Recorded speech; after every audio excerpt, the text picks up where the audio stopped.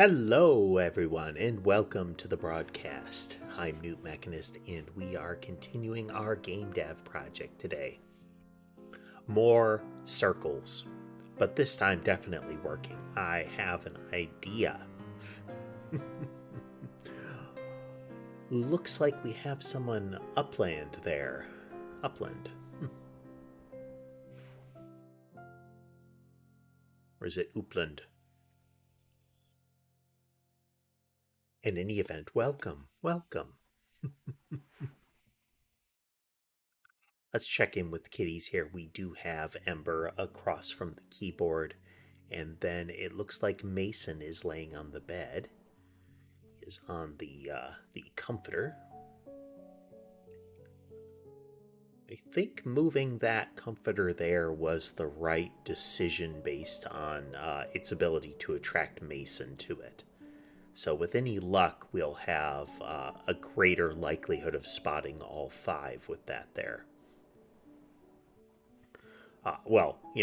Having said that, three of them are missing. We have Sammy, Sherbet, and Sky not visible, but hopefully we'll get an appearance out of them. In the meantime, when last we left off, we were having some difficulty with the circling logic. What we were trying to do is apply a outward or inward vector paired with a vector perpendicular to that one. So our problem with that was that if the target was remote, let's say it was supposed to circle an enemy and it's emitted from the player, then it's going to and we have a spread shot. We're supposed to fire out in 3 shots in 45-degree angle increments. It would end up condensing them over top of each other almost immediately. Even though they started with that difference of facing, it was immediately overridden by the pulling force that would change their facing. So I have a thought on how to mitigate that.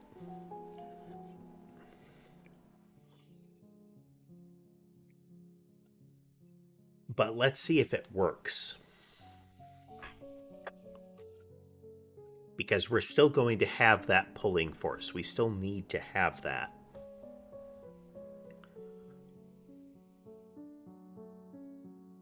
Upland imminent means very soon.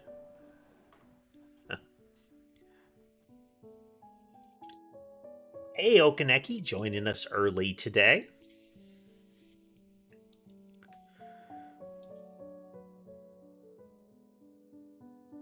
Okay. So we're going to store off this whole move function that we have right now.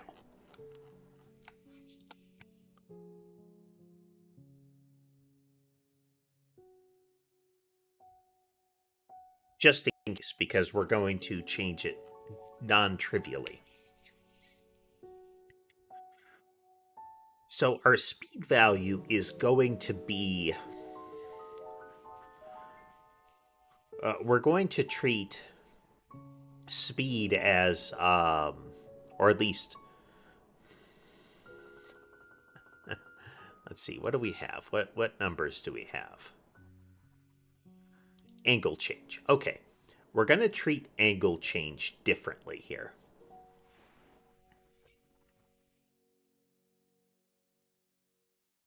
Actually, no. We're going to come up with our own function here. We're going to have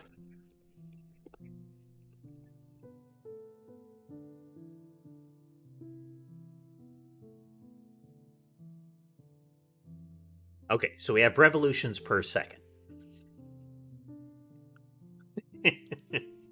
It's a float. But how we doing, everyone? How we doing?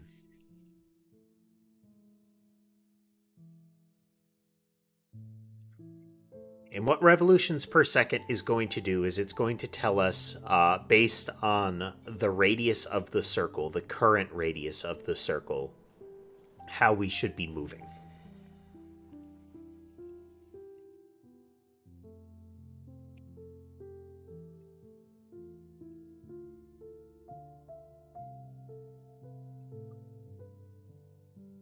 So we're going to push and pull around our target here. So first what we have to do is we have our current radius.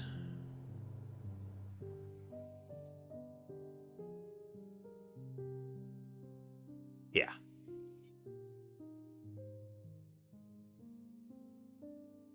I see.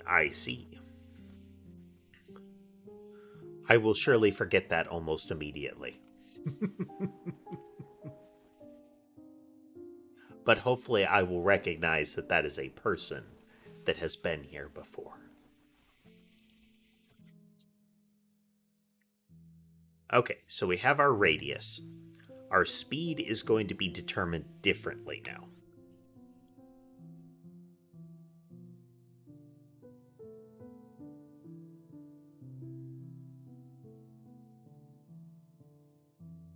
So this is how often we want to revolve around the circle. This is how far we want it to be. Then we have...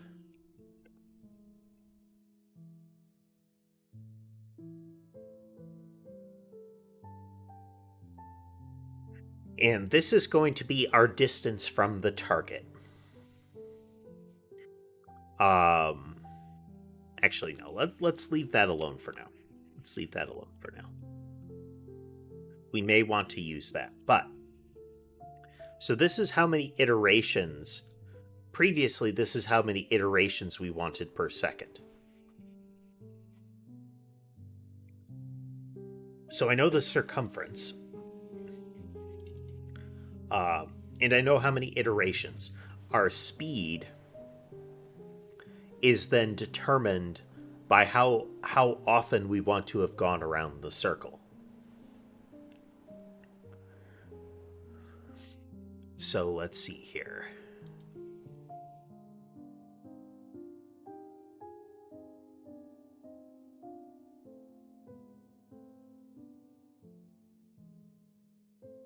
So it's not iterations that matters here.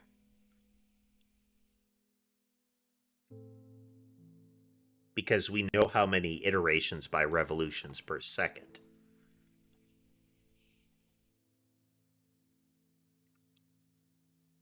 Speed is equal to circumference times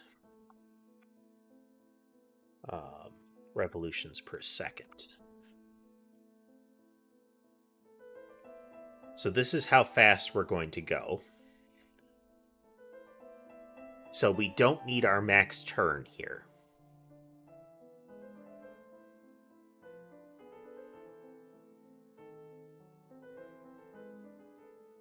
Actually, no, we do need the max turn radius.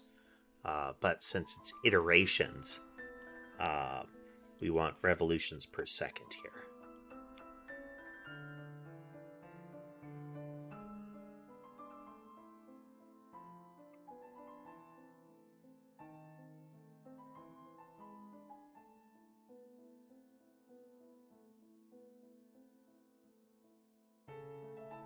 So we'll have delta in there as well.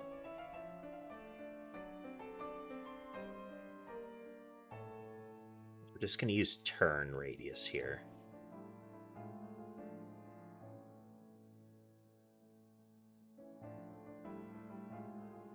We'll have adjusted velocity to determine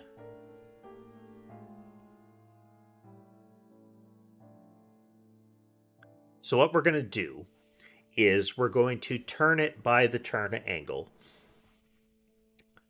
and then we're going to apply the force to it.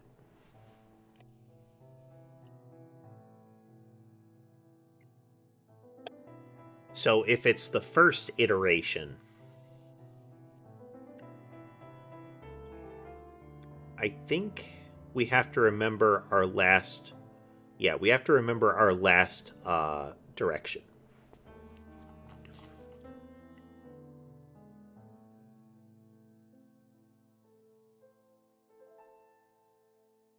Hey there, J Gamer. Welcome.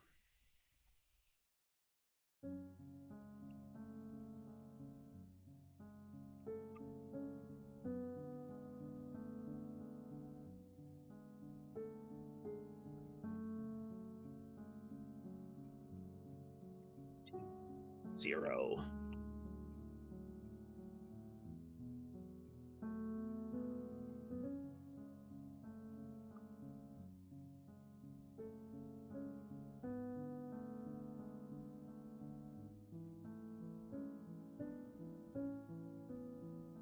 Okay, so this is us adjusting the center position. We're going to need that. And then, if not last direction, then last direction is equal to targeter direction.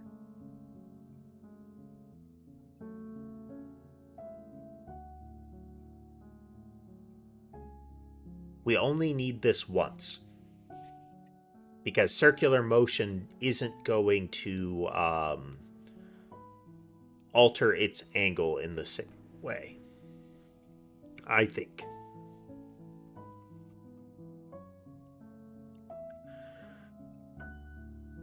We might ultimately want to.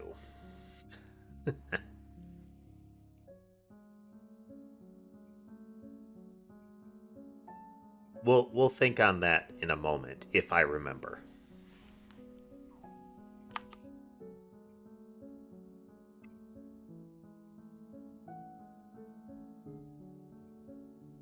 Rotated.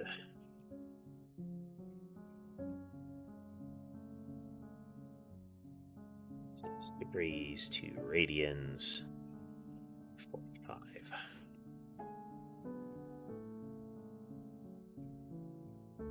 Okay, reason I'm doing that is to off-center it so that instead of the circle going kind of downward, so if the circle is going to the right and I don't make this adjustment, then what we'll get is it would go downward because our rotation is always going to be to the right.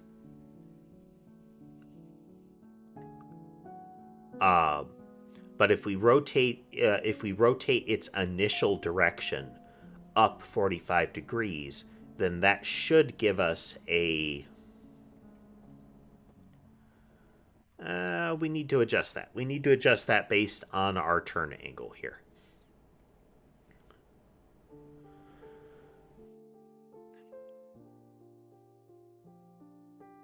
Oh no. We just need it to be perpendicular. Because subsequently we are going to turn right by the turn angle here. Yeah. So by rotating at -90, this gives us kind of the bottom of the circle. And we're going to rotate up from it. Hey there, Ice Drake. Welcome.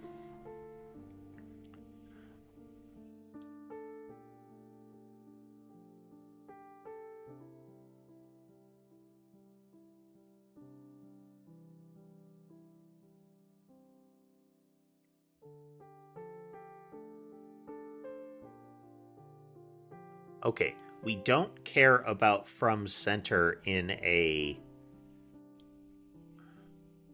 the same way. From center is just going to be our push-pull force here.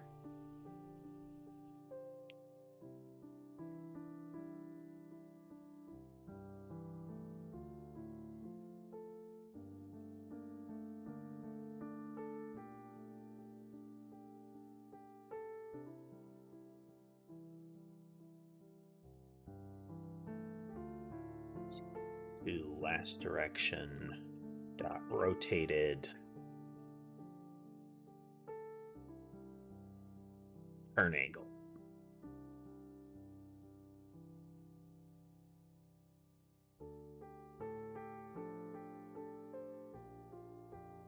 So now we are rotating based on our preferred radius. This gives us our distance from the center of our target.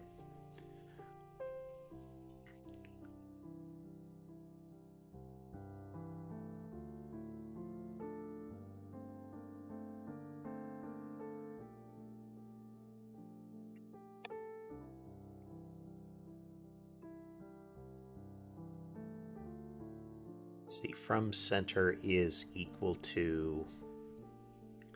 This is from where we want it to be to where we are. Ice Drake, today's goal is to actually get the circling motion working.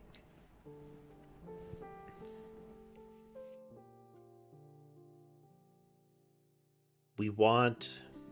Right now, we're just getting orbit, where the radius is fixed. Eventually, we're going to get the radius growing, which will change the constant speed of the projectile. As in, it will speed up over time as well, because we have revolutions per second. But first, we're getting orbit, because that keeps it fixed.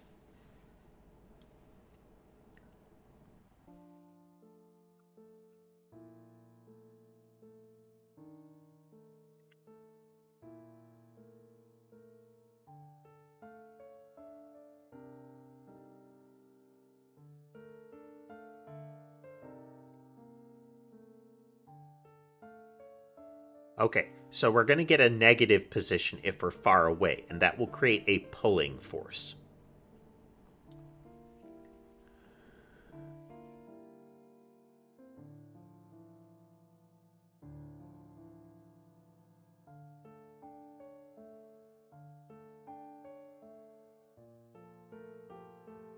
Let's adjust this.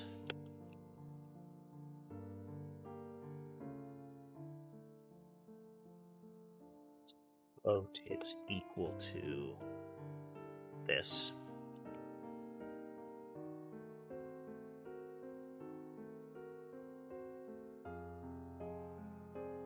We still need from center because this is a direction to cause the pull to happen.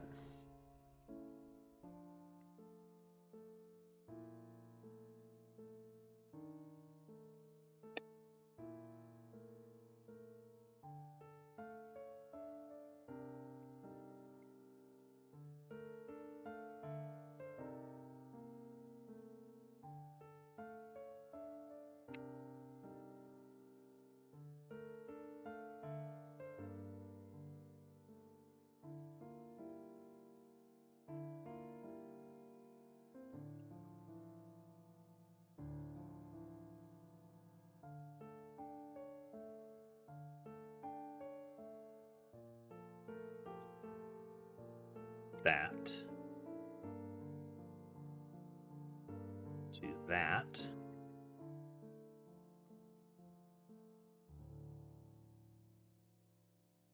Okay. So we've got our distance from the center, and then our distance to the edge is, this should be our radius, and then this is our current distance from the center.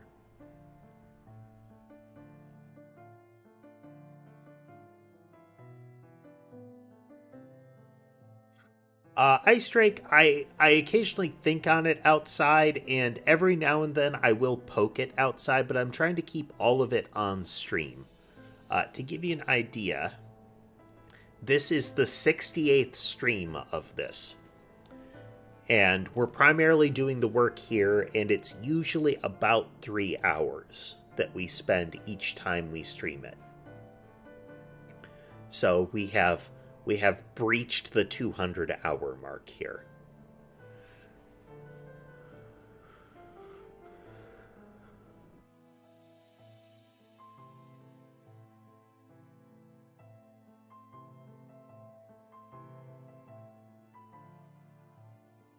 Okay, if...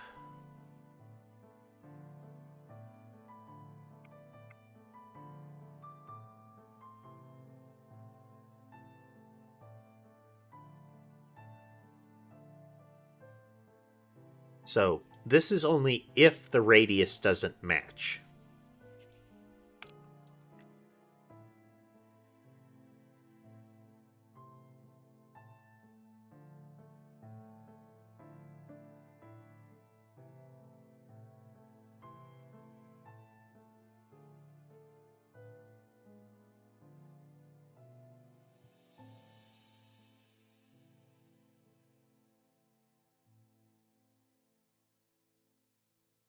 And we only care about this calculation if the radius doesn't match.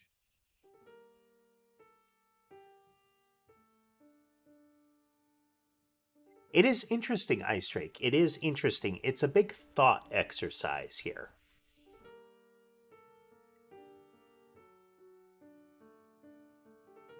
Okay, we're going to keep proportion here. In that it can be pushed or pulled slower.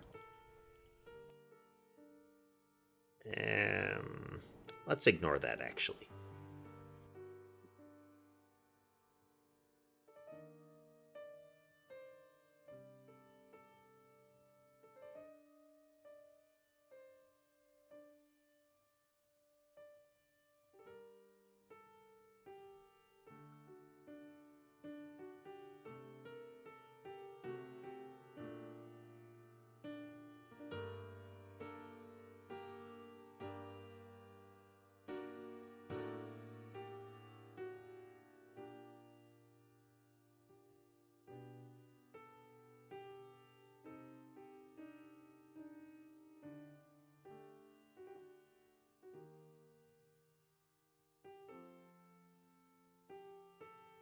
Hey.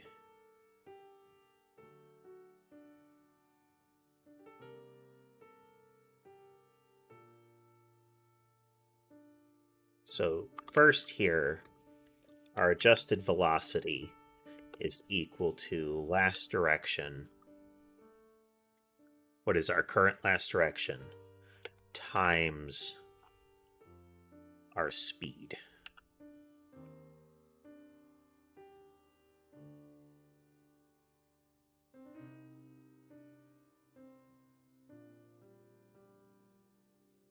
And we're currently going with the idea of 1 revolution per second.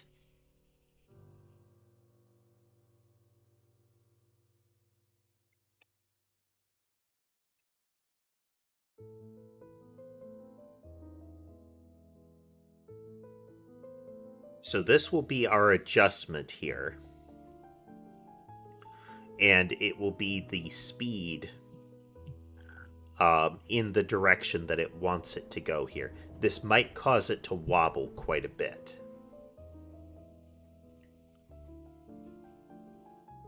Now let's keep proportion in here. Let's keep proportion in here.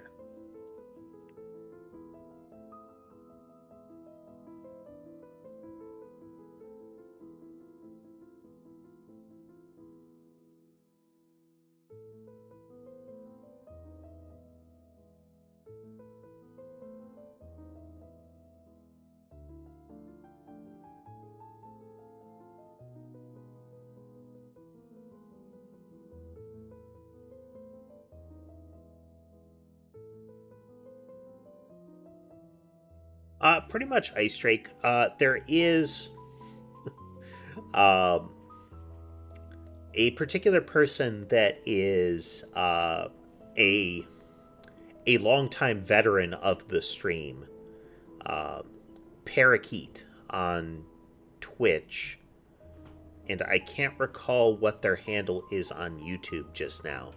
I think it's James Neal.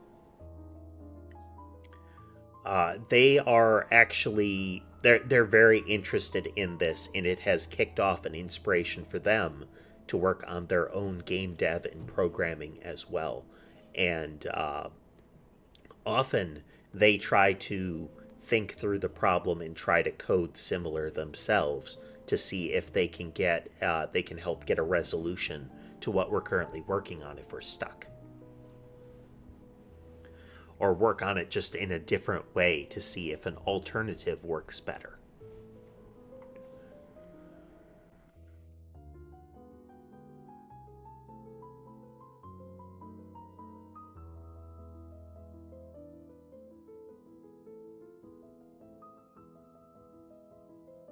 we're going to call this...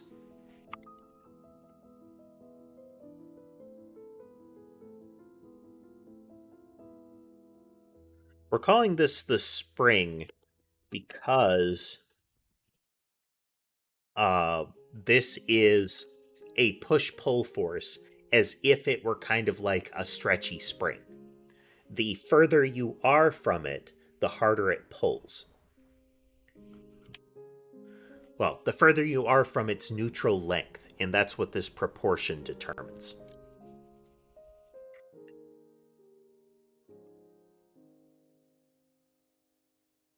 Is equal to... do that just so that we can get that started there.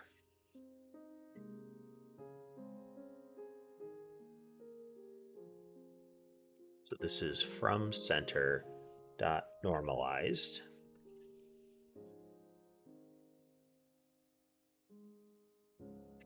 This is times speed. And it is also times proportion. So whatever our current... Oof. Hello, Sherbet.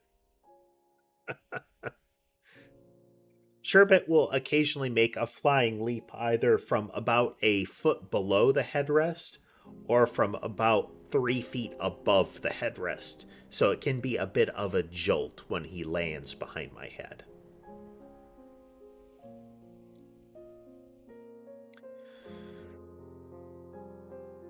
Okay.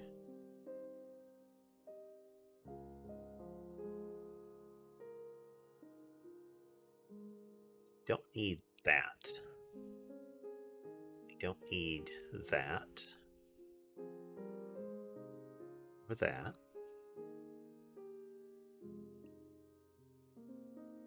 Or that.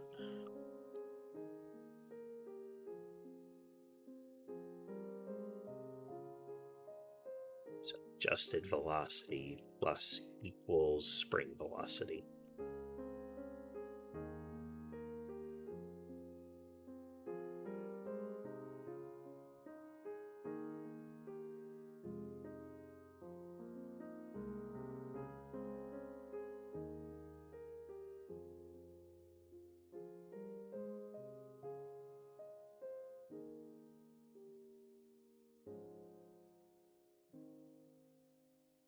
Okay, it's not quite right, but this looks pretty cool.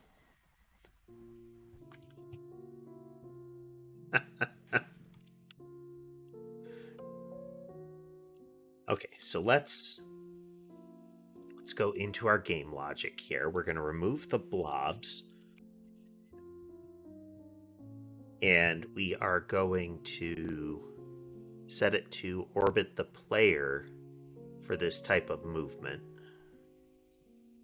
For this type of item. Target player.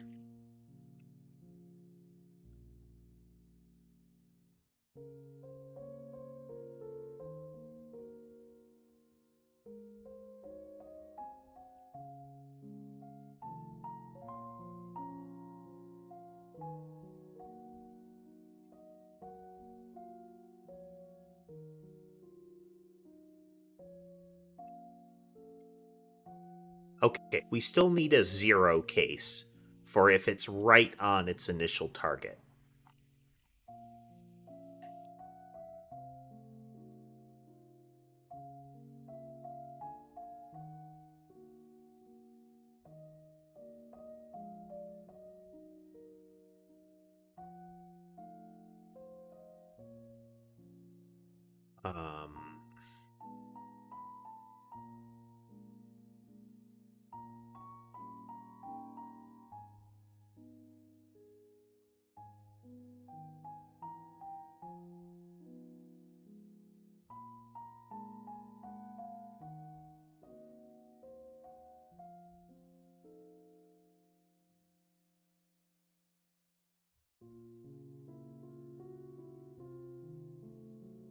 There to save the line. If not direction.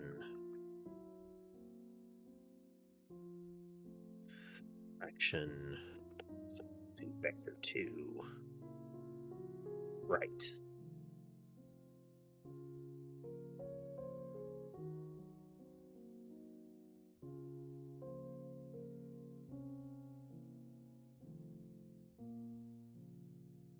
At the moment, we have pretty much move straight line and S curve working.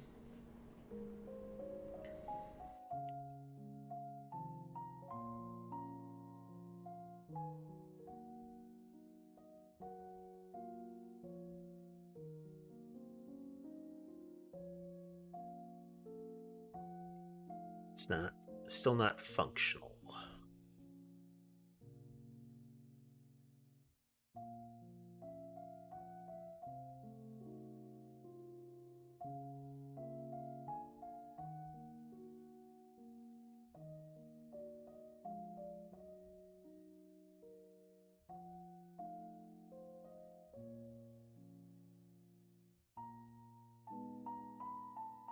We should be getting a velocity regardless. Oh, that's right. We don't have a push-pull force here.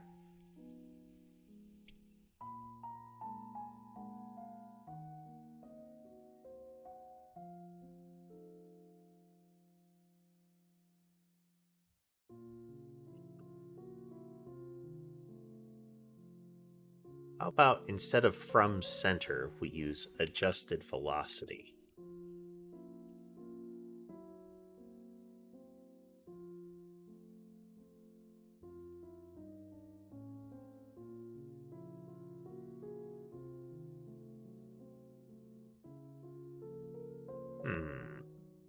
Still coming out as nothing. Let's step through.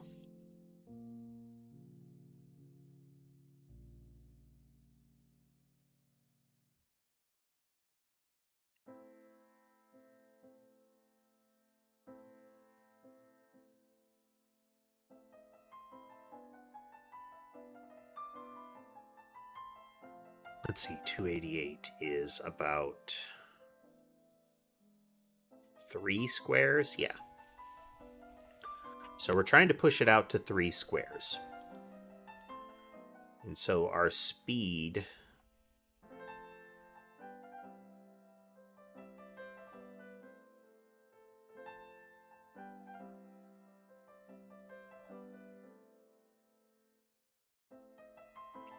target entity, which is the player. The stack variables here can be hard to see as far as how big the number is.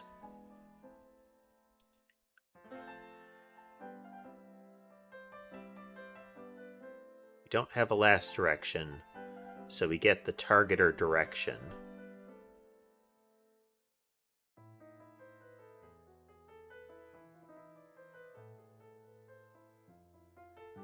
Oh. Yet. Direction.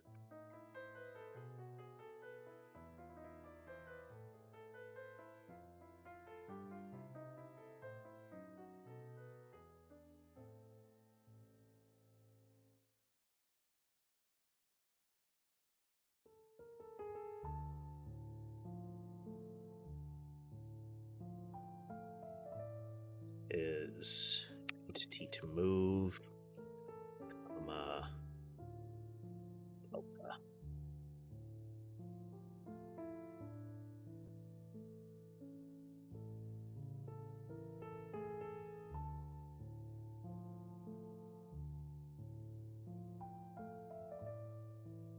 Circumference makes sense. Our speed is effectively 0 right now.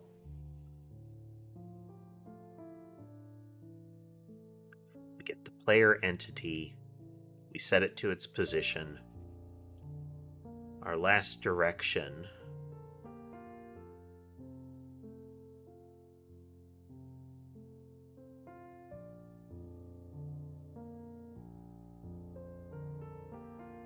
is a member variable.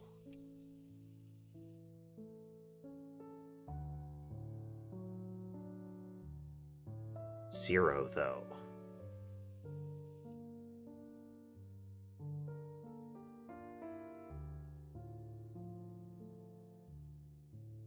Okay, let's check here. We're getting target player, and let's load our targeters. Let's look at that target player.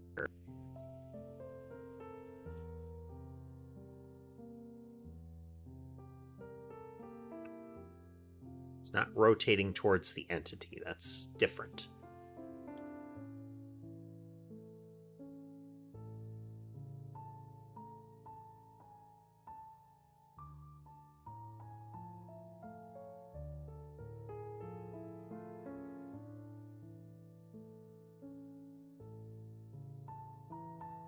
There we go. It's rotated up. All right, have a good time, Ice Drake.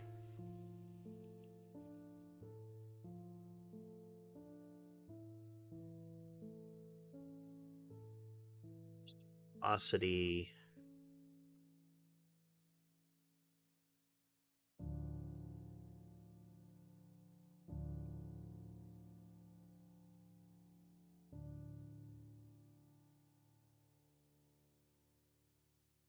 Well, okay. It's not doing what it's supposed to do in a different way now.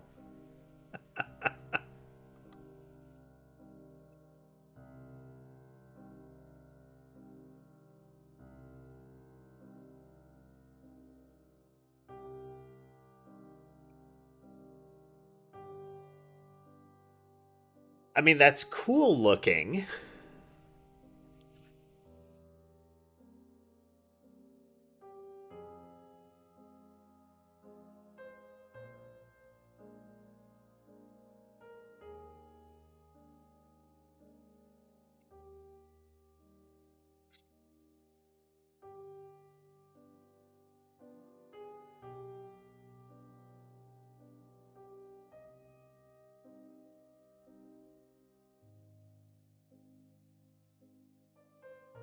So we shouldn't be getting the outward force here any longer. But our turn radius... Oh.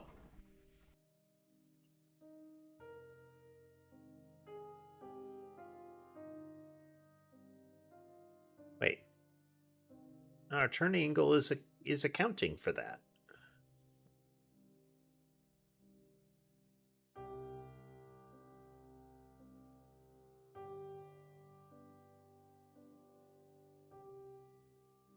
Oh, no.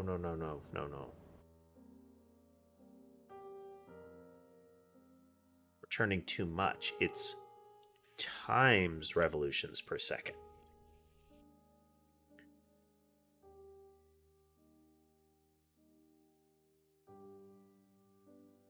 Okay, well, it's the same thing, but now they're just spinning in a circle, like they're rotating, they're facing in a circle when they freeze in place. So that's progress, question mark?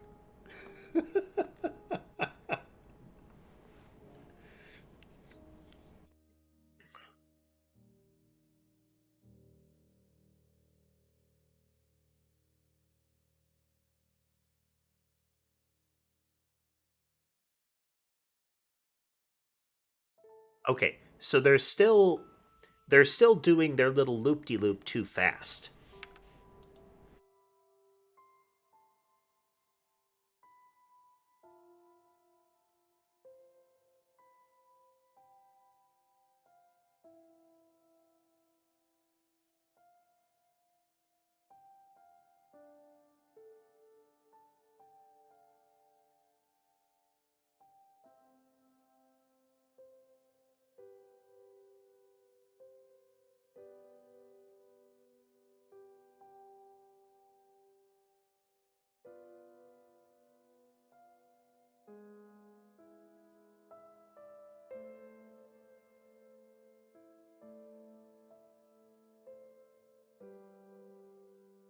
Hello, Bacon.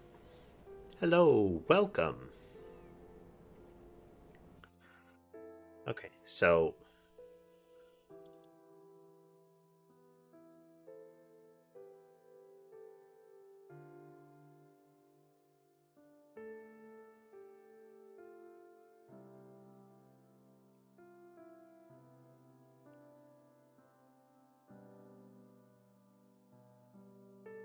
Oh, no, you can only do modulo with ints.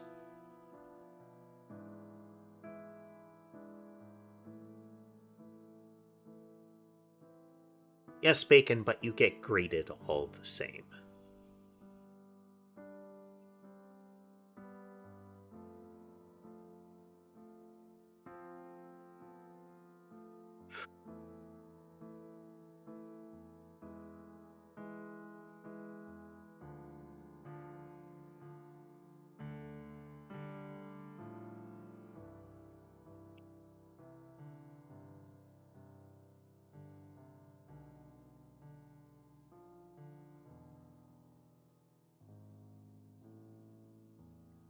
Just to...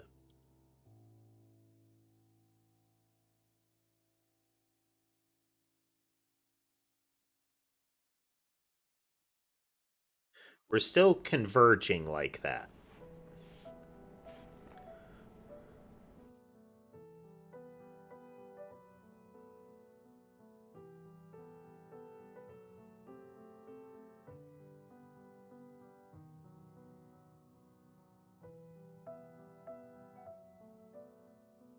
So the turn radius on the mice is too tight.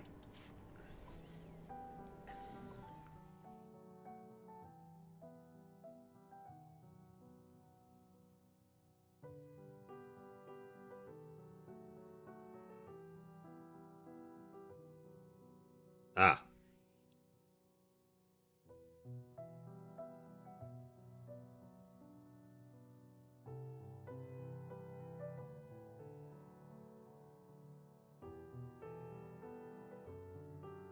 Just forget to do that.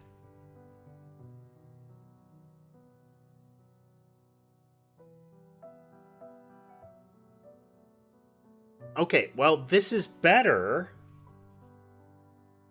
but we still have the same problem. They're converging on 0 as far as the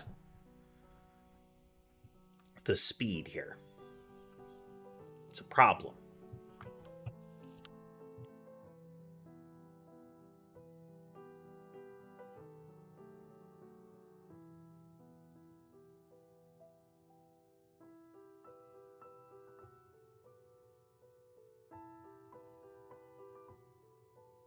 This is 288.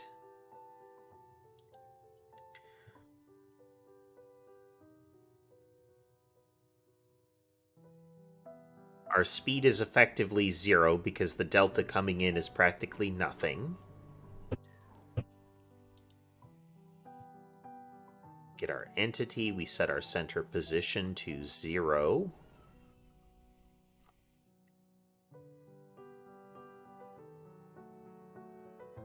Don't have a last direction, so it's going to end up being straight up.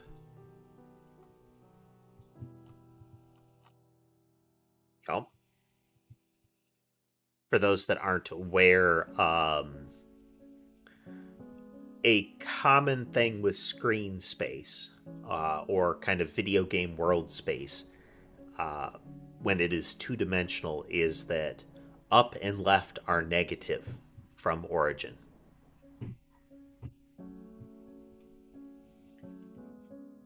Well, thanks, Soupy. I appreciate it, and welcome. So now we're going to rotate it. Let's check what turn angle is. Turn angle is 0. Yeah. Still okay, though.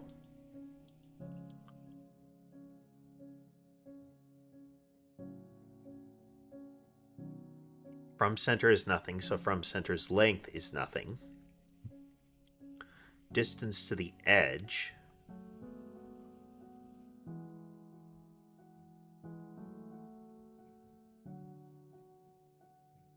That's a really great distance. Oh, but it's squared. It's squared. That's okay. So our proportion is effectively 1. We're going to move at full speed, our full rotational speed, towards the edge.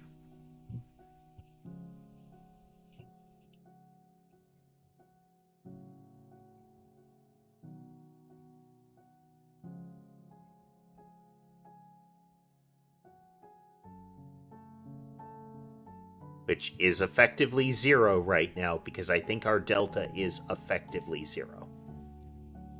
Second time we come around, now we have an actual delta.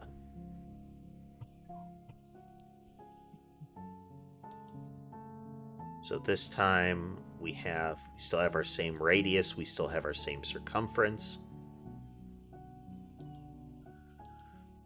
Our turn angle is 6.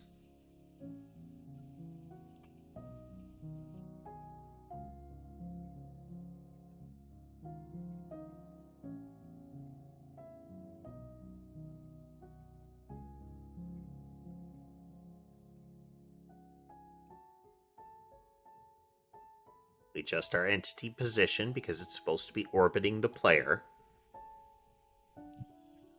Then we rotate our last direction.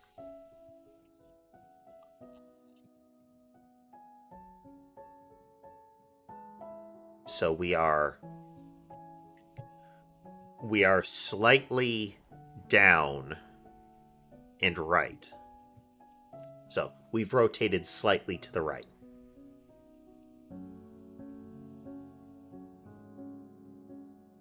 Oh, then welcome back, one.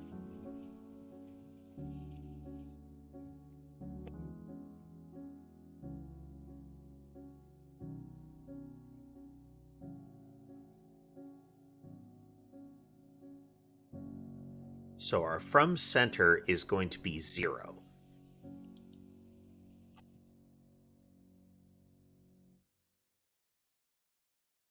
And as such, it does not equal the radius. So our distance from the edge of center should be a positive number. Yep, our distance to the edge is a positive number. So our proportion is going to be 1. Well, I'm sorry, our proportion is going to be not 1 here.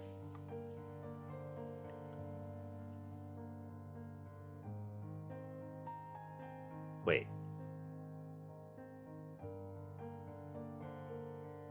Yes, because we're at 0. Yeah, we're at 0. Which means the distance from the edge is the radius right now.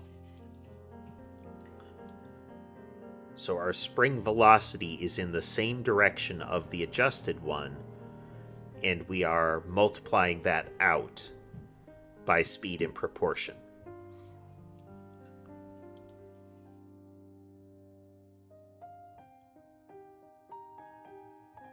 So our adjusted velocity here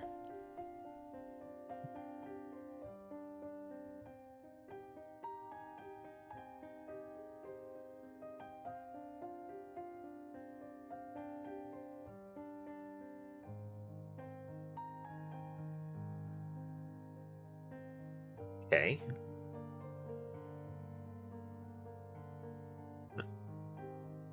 Dodd, it's moving along. We're still trying to get the circle motion working.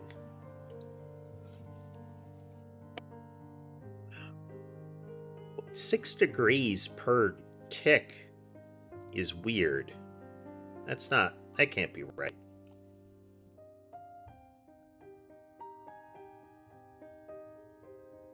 No, that's 6 degrees based on delta. Yeah. So we're taking 360 degrees. So it's 180, and then we're multiplying that out by a very small delta here. 0.033. So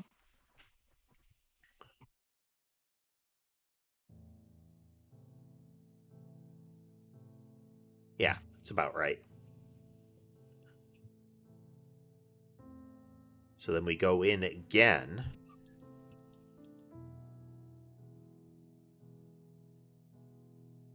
Angle is still 6.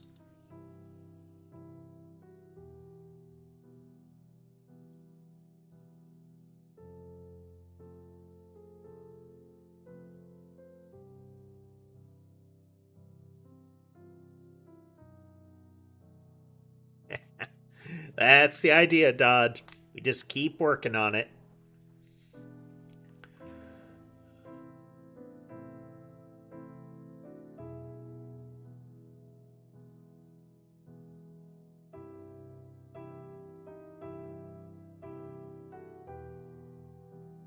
So this is happening about 30 times a second.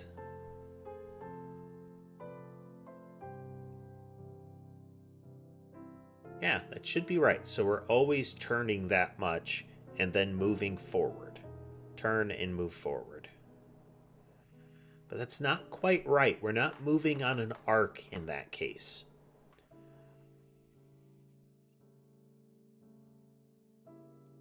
It's kind of right. It's approximately right because we're not moving on the arc. We're drawing lines around the arc. It shouldn't matter.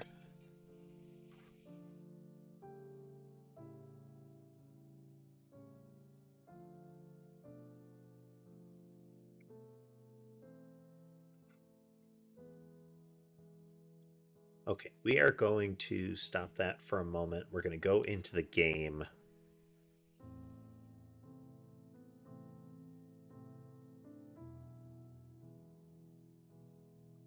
We're going to, when we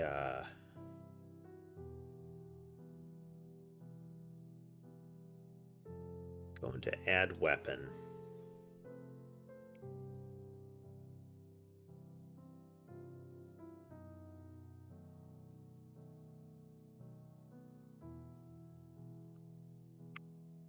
We're going to say there can only be one mouse active at a time.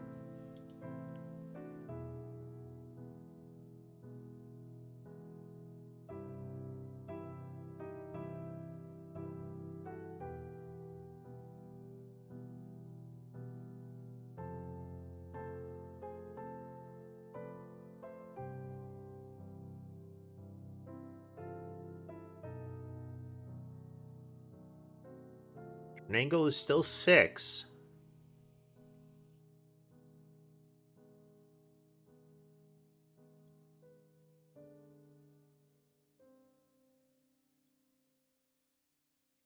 We have a last direction.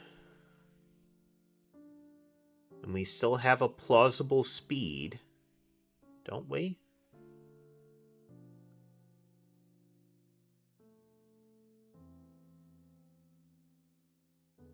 Yeah.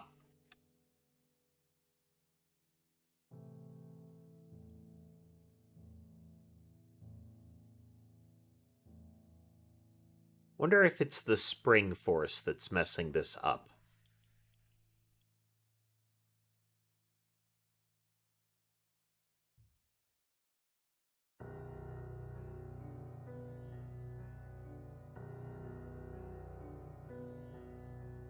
That's really far.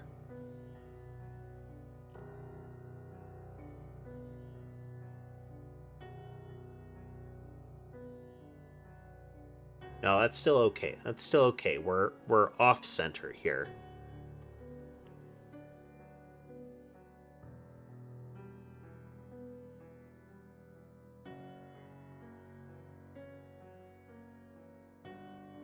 Yeah.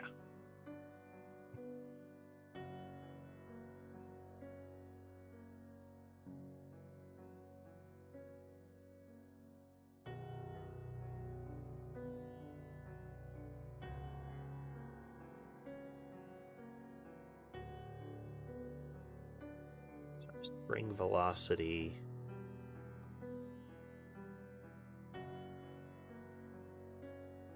What are we at?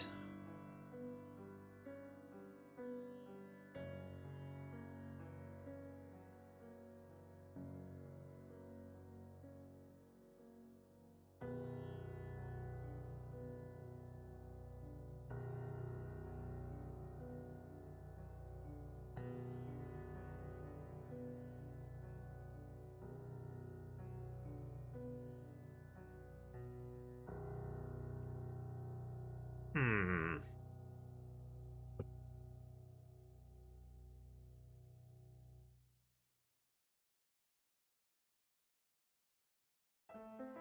So this is we're moving right and up a little bit.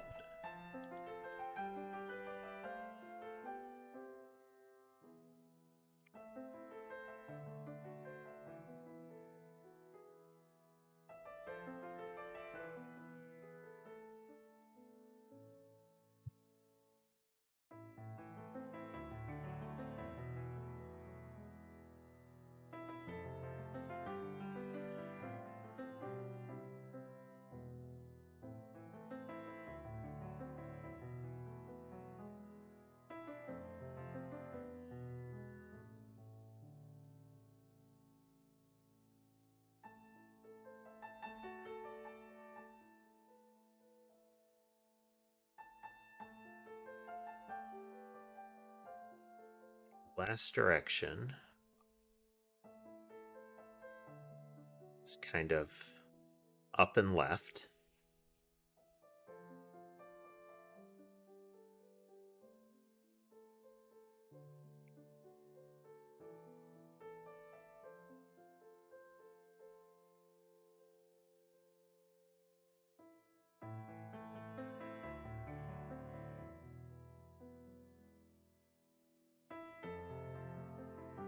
So that's our adjusted velocity now.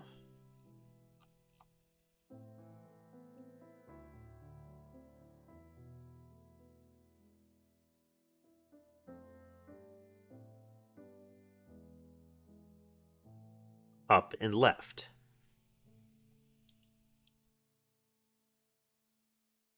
Our distance to the edge.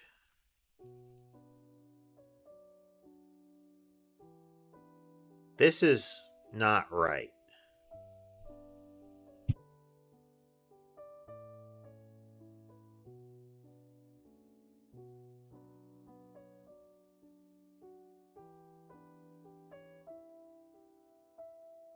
From center is correct.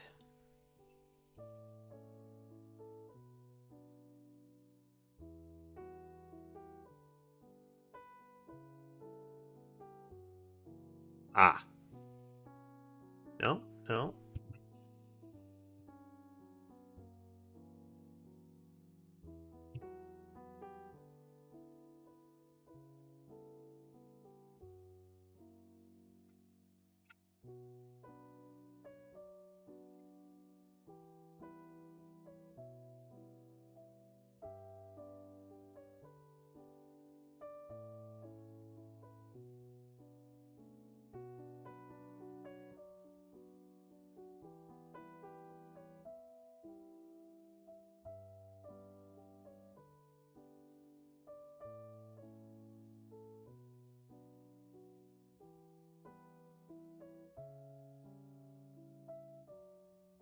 All the way down here.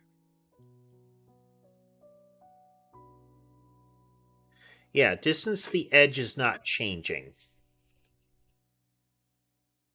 But at this point, it is pretty much like this should be about right. So there's a flaw in the calculation, which, obviously.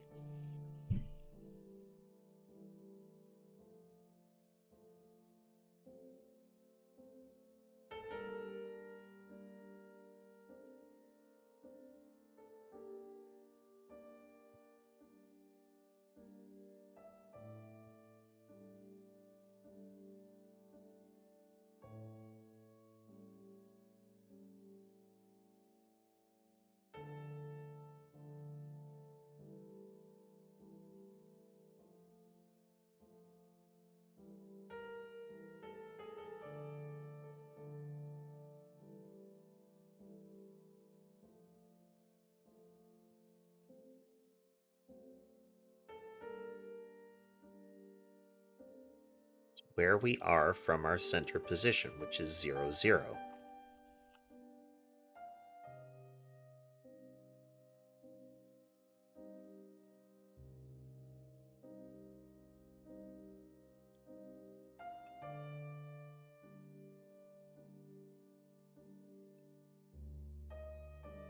From center length squared.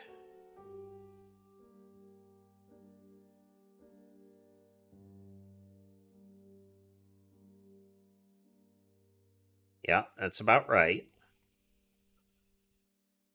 This is about correct.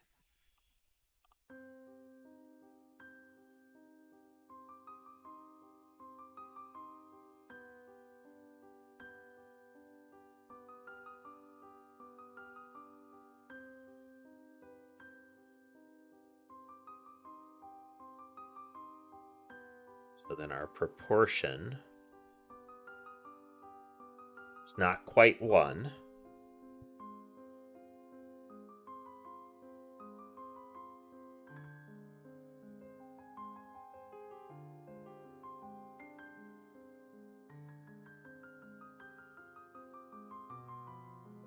moves. Target movement is 0. So now our adjusted velocity is a very small amount up and left. Why is this shrinking, though? Well, part of the problem is our distance to the edge is not changing.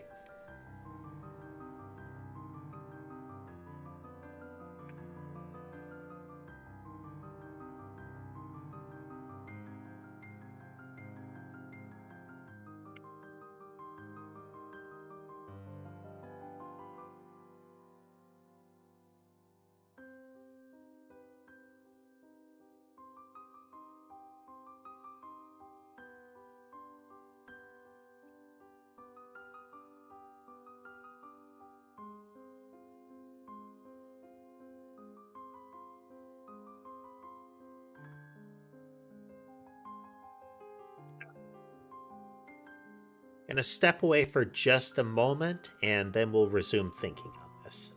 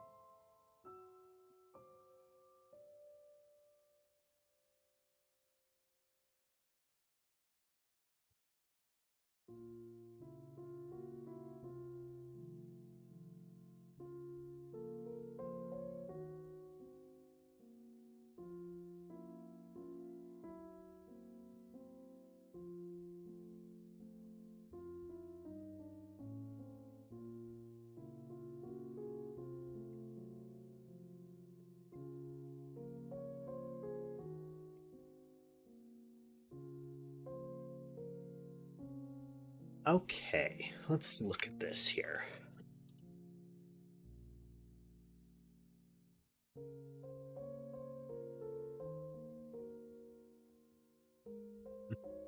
Hello, Sleepy. Welcome.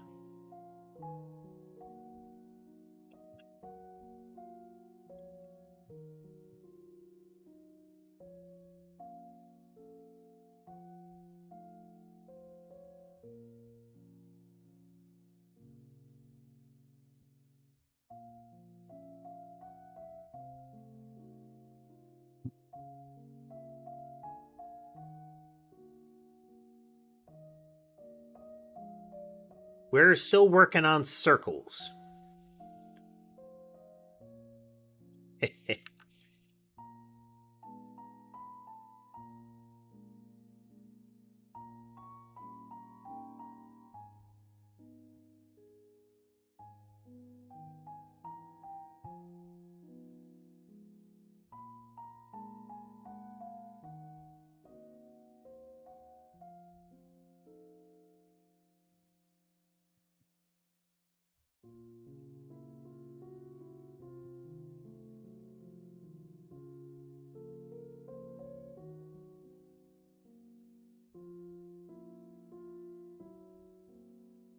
And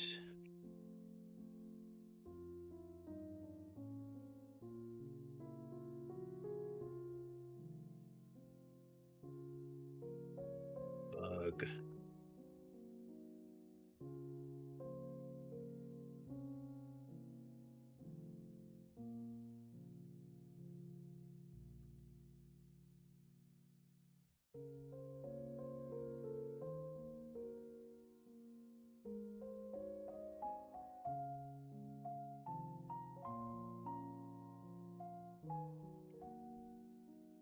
This A. Eh.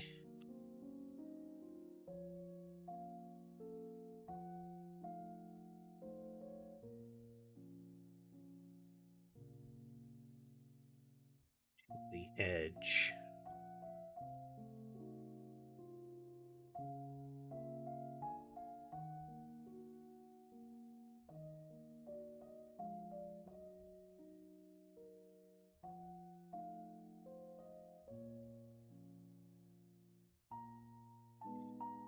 So the to the edge should not be constant like that. That should be getting smaller.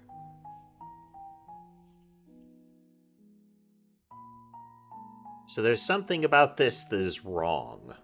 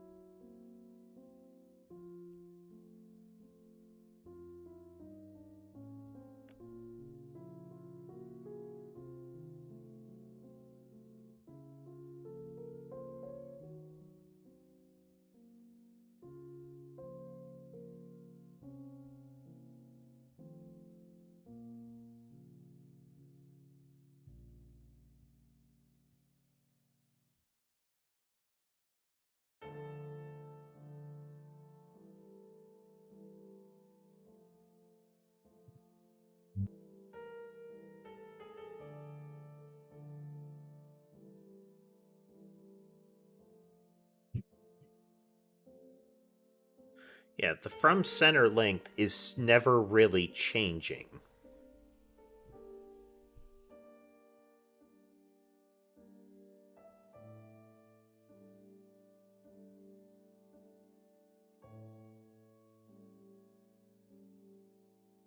No, from center length shouldn't need to change. That's okay.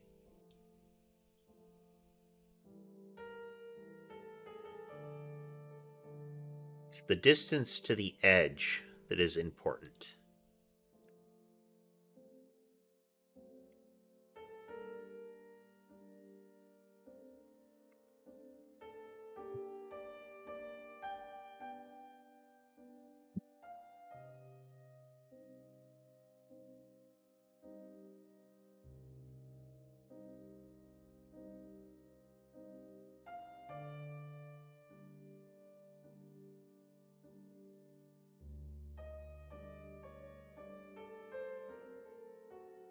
Okay.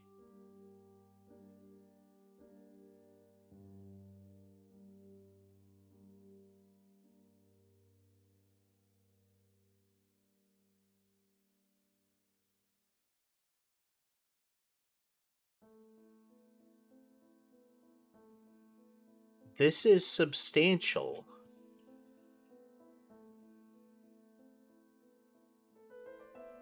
So we should be getting a inward force.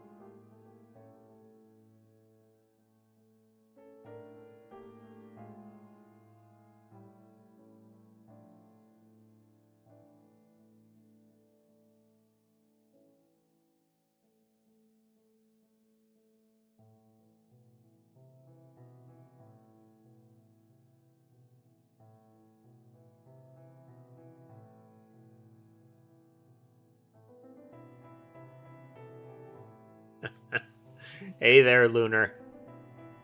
Welcome.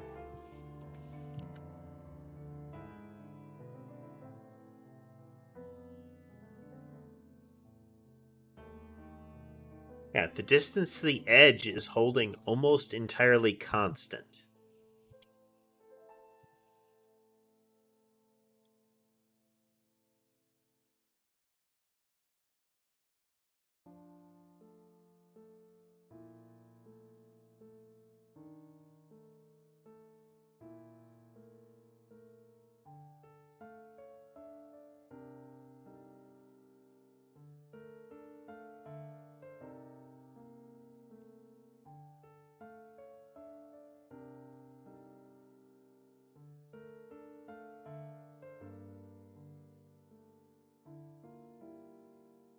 There we go.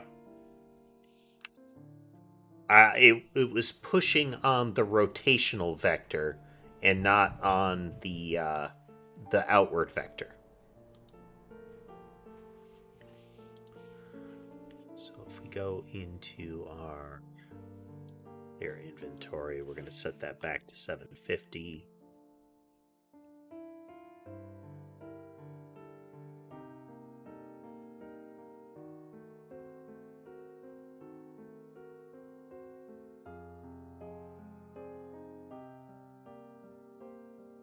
We're still getting that flawed spread there, but that might just be the nature of it.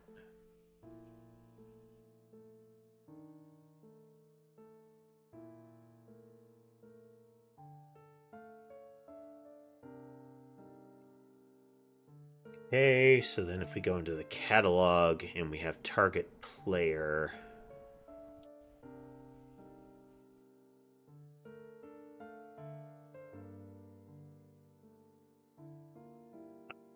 load movements,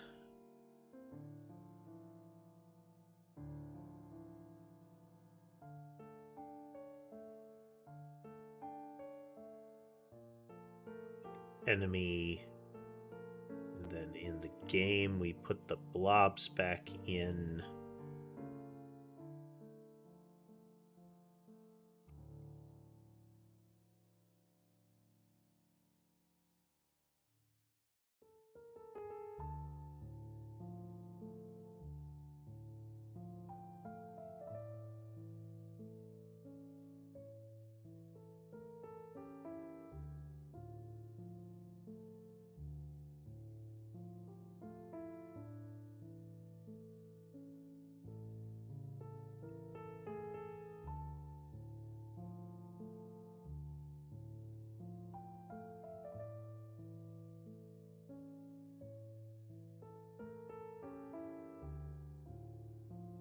Well, hello there, Anushka. Welcome. Okay, so it's mostly working here. Next, we need to make sure that the spread is coming out correctly.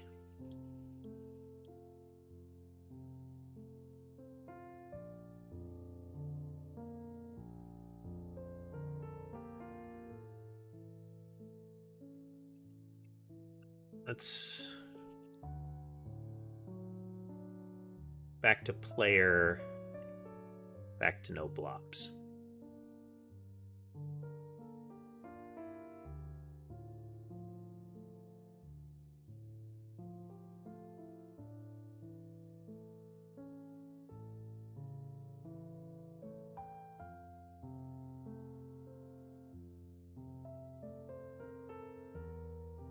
I think that's coming out correctly, yeah. I'm not British, Anushka. I'm not British. US.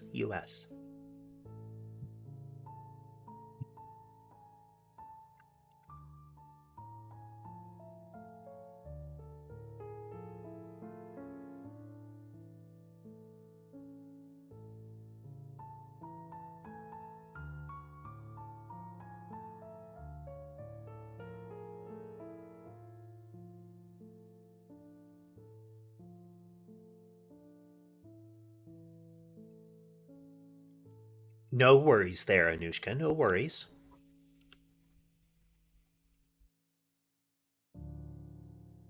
Yeah, that's working correctly.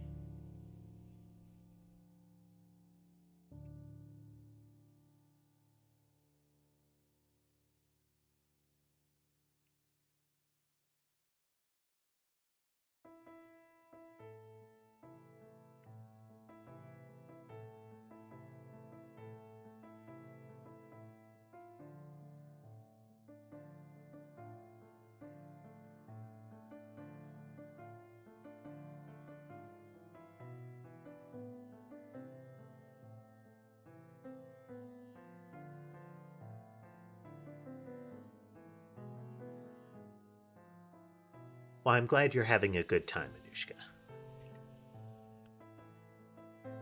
I think we're gonna call that largely a win there. Let's do some verification.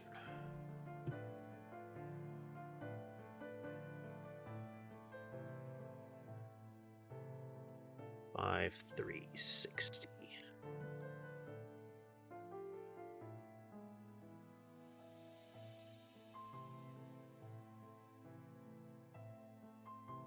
Okay, no, there is a problem. We're getting an overlap. Which I think I know where we have the problem. It's this guy right here.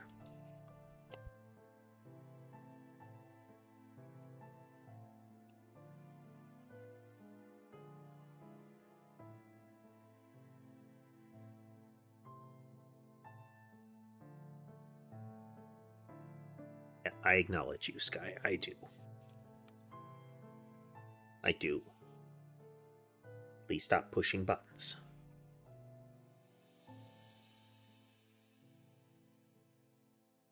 One of my cats has decided he wants attention, so he is headbutting my mouse hand. And if I try to... Exactly, Dodd. Exactly.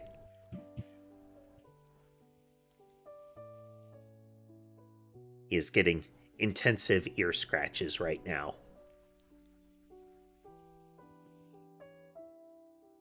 Yeah.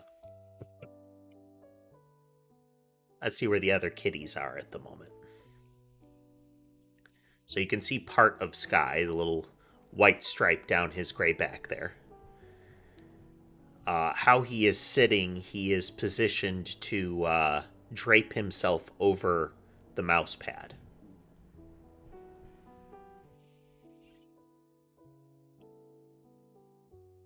So if you watch, the mouse will move every now and then. That's him shoving it.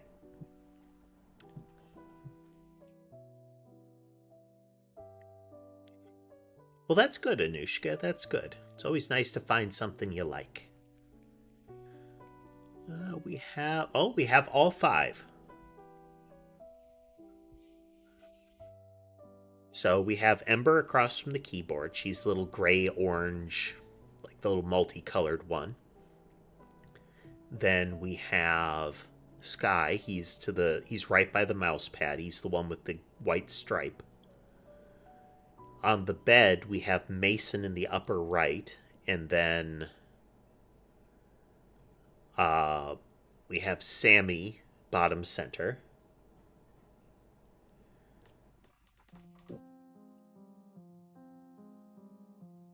Middle down by the window in the little house is Sherbet. For those of you that are able to see this, let's zoom in. You can't see the zoom in on tall form. Actually, I can get that link for folks.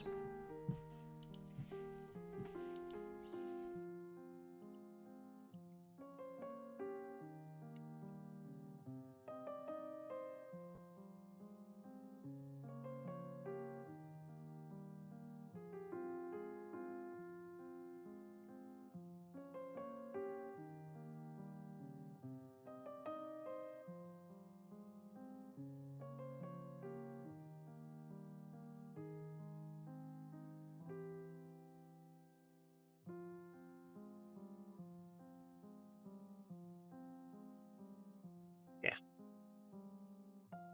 Yeah, that's his spot. The cats in general get kind of their own little territories as far as spots to snooze.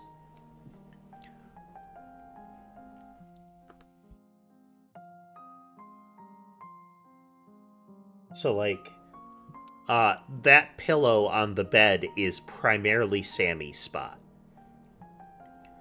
In the evenings, that can change. Like, overnight, Sky and Ember can lay there. But that's primarily Sammy's spot. Mason has taken a liking to that comforter. Ember is almost universally across the keyboard. She really likes to snooze real close by. Okay. Okay, that's enough out of you, sir.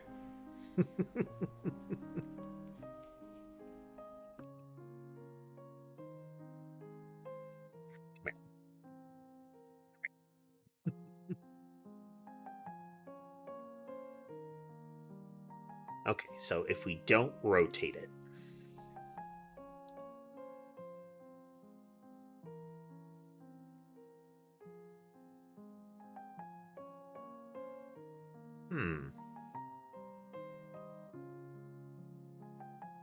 no, it's not the rotation.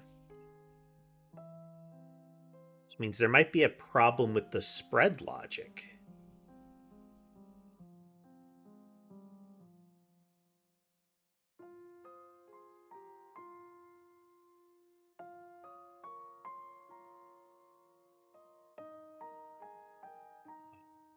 Load items.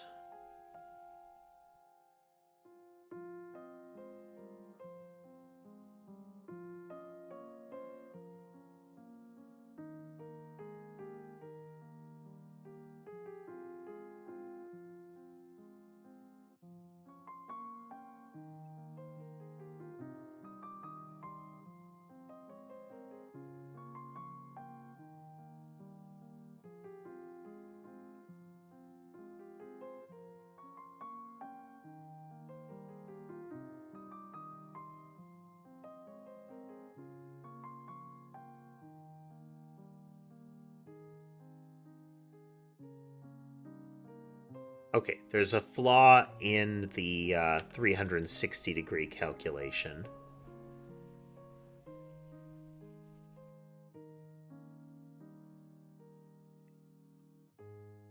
So let's...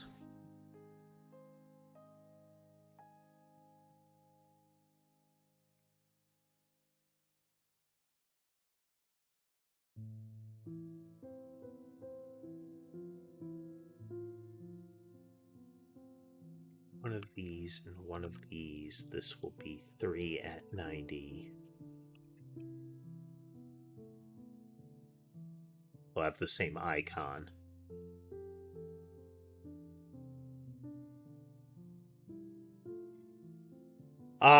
So there are gaps because of number of projectiles. There's still some wiggle that we need to get resolved there, but It's the viability of a spread is largely going to be based on how it targets. That's also why most of the spreads are odd numbers, because otherwise straight at the target will have a gap.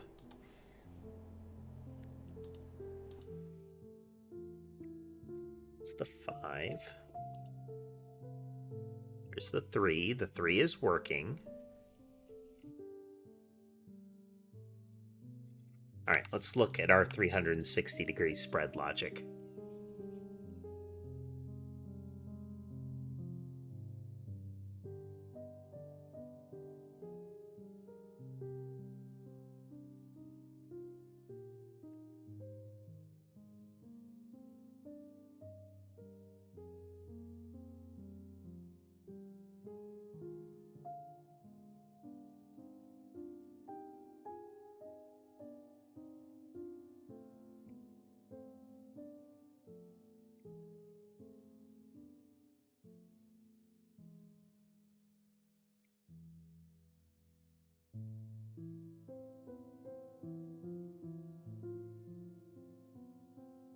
No worries.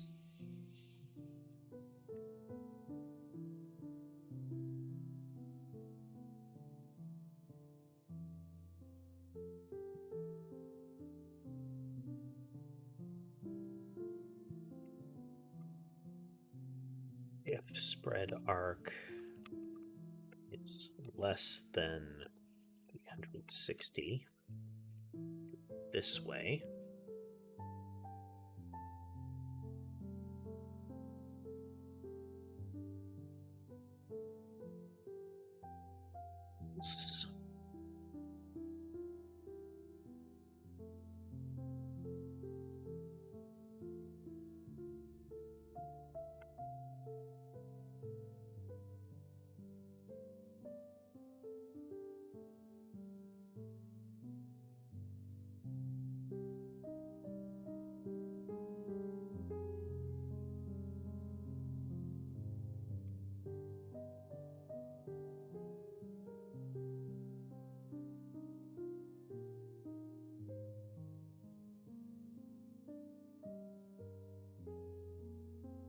there we go.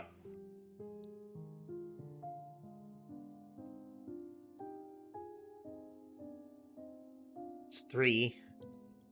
That's 5 in a circle. So now if we go back into our catalog, we have move, orbit.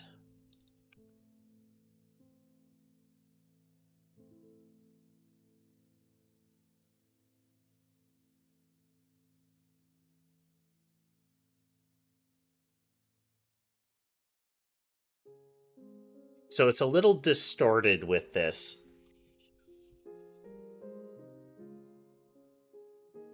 because they'll immediately come out and start to pivot.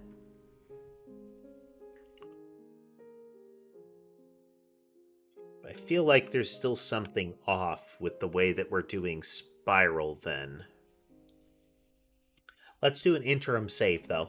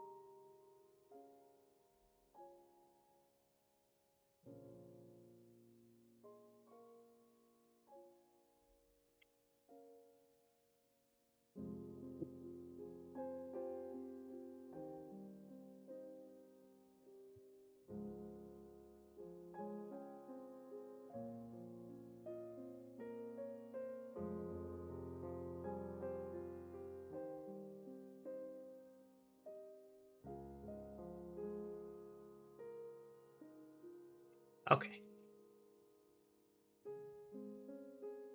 Hey, Tanuki.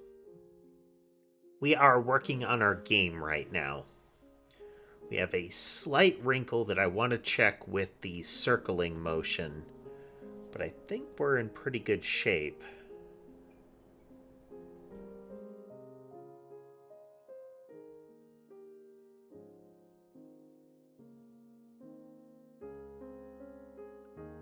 Okay, go to the catalog.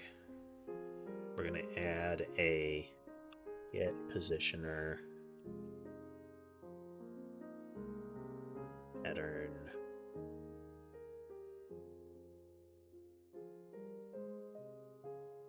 Positioner 3 and 90. We're going to have it start that way.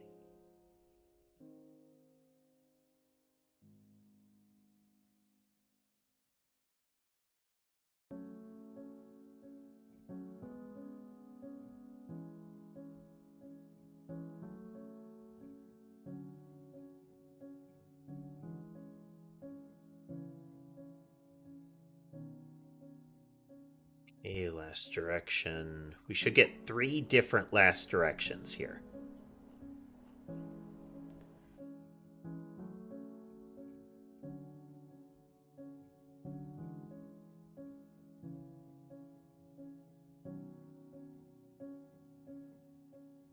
Well, thanks for swinging by, Anushka.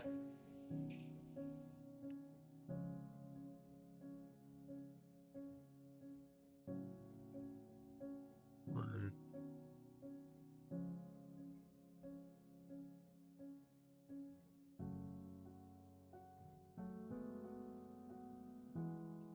Up.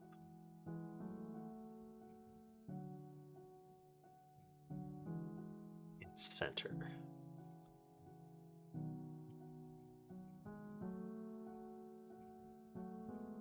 Right and a little up.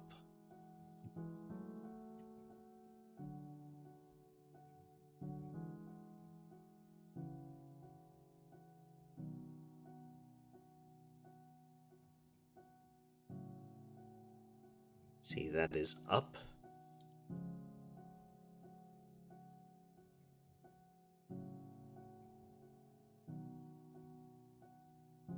Okay, last direction is the same twice.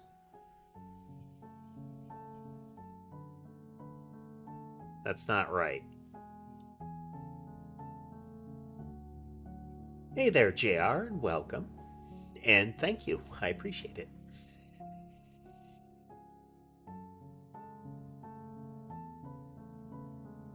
Okay, so there's something off with last direction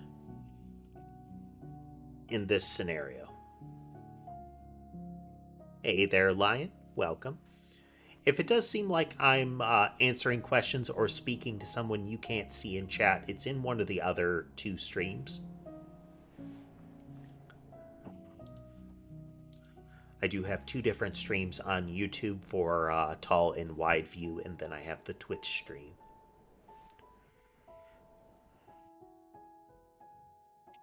I think it might be in this rotation part.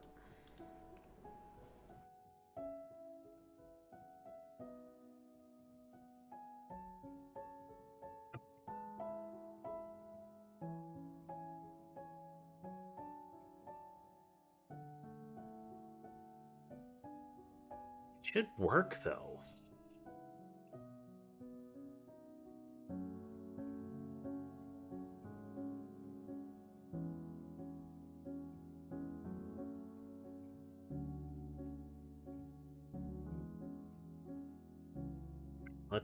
Let's add an intermediate step here.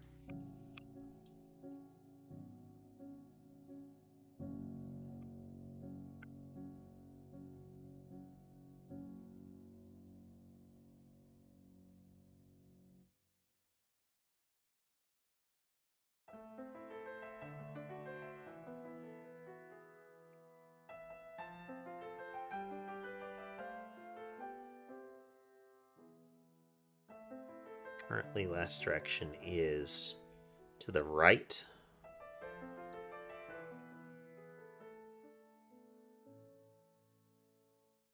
To the right.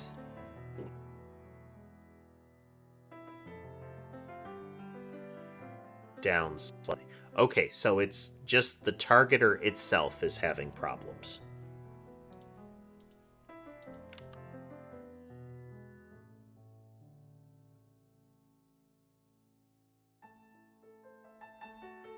Yep, JR, we are working on a game.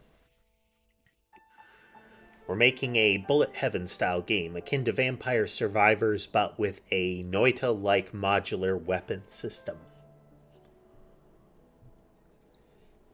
Right now, we're working on spiral motion, so something that will move out to a radius and rotate. We're not working on the spiraling part. We're trying to work on making sure the projectiles come out oriented based on their direction here. But the targeter is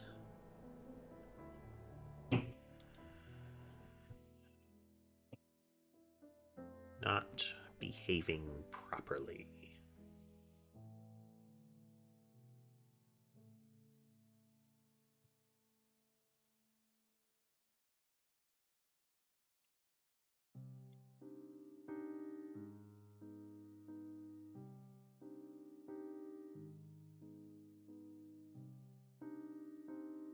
Oh, okay. So to the entity, to the player, is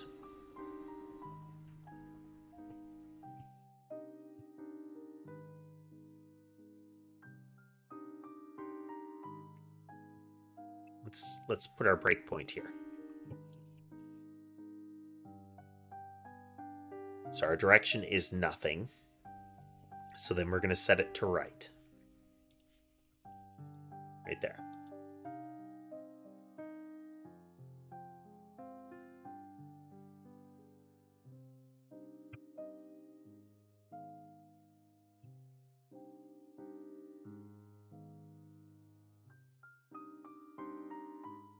It's not right.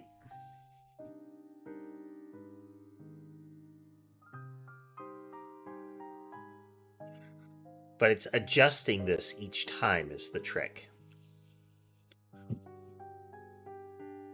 By default, to player is going to have a known direction, just like to the enemy is going to have a known direction each time. It's going to adjust it.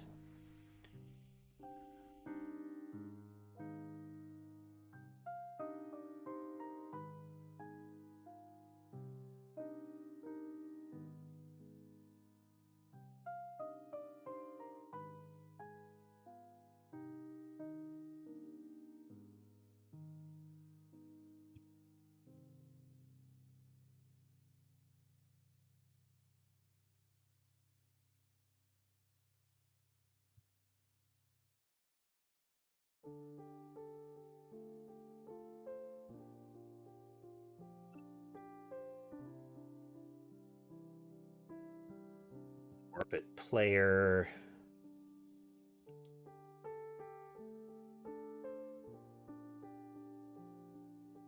Move orbit player uses target player. Target player uses the default doesn't need to update the entity. So let me go into targeter.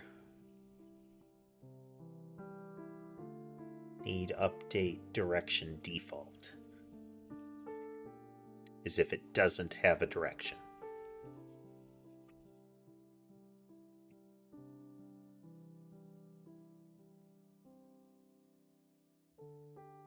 So the first two will call out. The first one will say to the right, and then it will duplicate it, but it will adjust it after.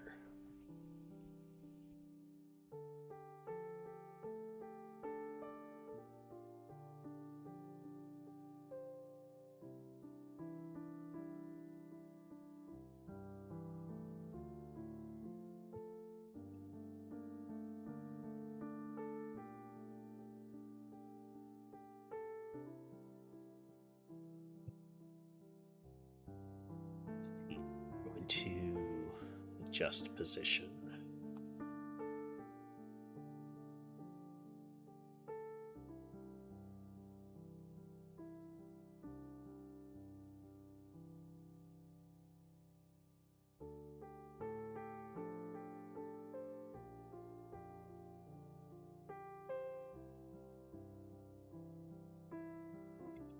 5, 0, 45.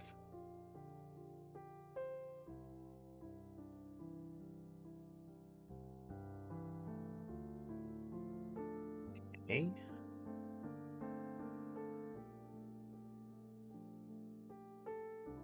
Negative 45. So we come out. Don't have an expositioner. We're done. Increase the bullet count. We get the adjust. We apply the transform to the spawned entity.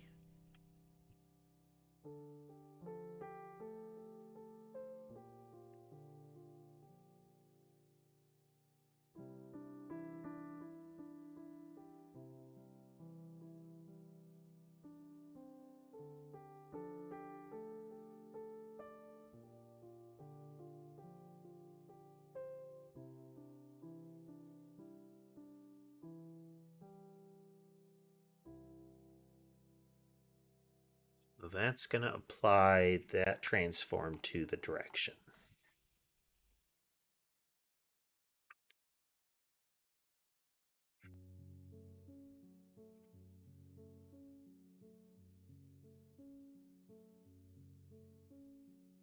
First one has a direction of to the right. Second one has a direction of to the right. Third one has a direction of to the right. Okay.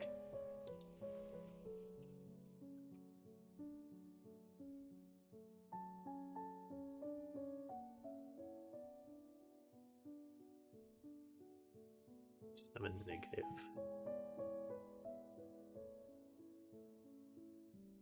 Okay, we're getting 3 different transforms applied.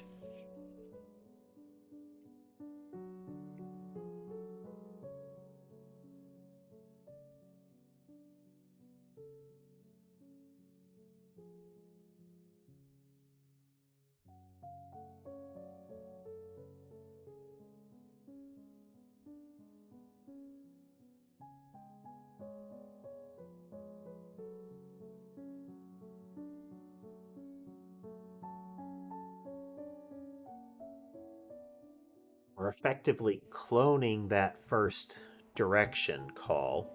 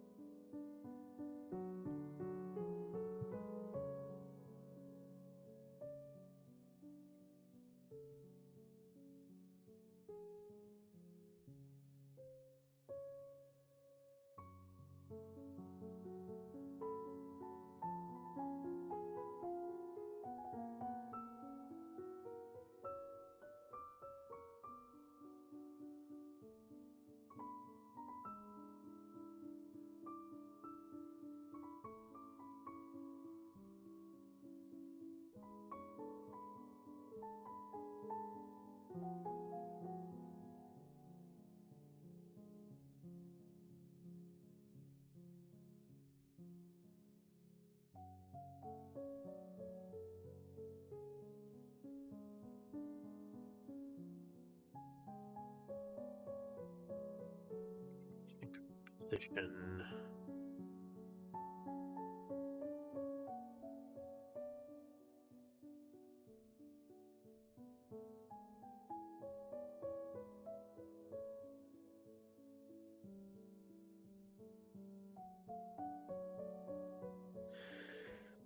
It's that subsequent calls to this are being distorted.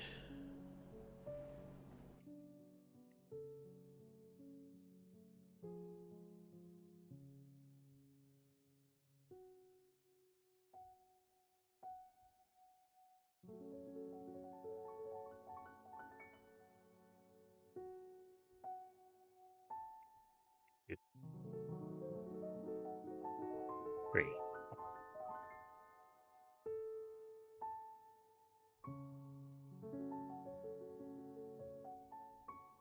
One.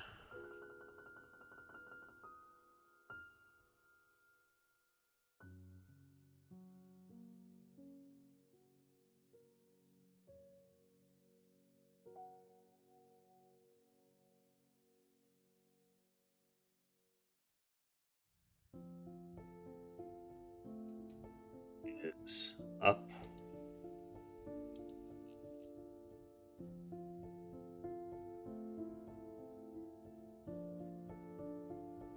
Are we getting the same thing twice?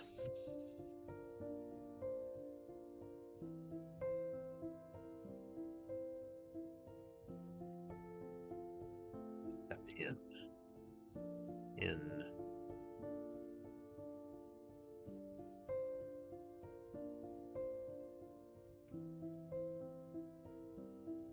The current working project name, Dodd, is Nyanite Survivors. I don't know if we're going to stick with that. I kind of don't like putting prefixes and suffixes on game titles based on a game they're inspired by. Kind of like how a lot of games put Souls at the end of them because they were inspired by Dark Souls.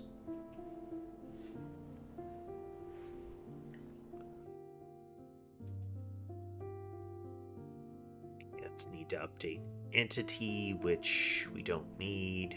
Need to update direction. Direction is what? It's right.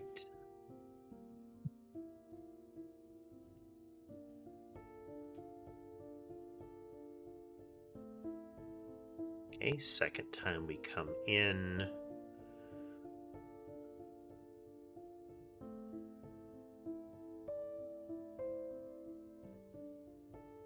Second one's direction is to the right.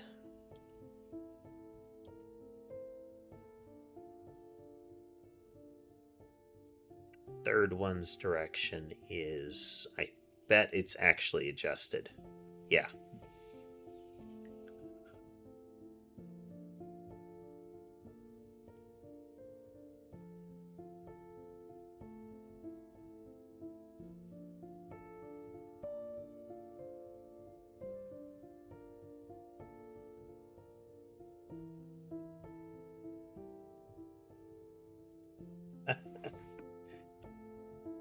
Yeah, Catbot Revolt could work there, Lunar.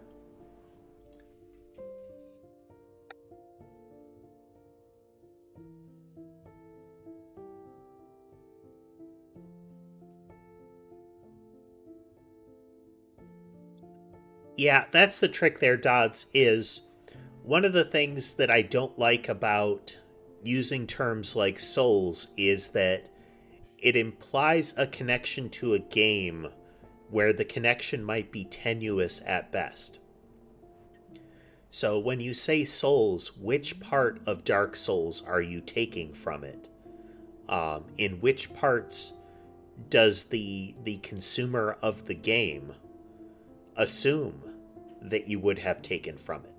Is it the, you drop all your currency on the ground when you die? Is it the block parry dodge roll, that kind of thing?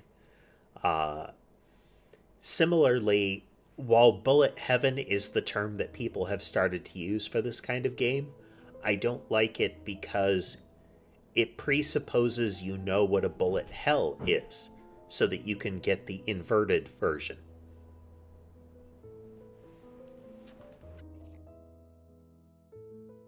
Because right now, bullet heaven is only described as either like Vampire Survivors or the opposite of a bullet hell. And people still confuse bullet heaven and bullet hell. So the title doesn't help,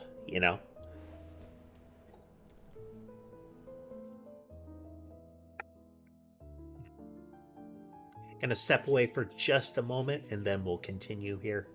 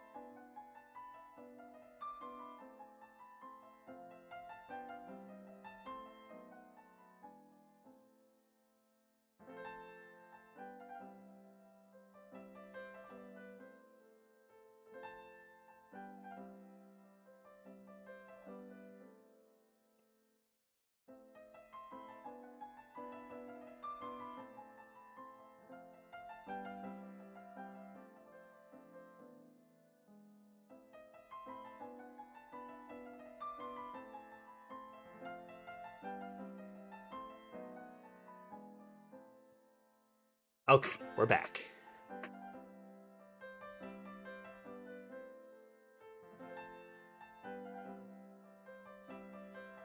I can add a pass right here.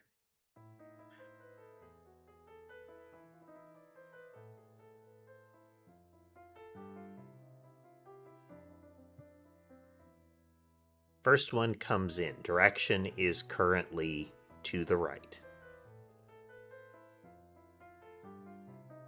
Step over.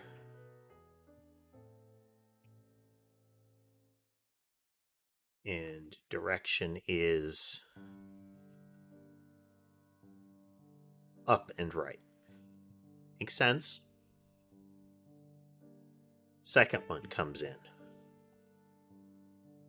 Direction is to the right. And this should come out. Direction is to the right. Yep. Third one comes in. Direction is to the right. Comes out. Direction is down and right. All of this is correct.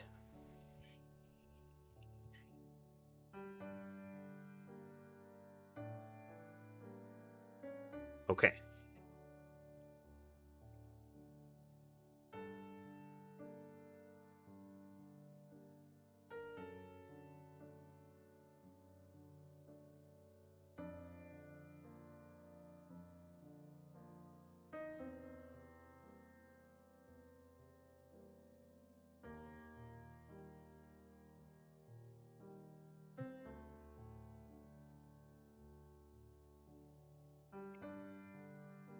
Set that.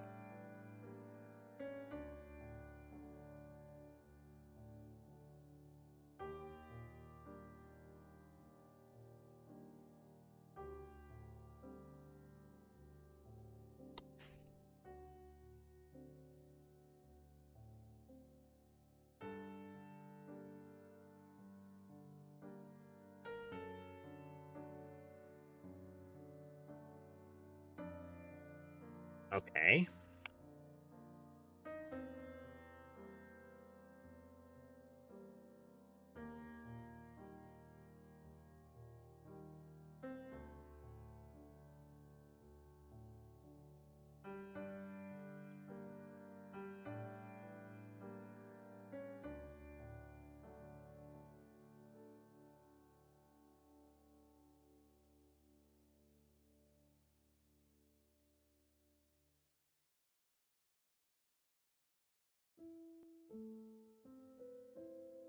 To set the values, we're going to set the values.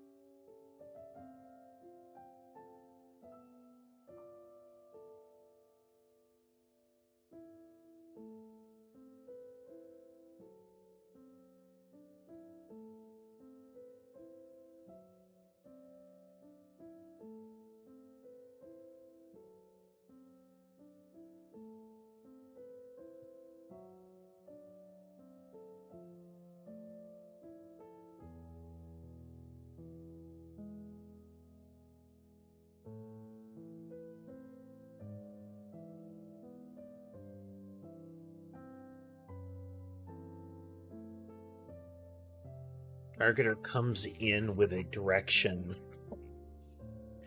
That.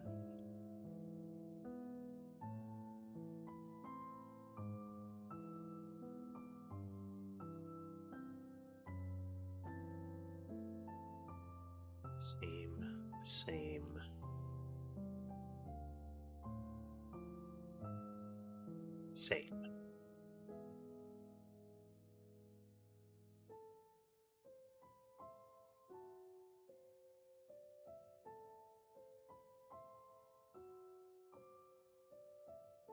Wait a minute.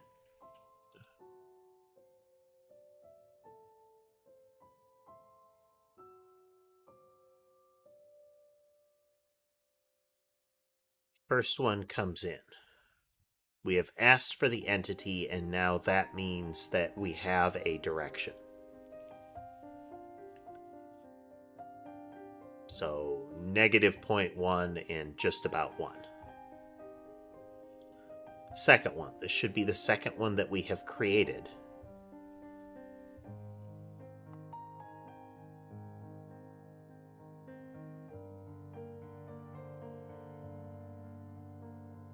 We don't know that, actually.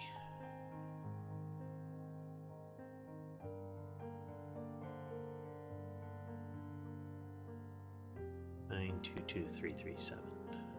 Sorry, 183 adjustment.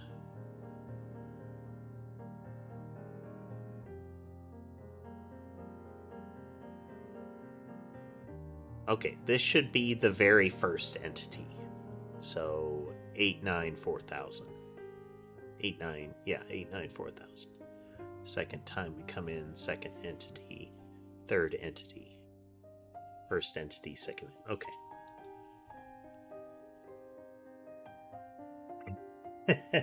Hey there, Parakeet. We are close to getting spiral motion in here. We actually have the circling down just fine. The initial positioning is off a little bit. The first two projectiles are overlapping. But only for spiraling. Only for spiraling. So there's something wrong with this algorithm.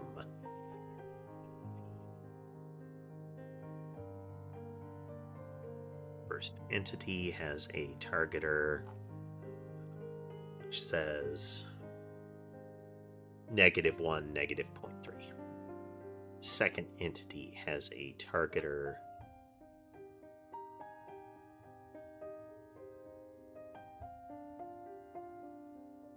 -0.3. Third entity has a targeter that says, okay, first two targeters have the same incoming value.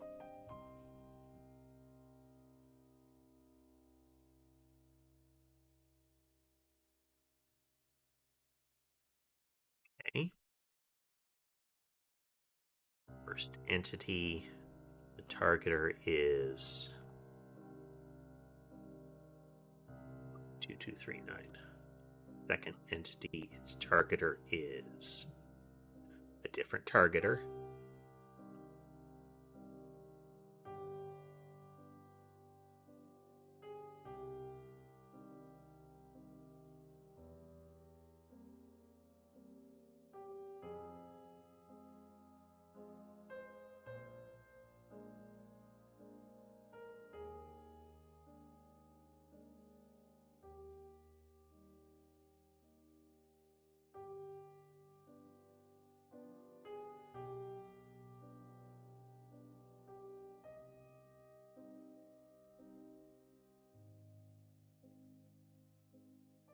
I do need to have a pattern for this.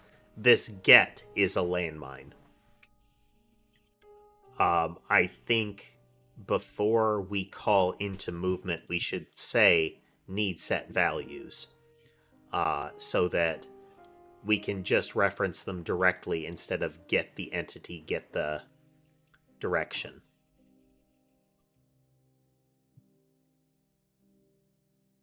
These right here are a problem.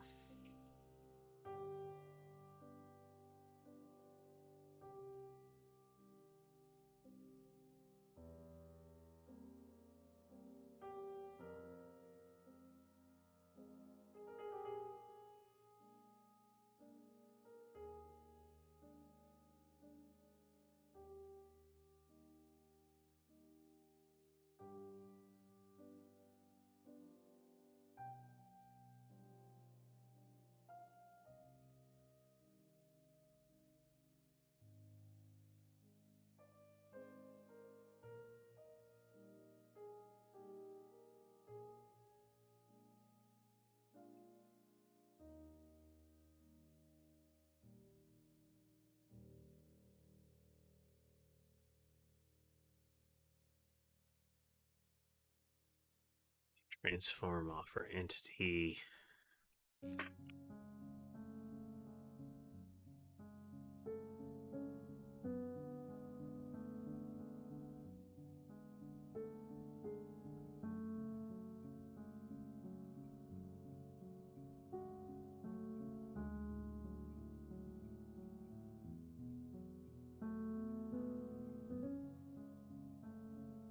that.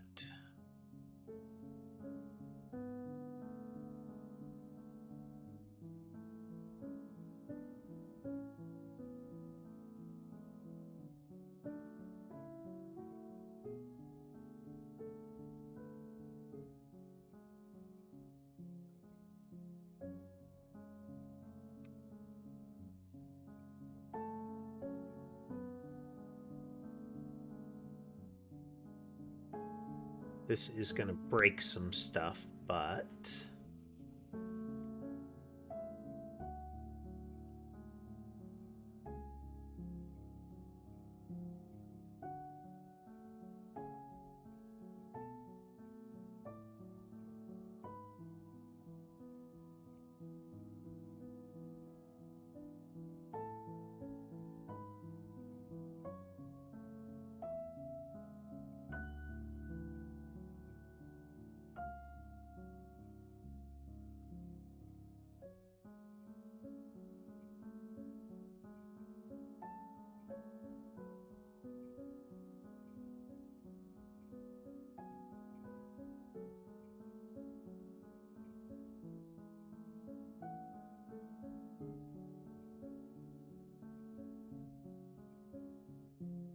targeter, we're going to get rid of get.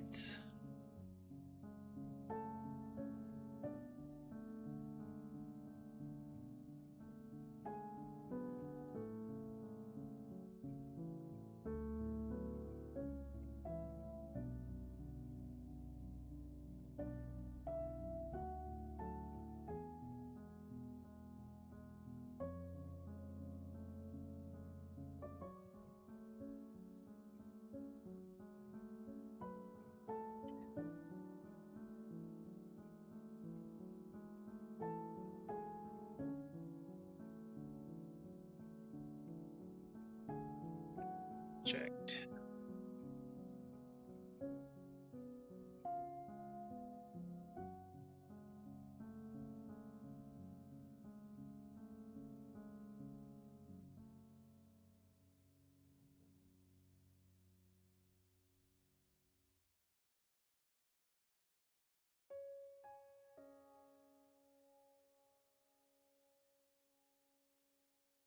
The targeter. Targeter has a function called update values.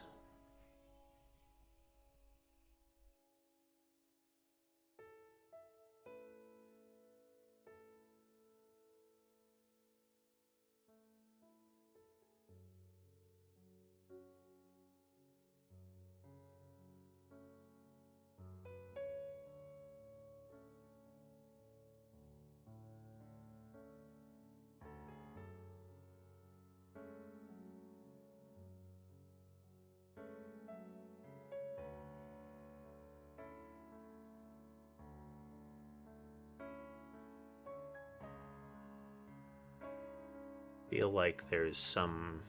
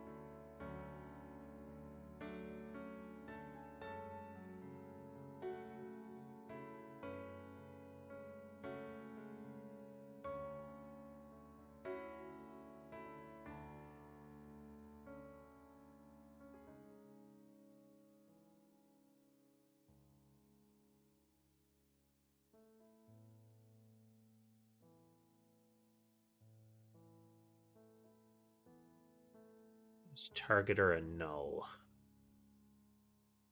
Oh. It's coincidence that this wasn't happening.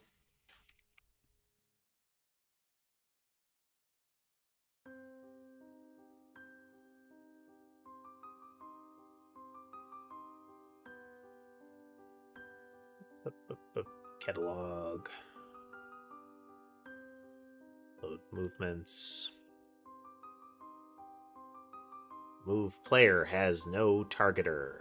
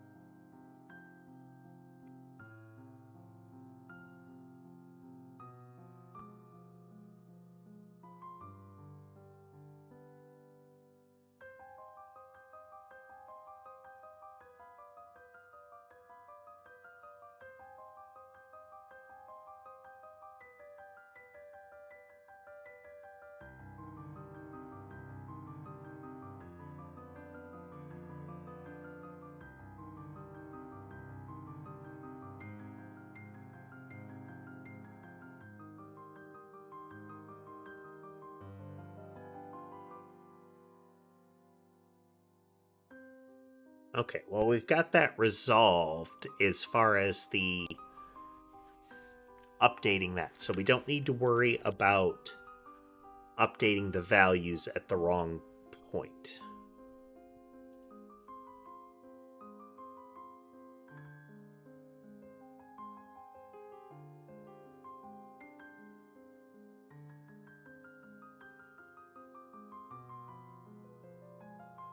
This one we can just use direction.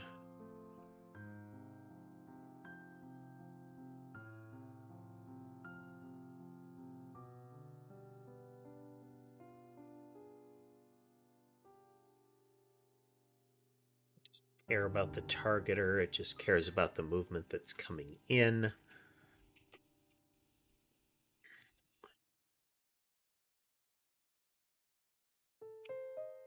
Player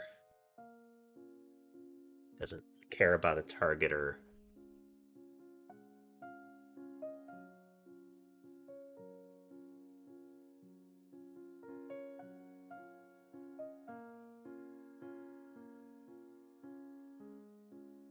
Okay.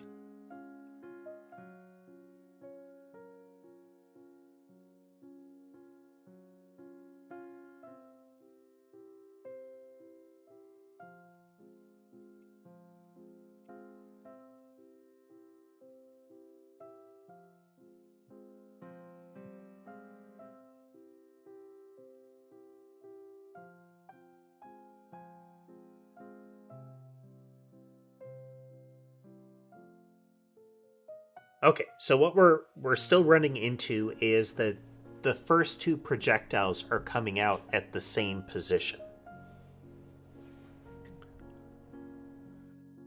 Hey there, QQ.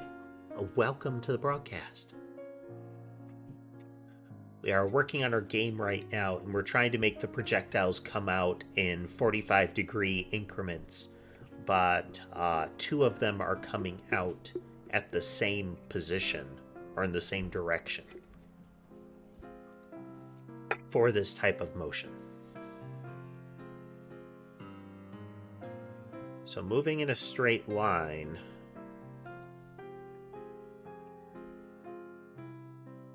or similar is okay.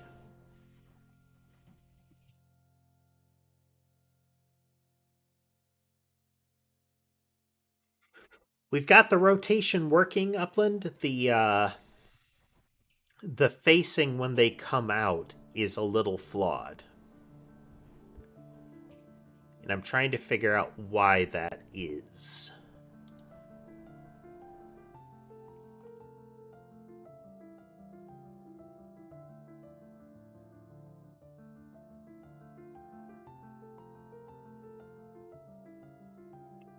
And random enemy.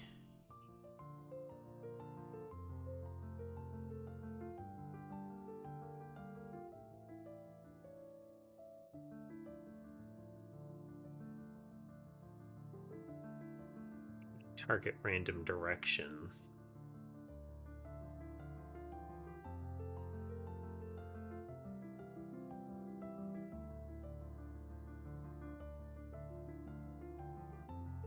How long have I been using Godot for?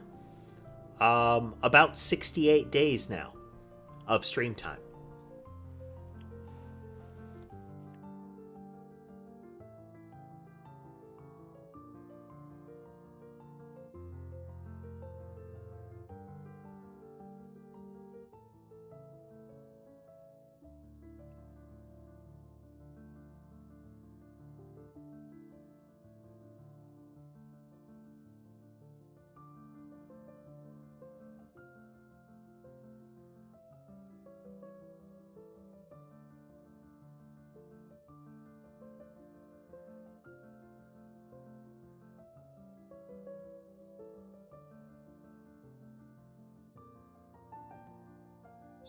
Orbit the player, so we have an entity the first time. We get its direction, and its direction should be nothing. Yep. So we get a random direction.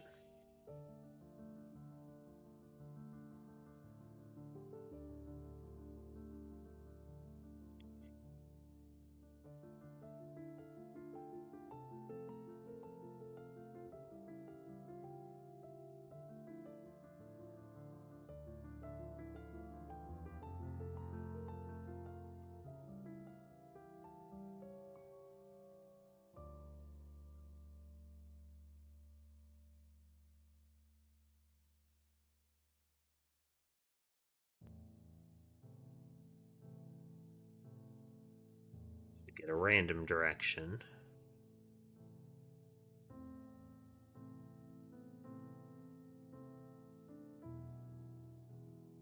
We do the initial movement.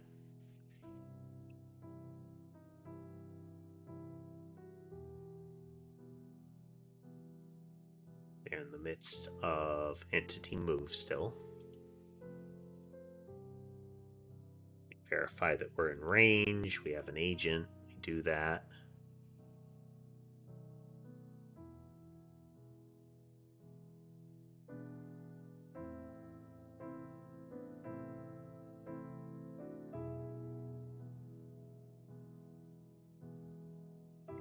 Hey there, Alex. You did indeed make it.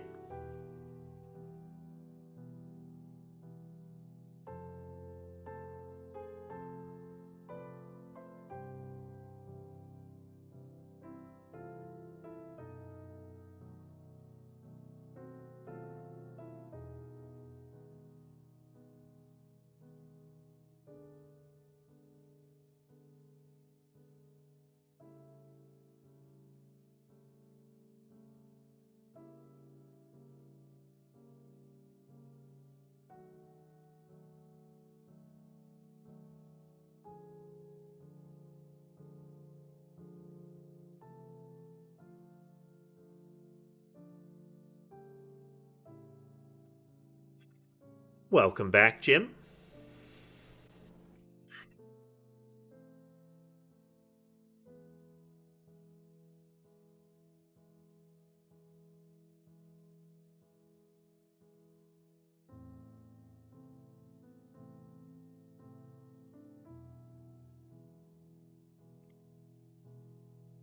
And hello, Fat Cat.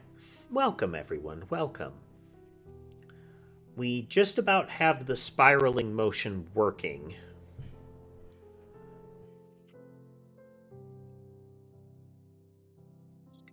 Down and right. I'm sorry, up and left. Up and left. Up and left.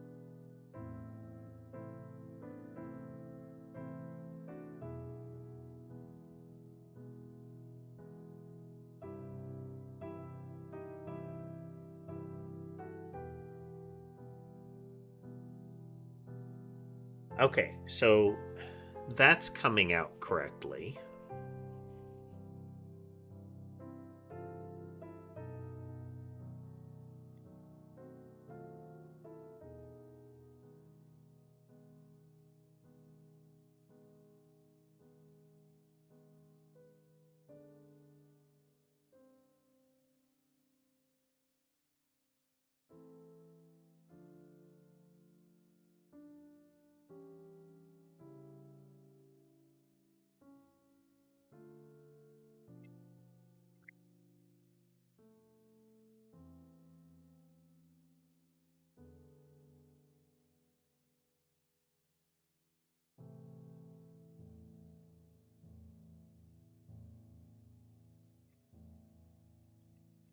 8, 10, 3, 4, 8, 3, 4, 8, 3, 4, 8.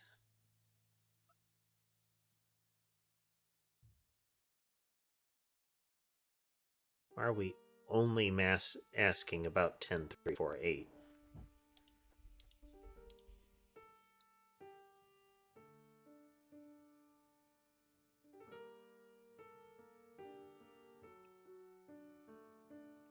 So we have the circling, and we can that they will circle enemies if we've got it set up. They will circle whatever their target is, or they'll circle wherever they are. So right now they're orbiting the player. This is good.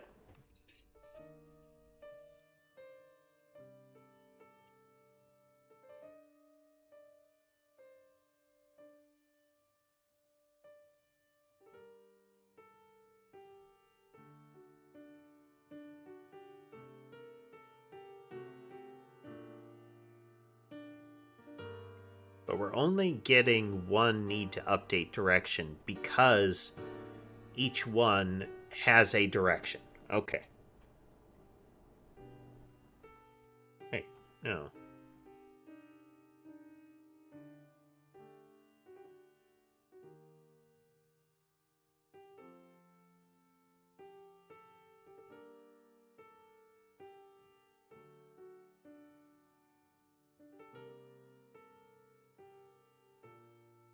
Five, 9, 7, 4.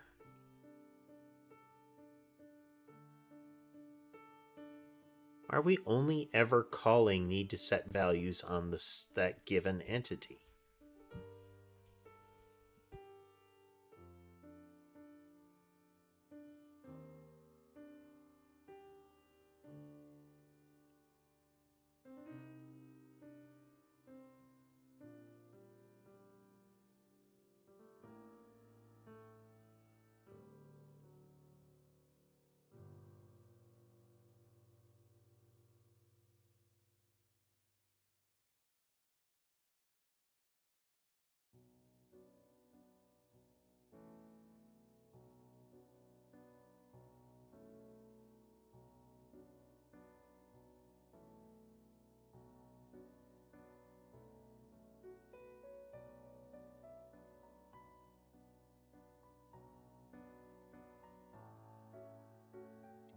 Seven.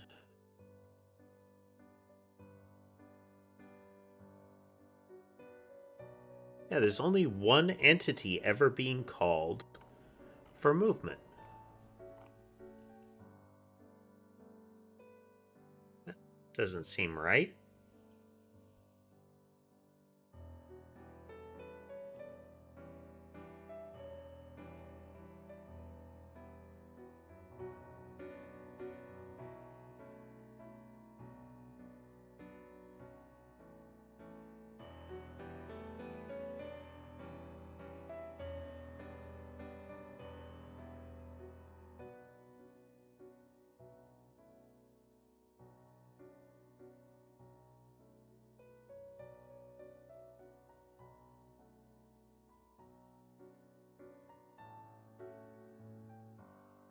There's clearly more than one entity.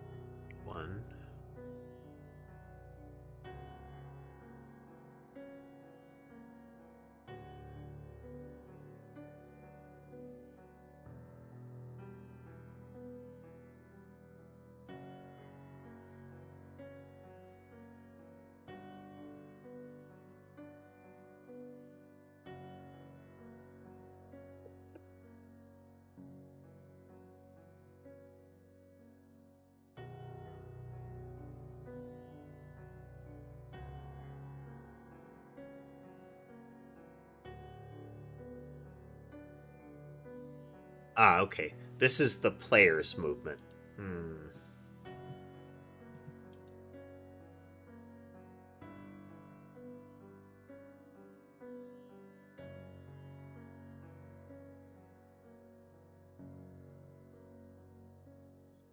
Player's targeter.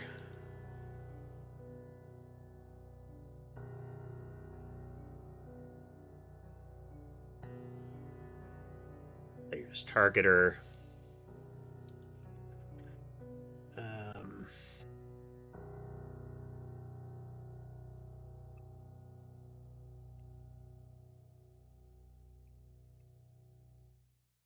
Let's get that out of there so it's cleaner.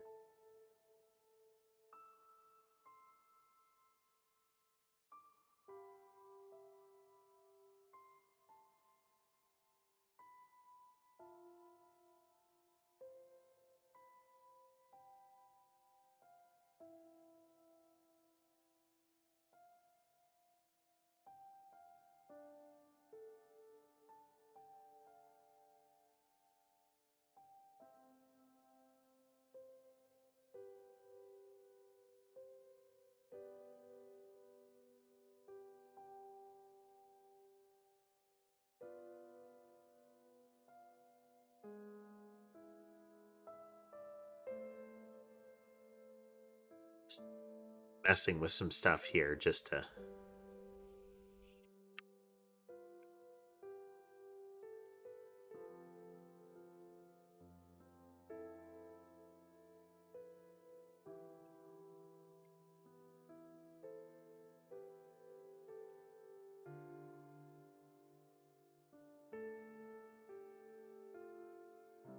Hey there, demo. Welcome.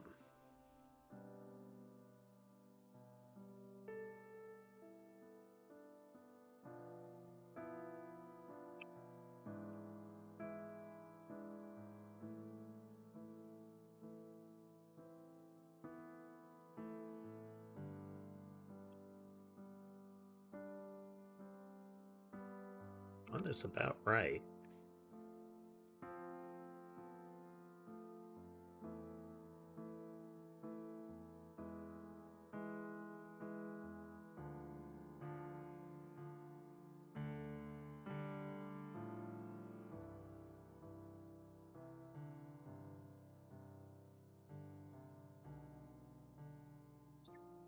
If portion is less than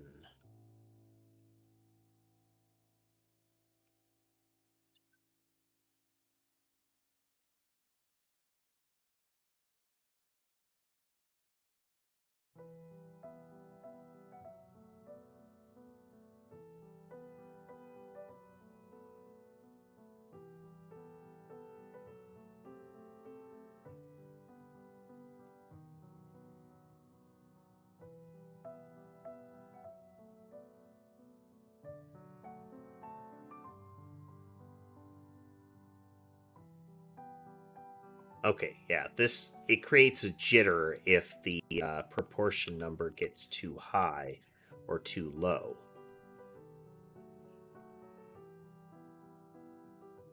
We do need to cap the speed at the push pull force at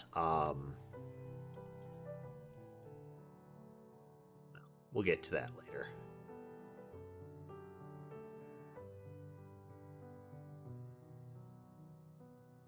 I don't really mind that push out pull in.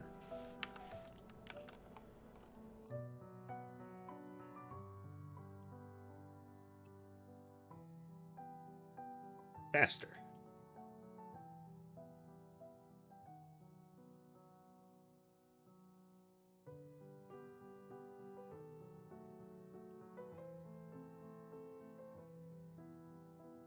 Slower.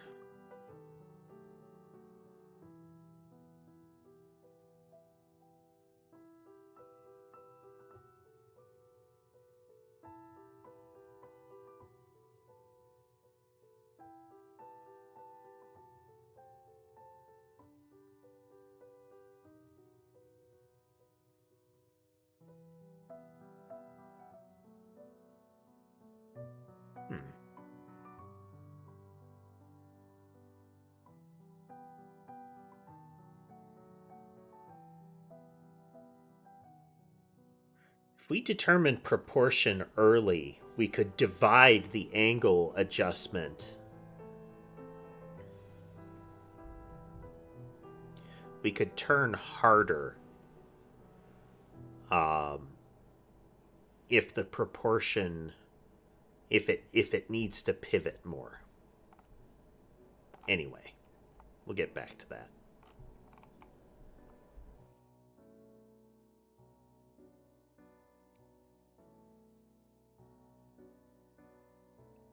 So to show folks what we're working on, this mouse right here is 2 stacked on top of each other. That's because the direction that's coming in for that is identical to the second one, which shouldn't be happening because let's get catalog items. Homing mouse is here, yarn ball.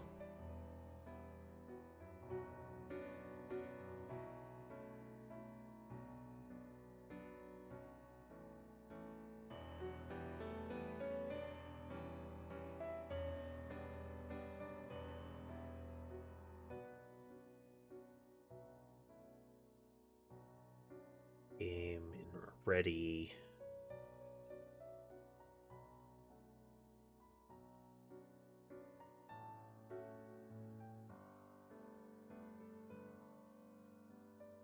It's not move straight line, it is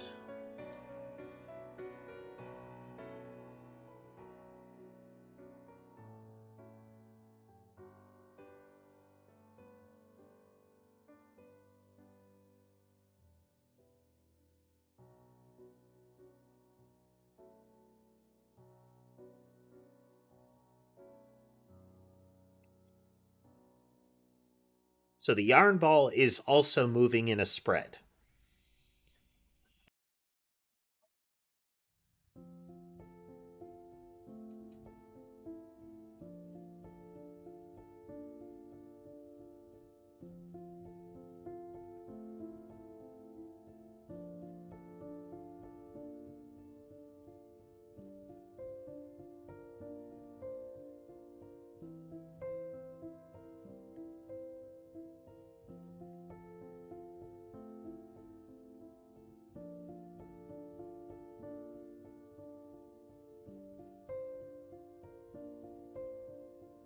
So random direction, it's just target player that is having problems, I think.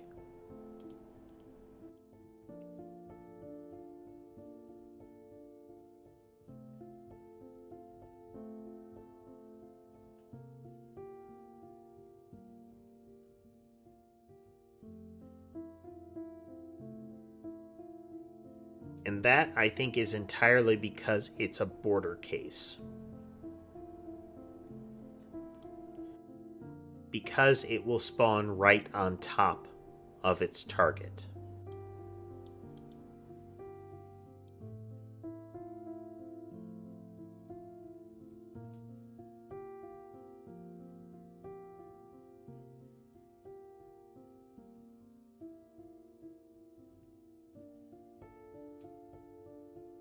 Update direction entity dependent.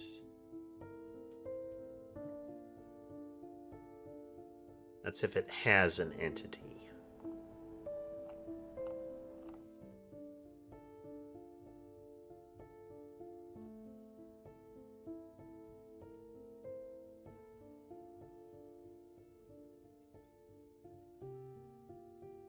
So then in targeter, we're going to say set entity to random enemy. This uses random enemy. And to player uses get player.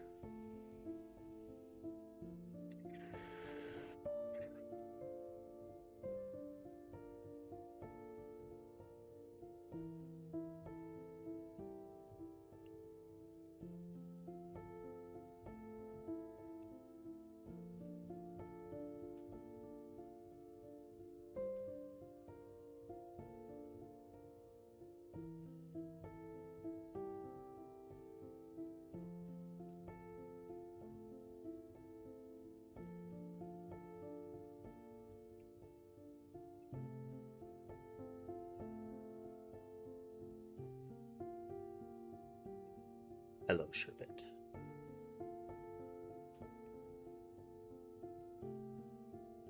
Alright, so we go back into the game, we remove the yarn ball, go back into targeter, and we're going to go into apply template.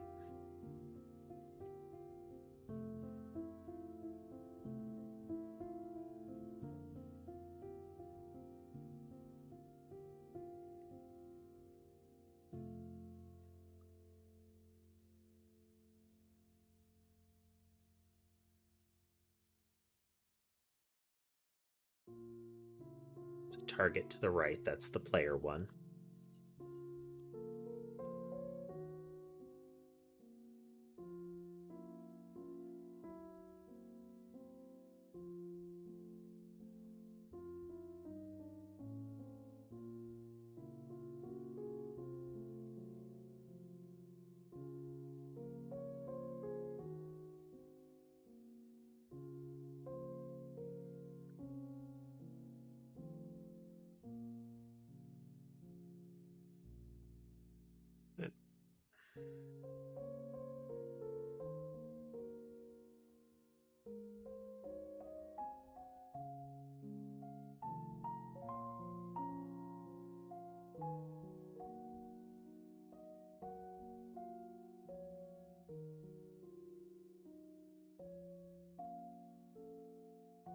Get the new entity.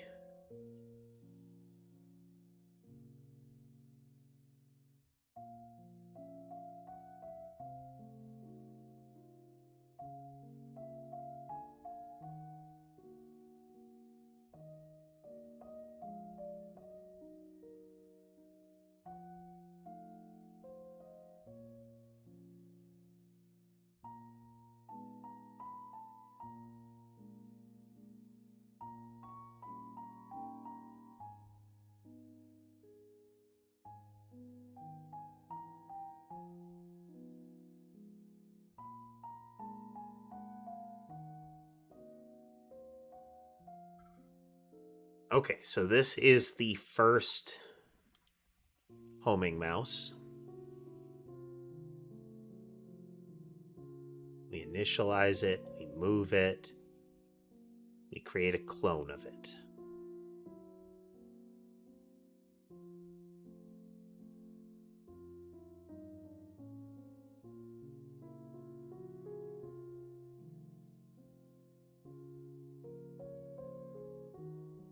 Yep, Fat Cat, that's 2 of the 5. Let's see. We have 4 visible right now. The 5th is on my chair headrest behind my head. So let's see. For you, Ember is top center, Sky is upper left, and then Mason and Sammy are left center. Sherbet is the one that's behind my head, yeah.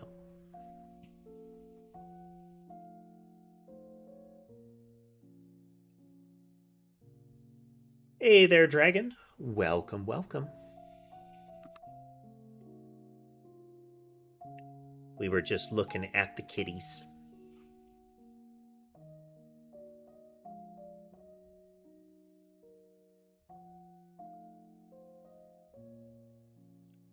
I am the prototype nanotype dragon. First of the line.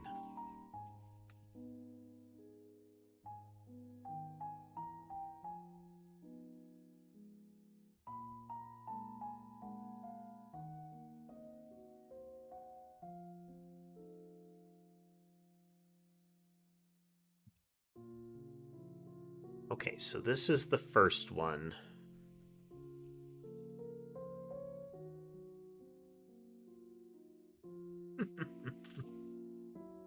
Well, here.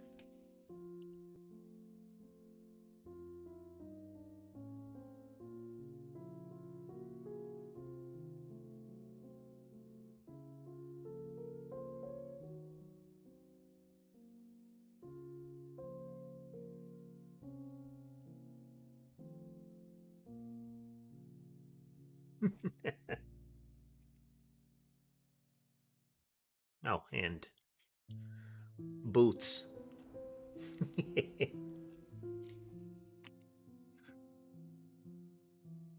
Always fun to take a moment to show off.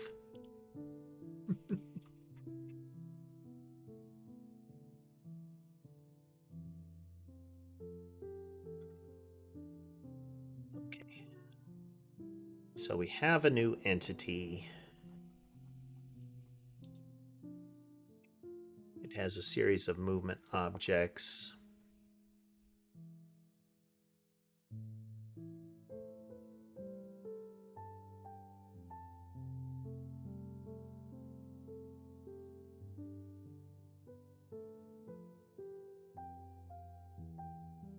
Object has a targeter, which has a direction of right.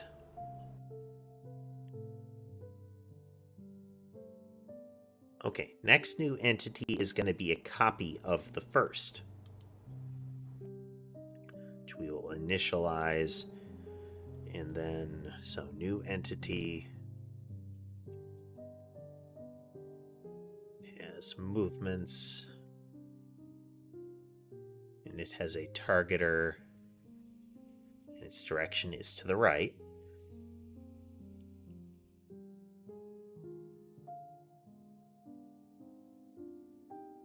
And then it's going to be adjusted accordingly.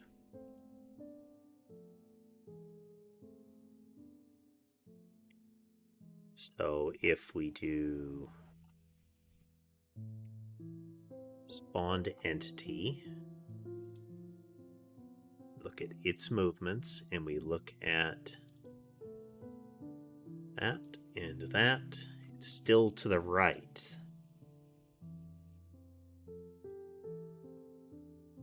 Again.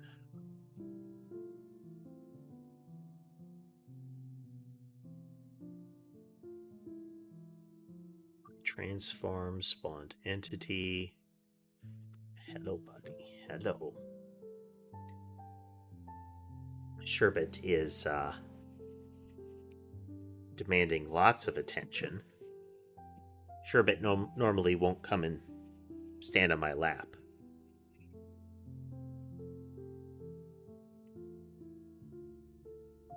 He is very hesitant of coming within grabbing range.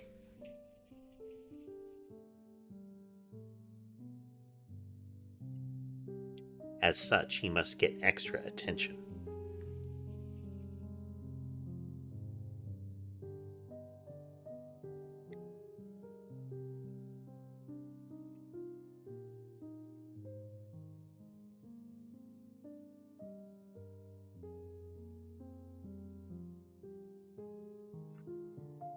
Gets intensive ear scratches.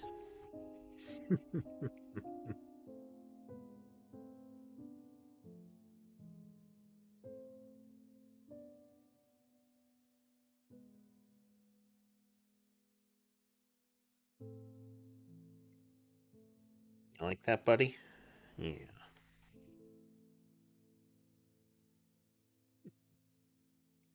There you go.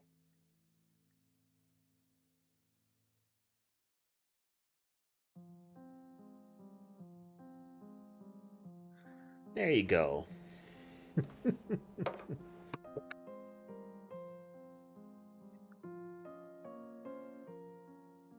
Okay, that one had its position applied.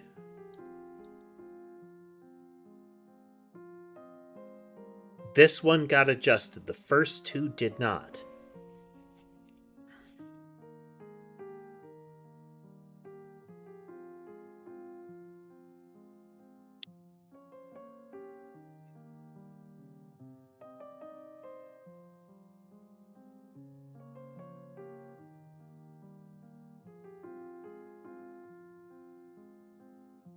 Okay, this is the first one.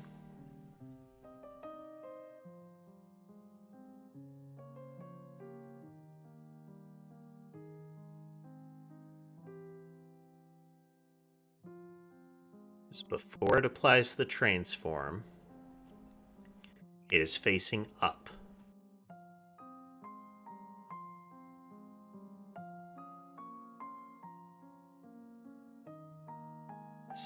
one.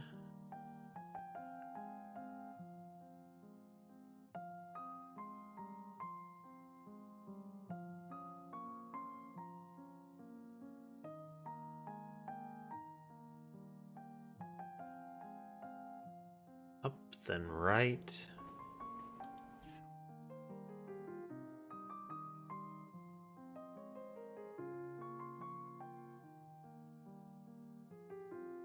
Seem correct.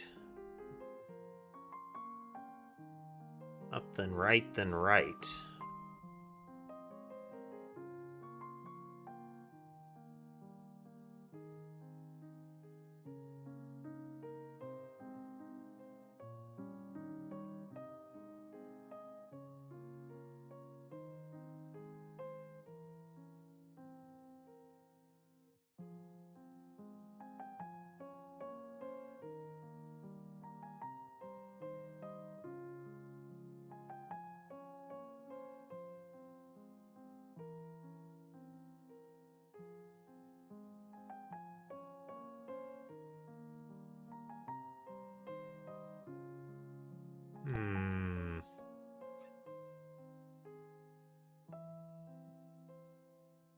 First one is right.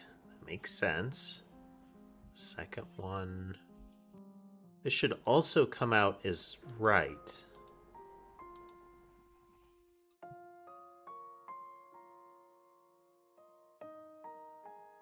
Yep. And the third one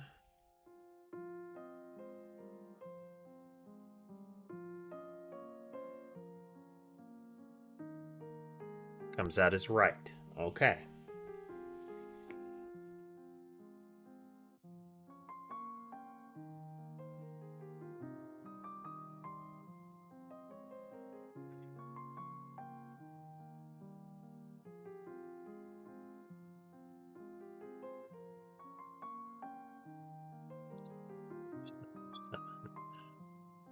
One.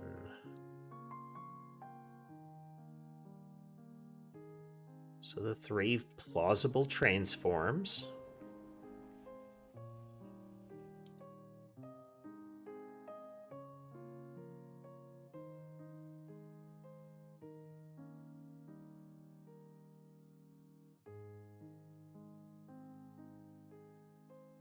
It's up and right.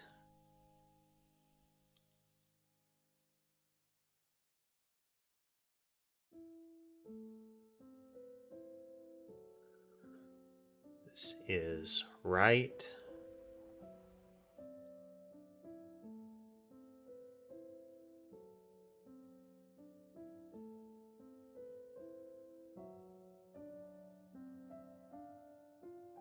And down and right. Okay, those are all correct. Those are all the directions that should be coming out of them.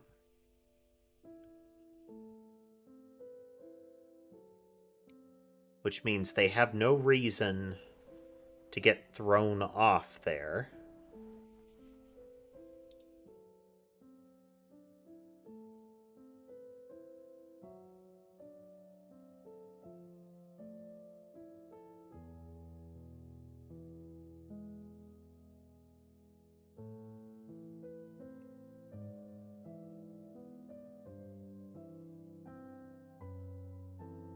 Look at entity to move.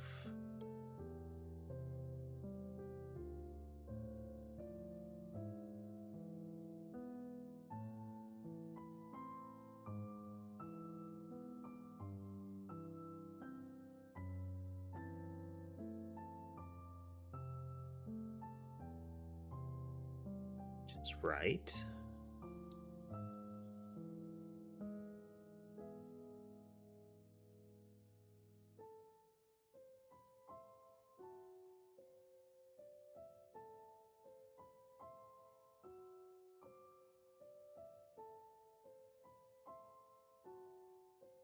Right.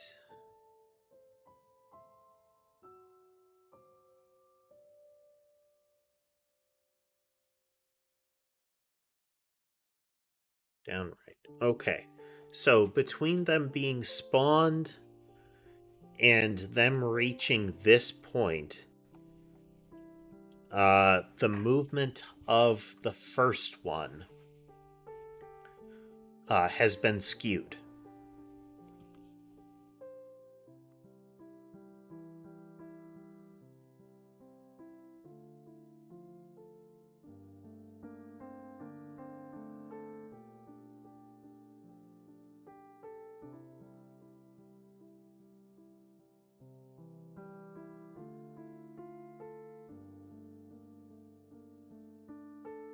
The entity movement.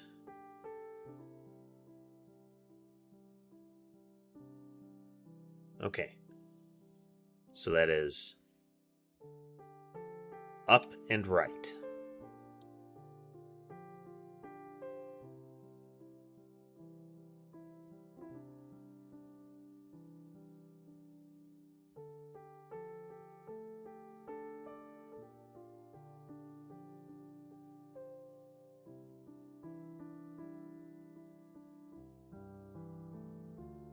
Okay, it got reset right here.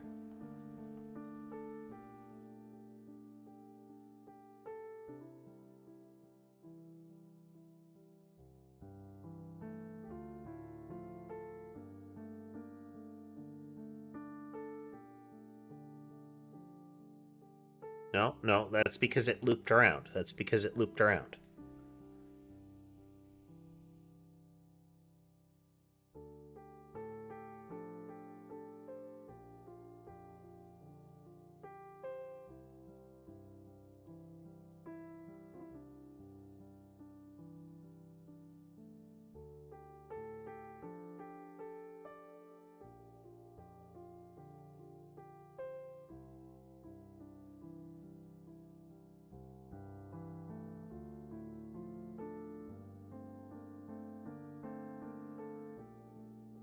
Bond entity has movement, has that.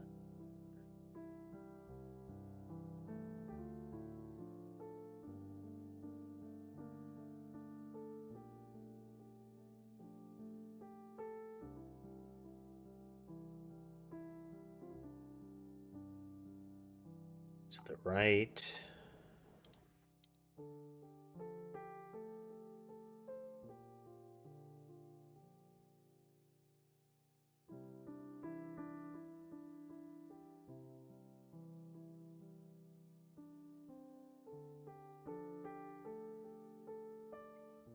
All right, this is the first one.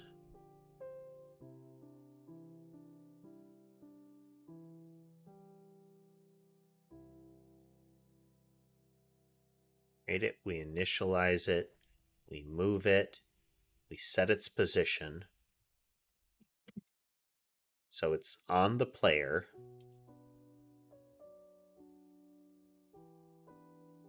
And it should be targeting up and left, but it's targeting right.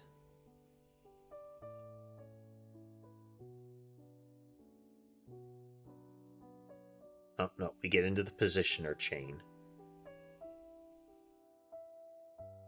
We apply the transform. Now it should be up and left.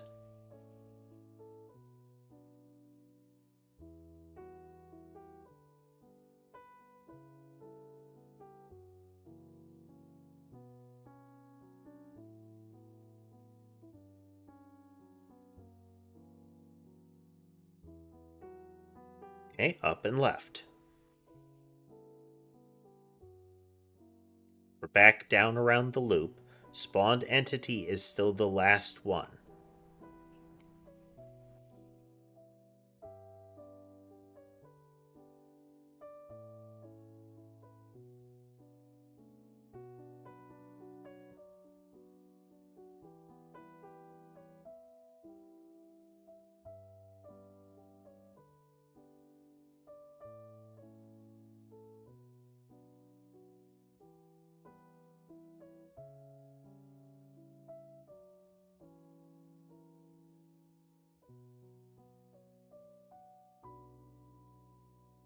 Why is this a Boolean and the checker here?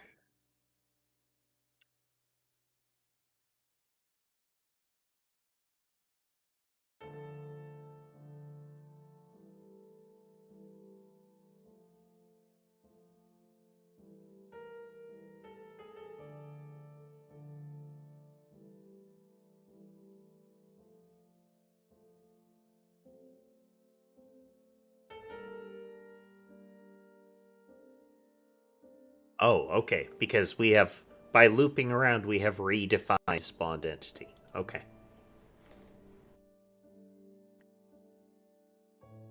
Second one is going to be to the right.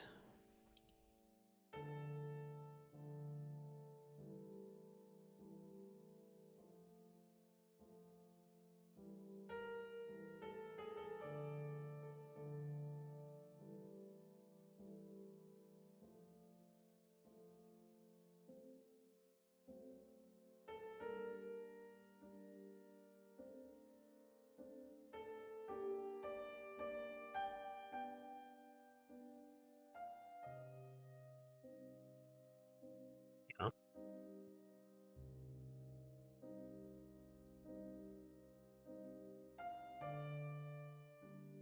Apply its transform.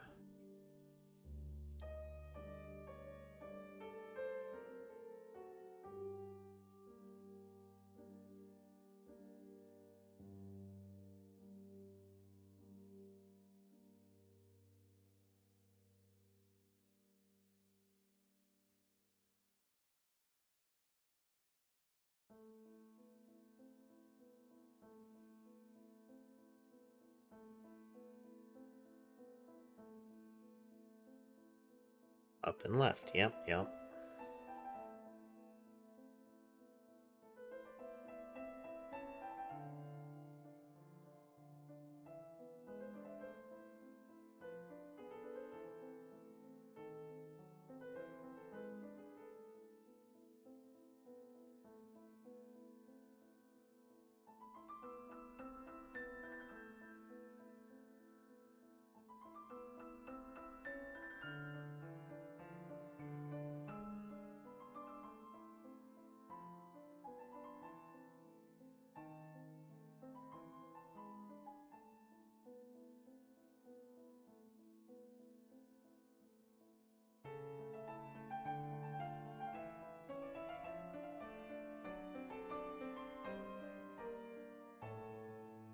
Ray of movement.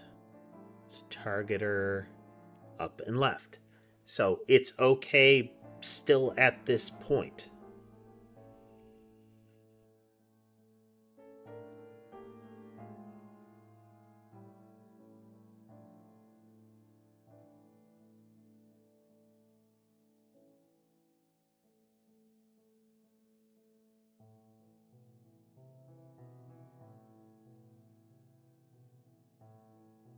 Okay, so then we go into our collision zone and we're going to look at physics tick.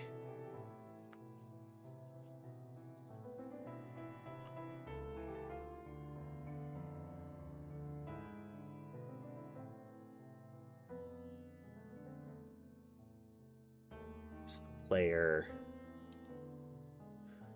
homing mouse. This should be the first homing mouse, which at this point should still be facing up and left.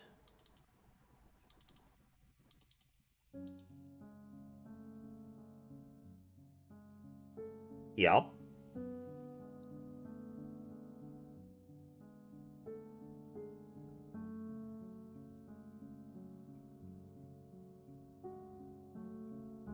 Why is it not moving?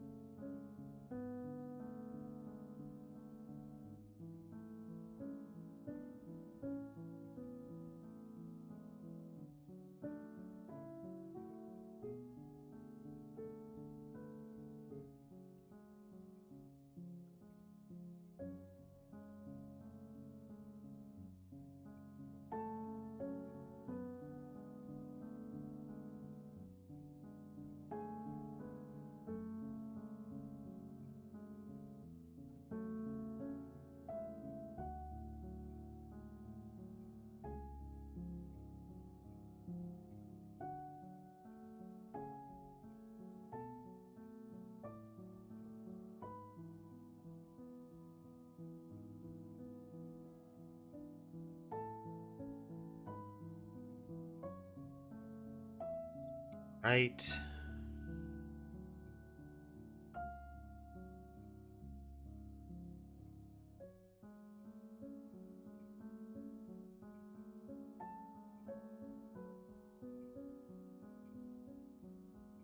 Down and right.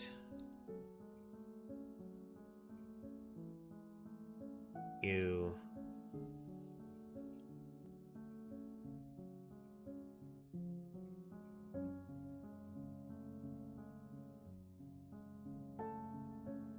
Up and right.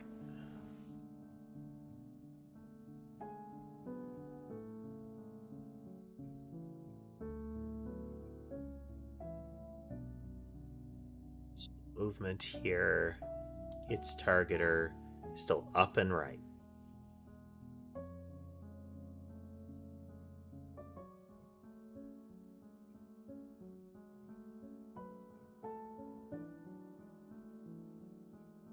Target movement is much more up and a little to the right.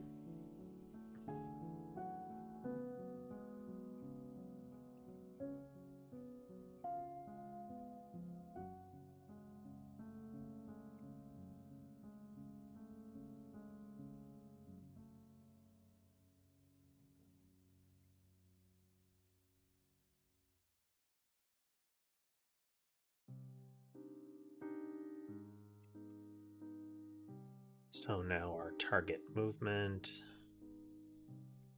since this one is to the right, our movement should almost be straight up.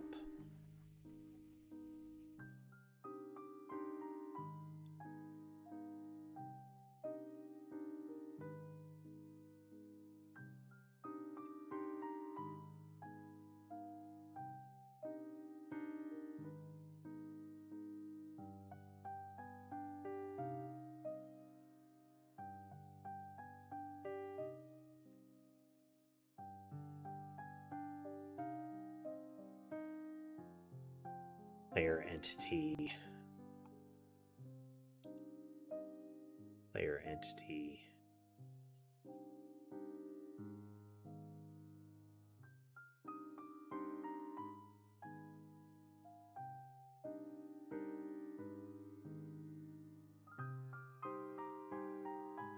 What if we...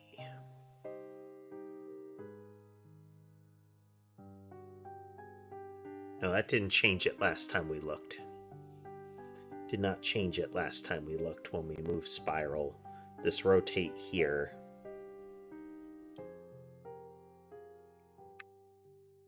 Let's double check.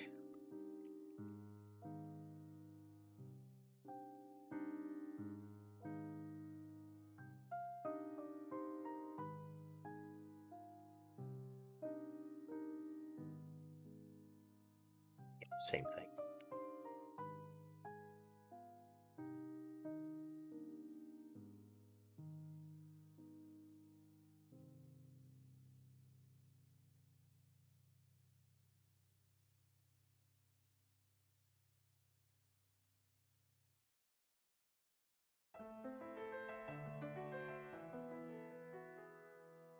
First one's targeter is 6.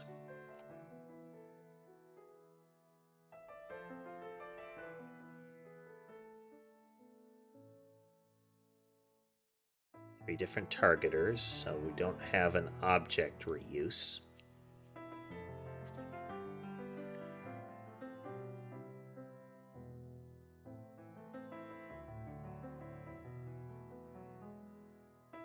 We reach here.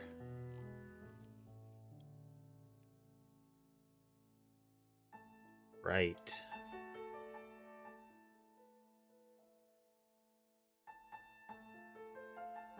Right.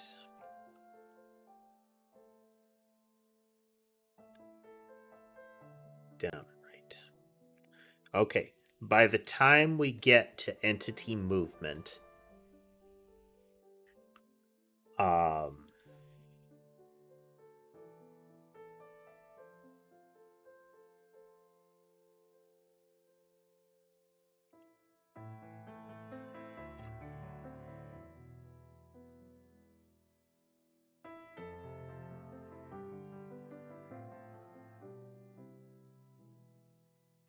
there is a change to the targeter by the time we get to the first movement.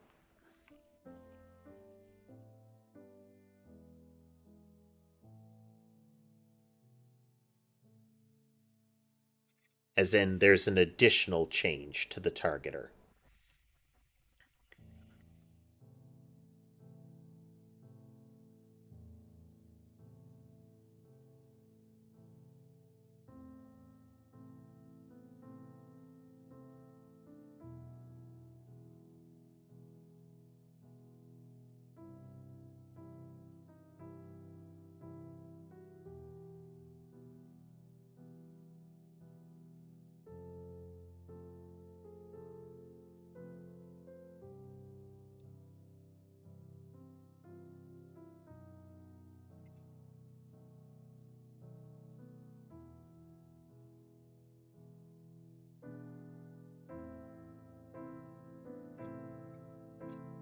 Having get set calls wouldn't be the worst thing here.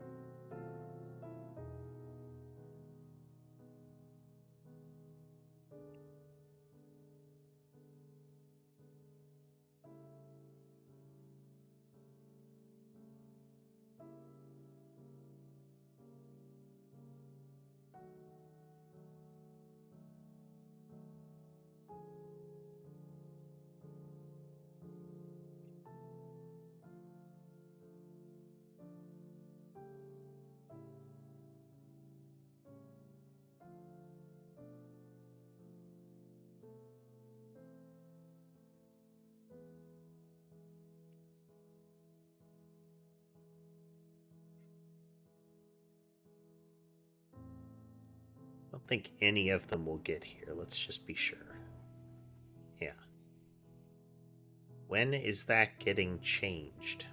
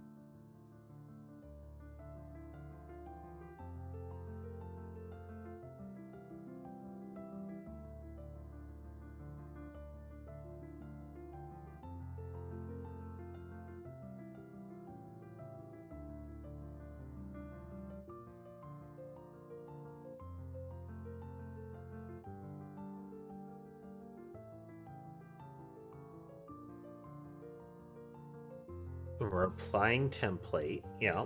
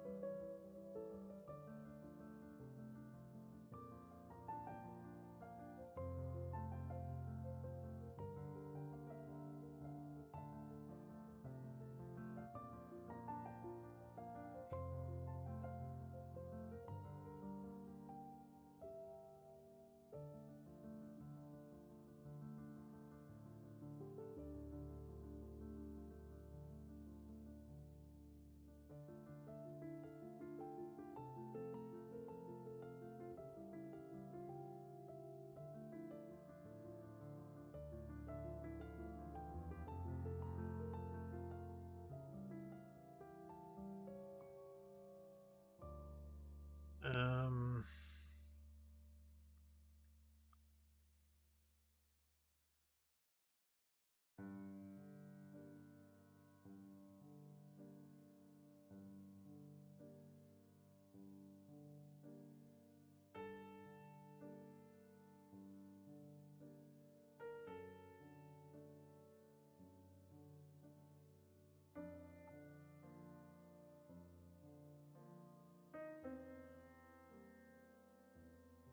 Targeter.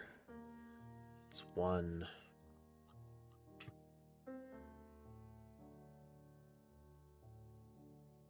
Down right.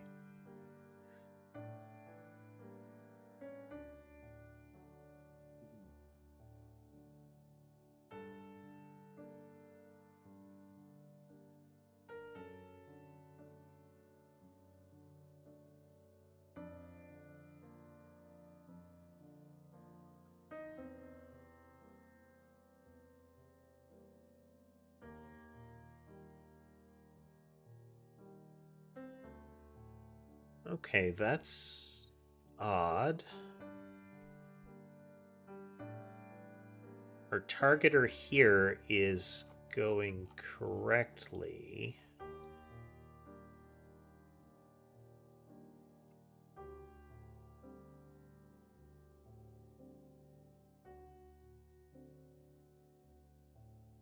Oh, it's that initial move. That initial move is locking this in. And that's coming out to the right. The very first entity is having its direction locked to the right.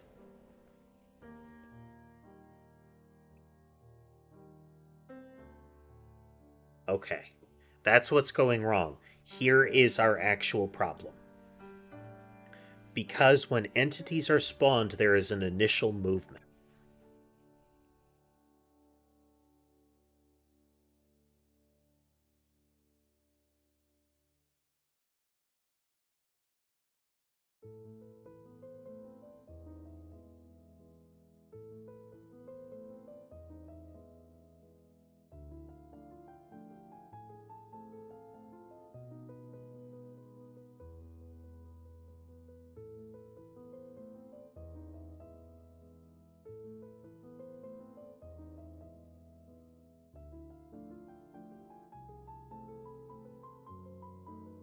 And it gets locked in. The initial movement will be to the right or to a random direction, but it is subsequently changed.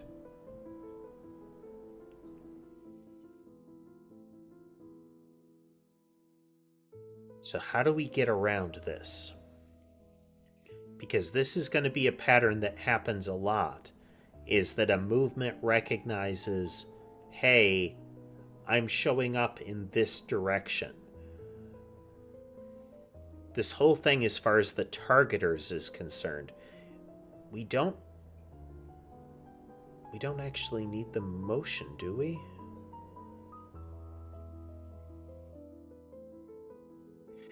Yeah, because it's the targeters should be the thing that matters. We're applying the transform to the targeters.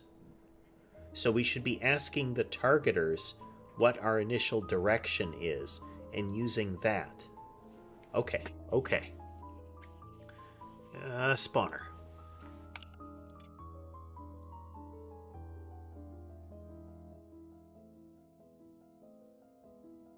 So this is where we go through the positioner chain and we apply it. But if we look in the spawn, right here,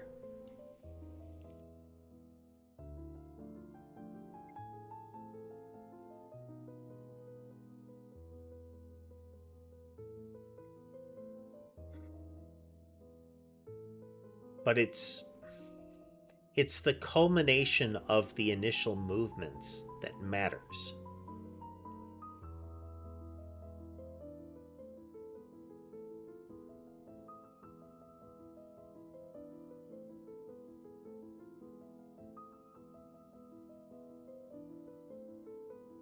Because it's possible, like with these, that the initial movement is quite off kilter from where the targeting is.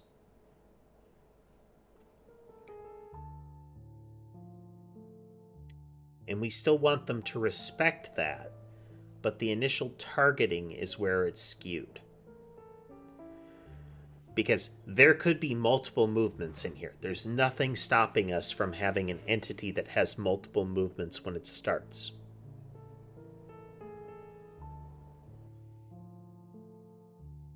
And each of those motions could change that initial direction.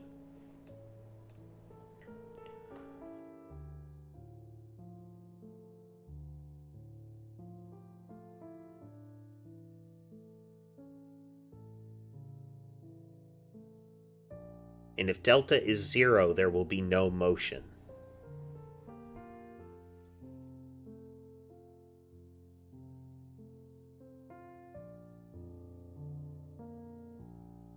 And if we don't store it off, or if we weren't to handle everything in each one of those movements, we would have a problem.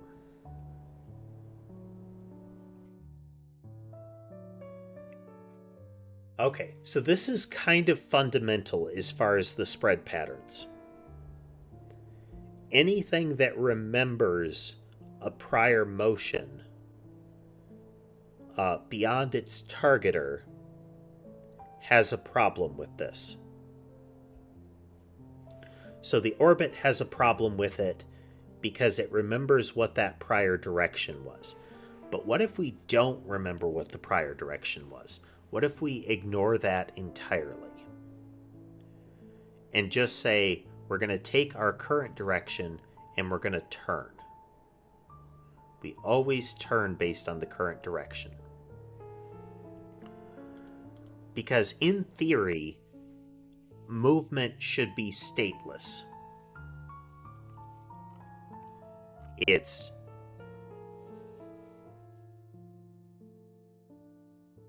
It should look at its current direction and say, which way should I move?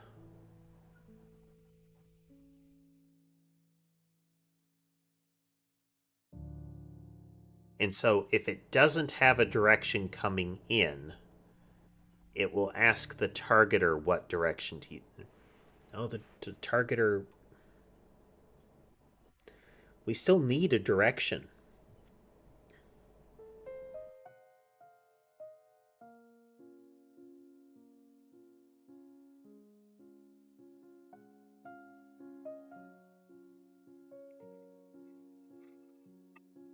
Because the movement of this will be subsequently changed. Wait.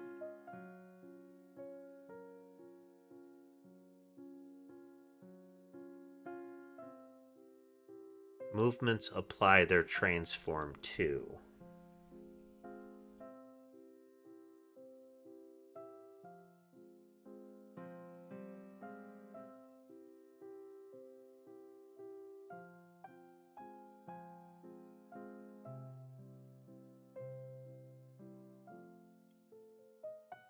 Okay, this one remembers motion. So it should rotate accordingly.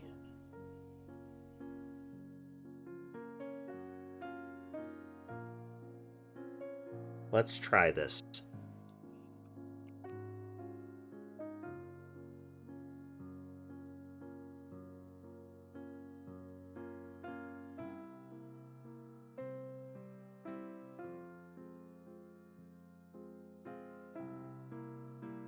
Call its superfunction with transform. This will affect its movement. I'm sorry, its targeting. But then it's also going to do last direction.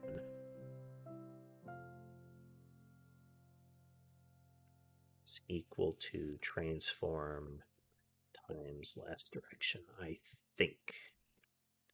Let me check targeter here, apply transform. Transform times, okay.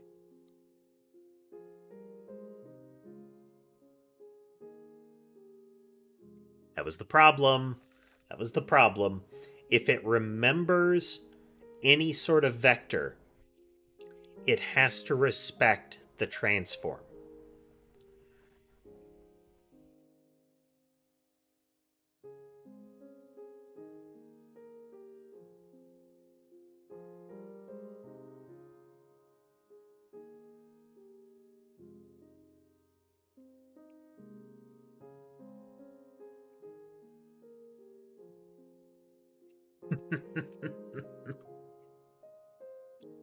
Finally.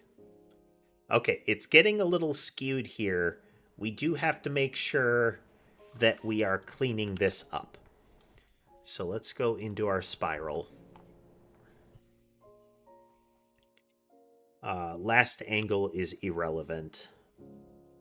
Initial angle set is irrelevant.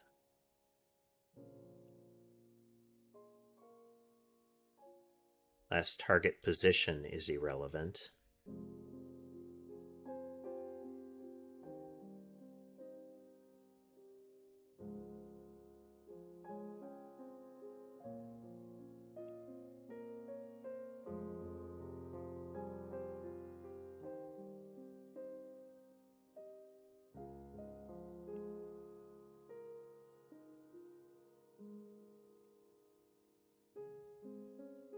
Clear that out when we initialize it.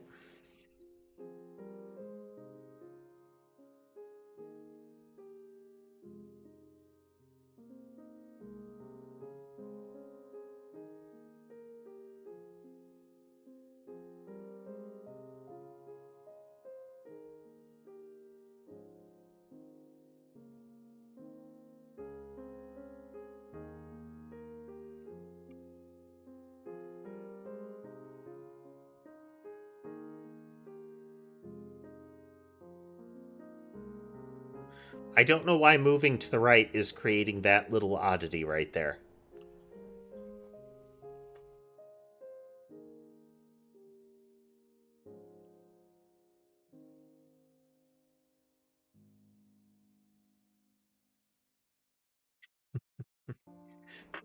You can see that some of them are trying to get back into position properly as we move right.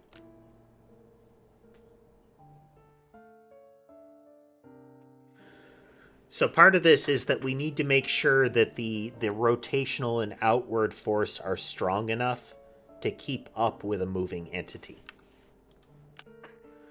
So we're just about done with this one. But yeah, let's try some stuff here. So we have growth rate, which is how fast the radius expands. Let's get rid of angle change as well.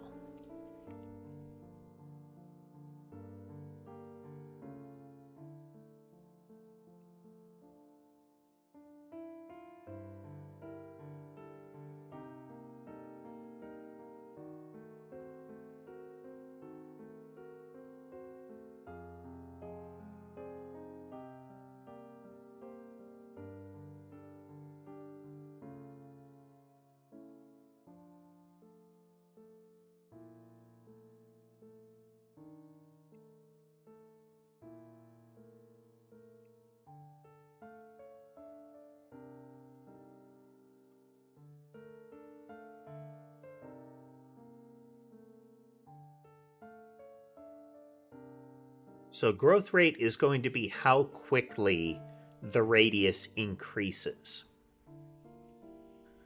And then we're going to have a rotational speed. We need to make sure that we don't get so fast that it jitters.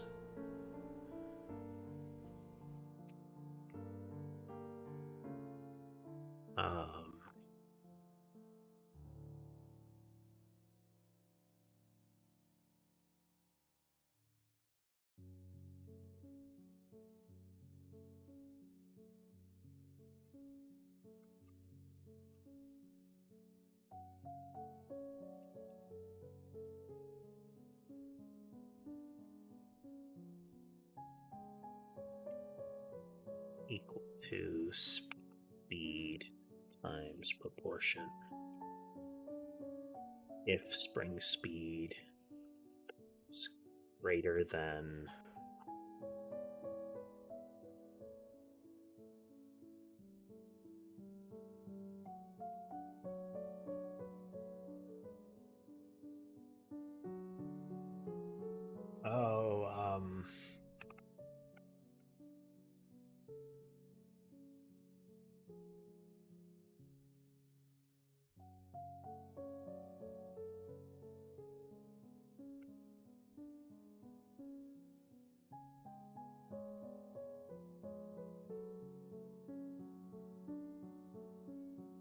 if it exceeds the distance to the edge, put the speed to the distance from the edge.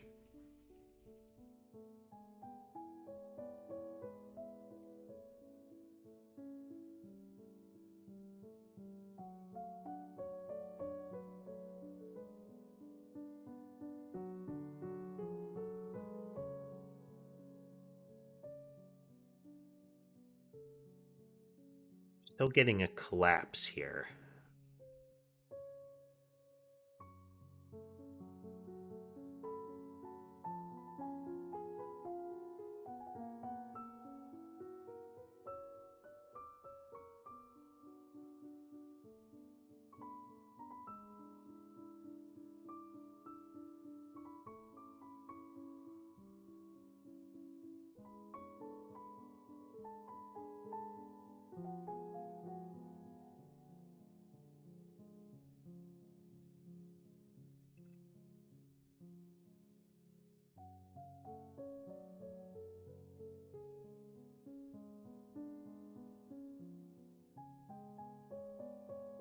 We're never reaching a point where this is true just yet.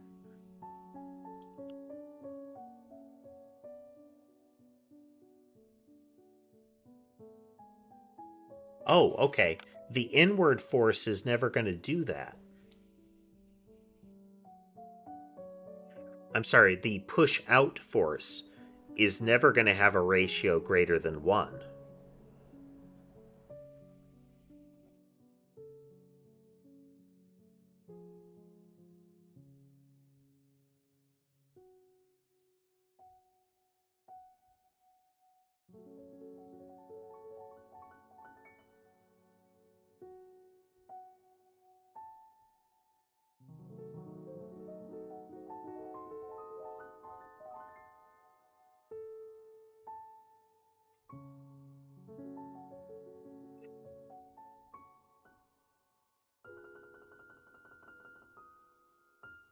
So this is from the center to where the entity is.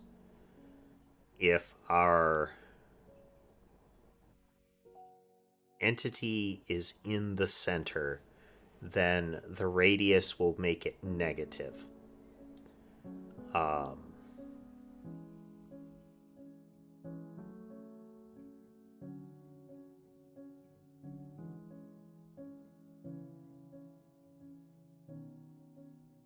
So I'm going to remove this to start with.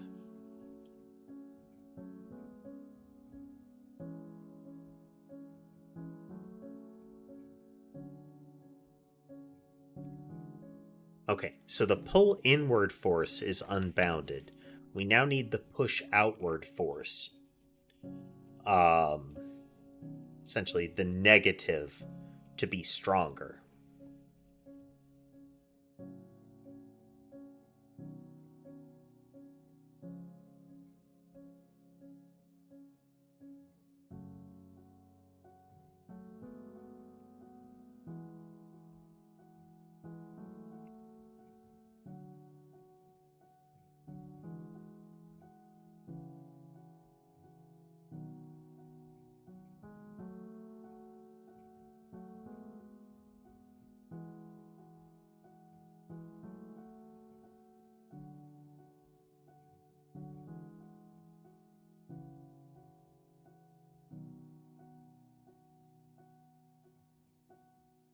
It's a positive number if we're in the center.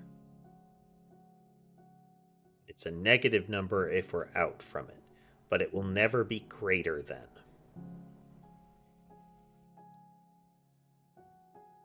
Yeah.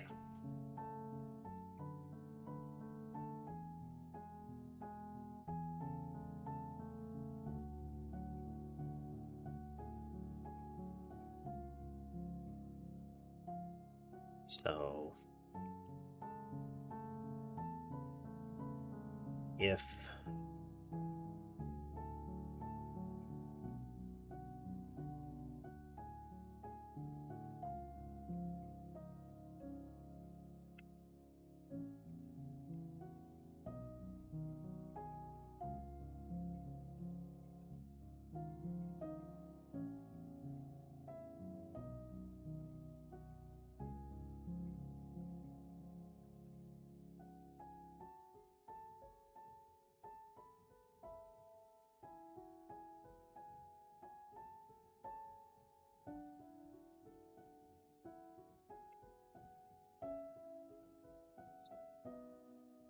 minus proportion.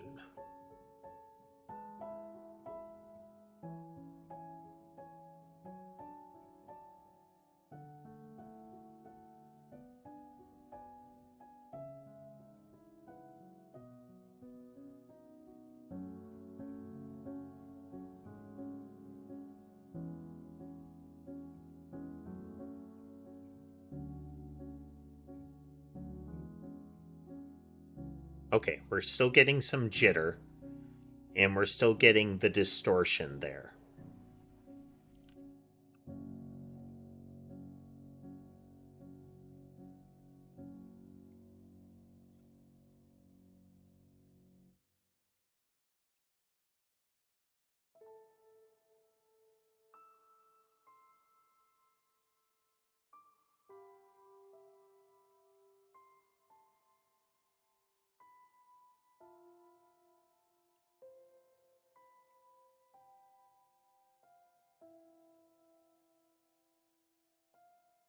And the turn is still being distorted by the motion to the side.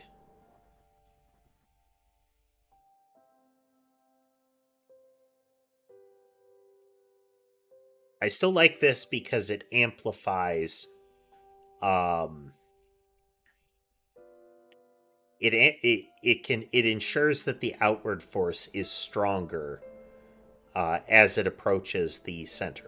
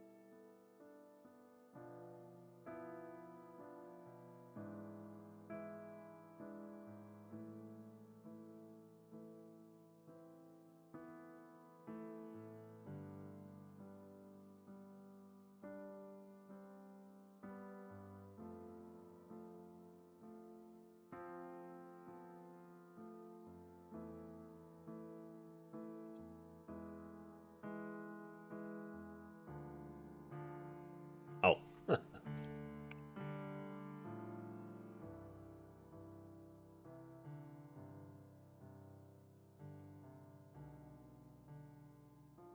And they seem to enter orbit at that point, I think.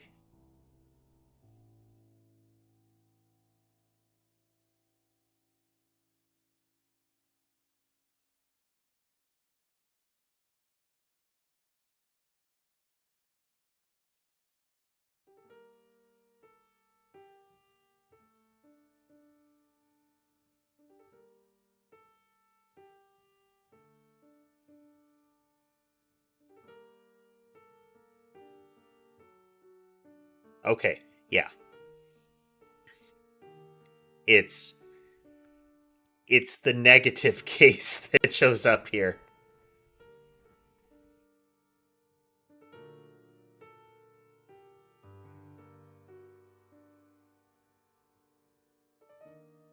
We need to soften it. But we can't use can't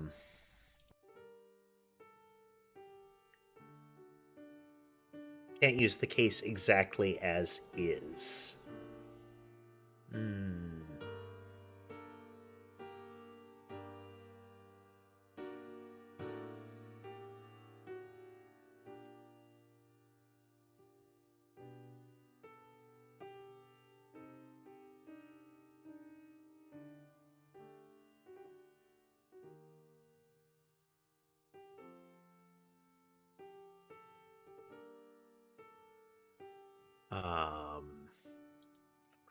Absolute value of spring speed is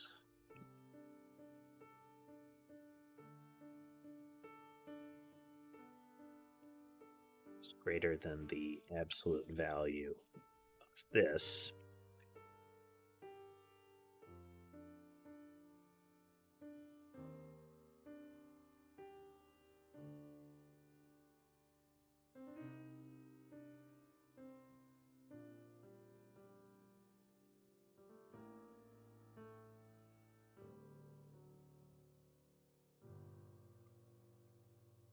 Times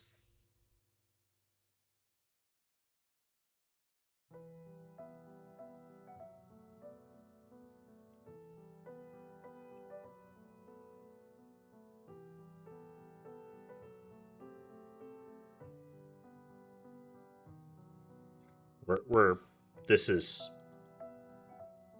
brute forcey as all get out, but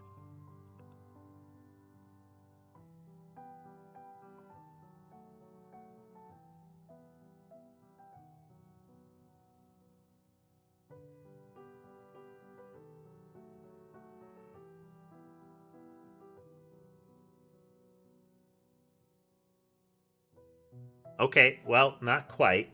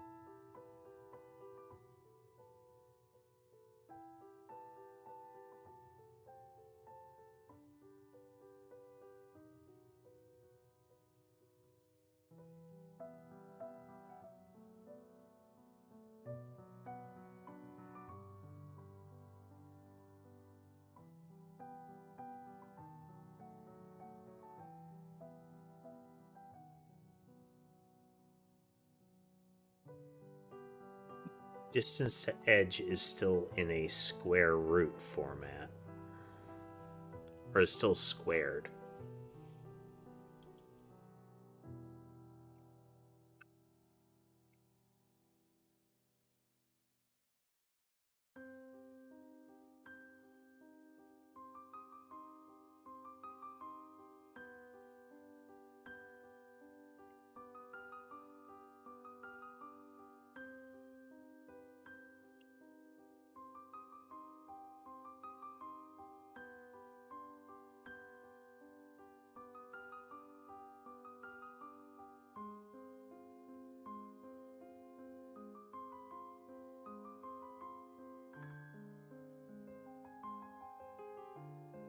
Oh, we had double proportion.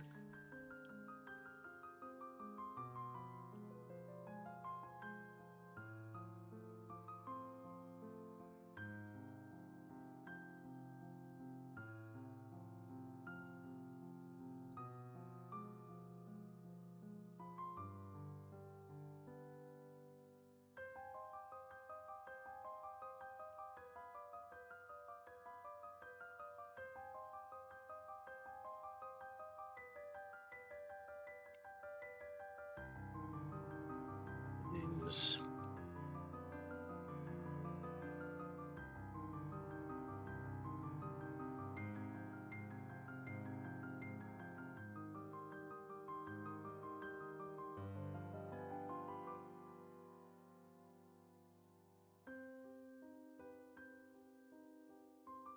Still getting jitter.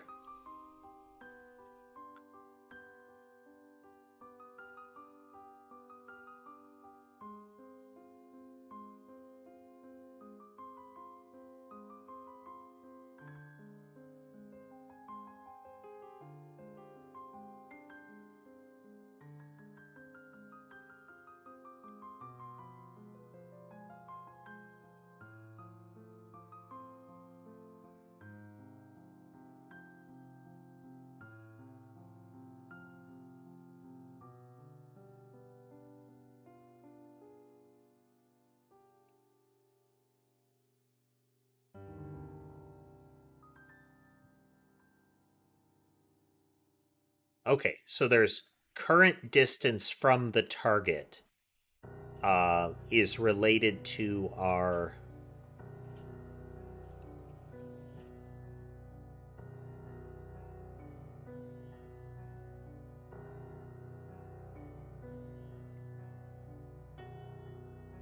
We don't want to turn in so hard if... So the greater the distance we are from the center, we want to be able to turn harder. But the closer to the radius we are, essentially we want to apply that outward force in a way that impacts the turn radius too.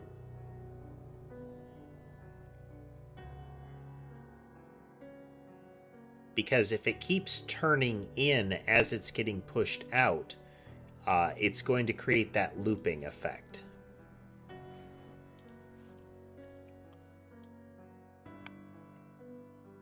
Here, let's show that.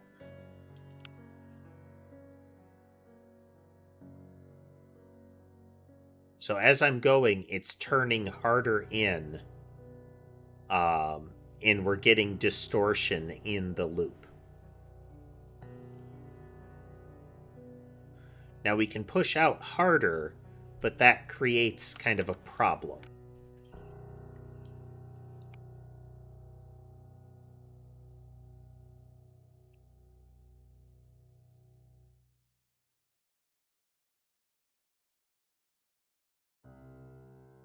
So right here, we're getting it's getting twitchy because each frame is being pushed out, and the outward force isn't helping the ones being dragged at the top.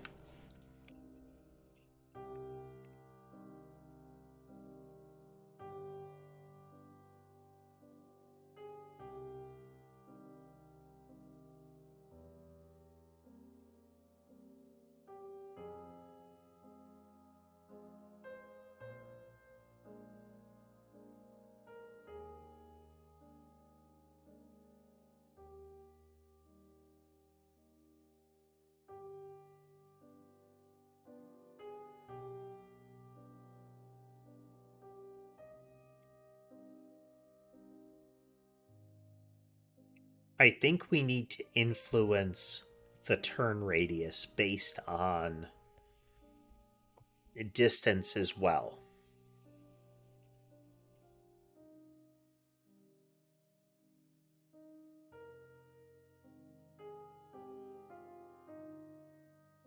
So the inward-outward force is independent of how we're moving so far. So I could move that calculation later,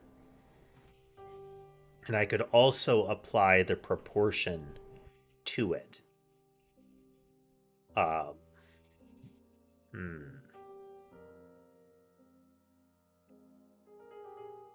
me think on this just a little longer here. Be right back.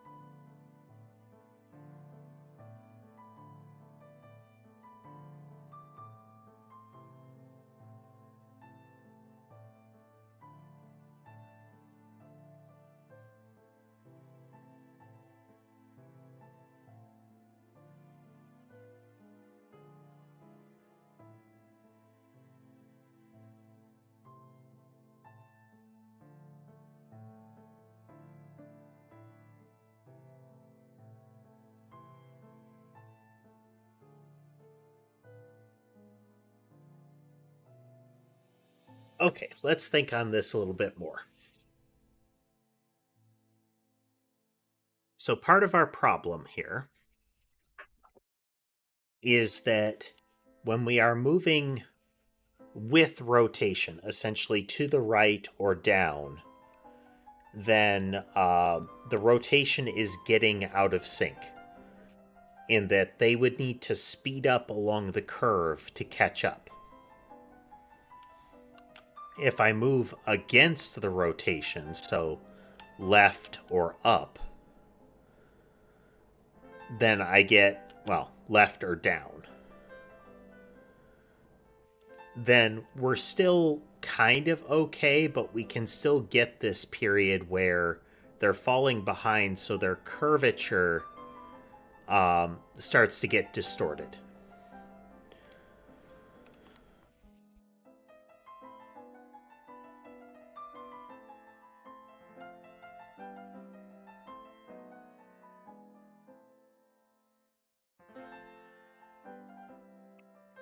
So let's...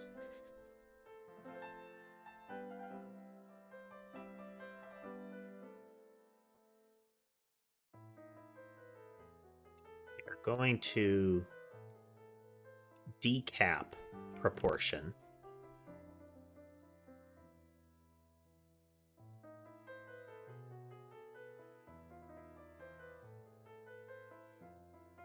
We will keep last direction.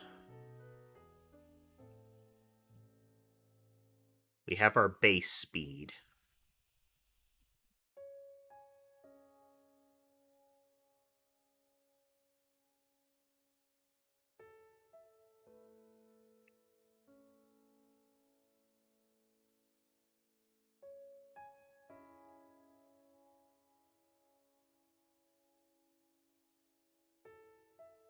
So instead of applying this here, so we've got our last direction, we've got the rotation we want to apply to it.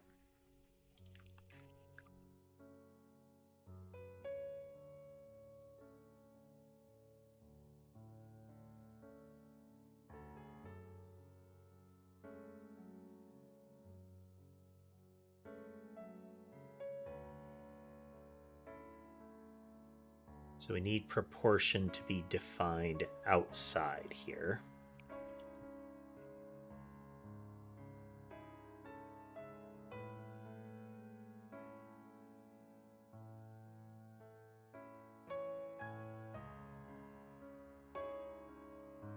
Wait.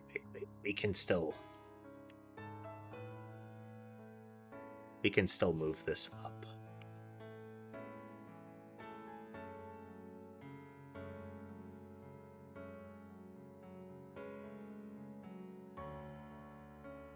So if it's off kilter,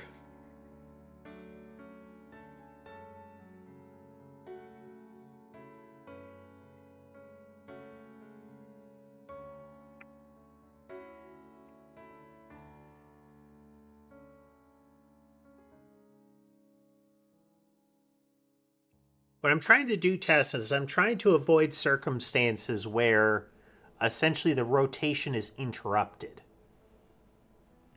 As far as circling, it's fine if the rotation happens early, but ideally it's keeping, like, we don't... what I don't want is kind of a loop-de-loop kind of pattern. Like, it should not be doing a barrel roll towards its target. It should be creating a full orbit around it. Hello, Kev. Welcome.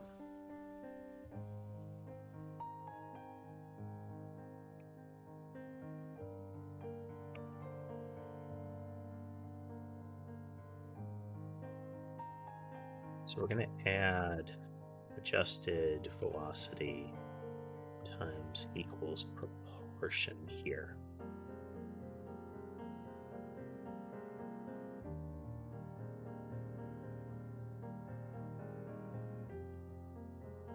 Oh,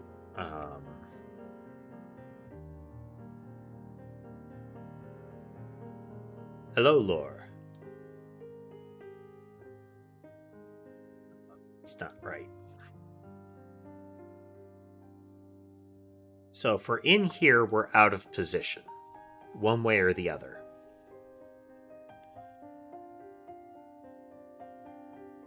Plain view, we are doing some game development. We are trying to get projectiles to orbit around a target, but maintain their proper orbit, even if we're moving.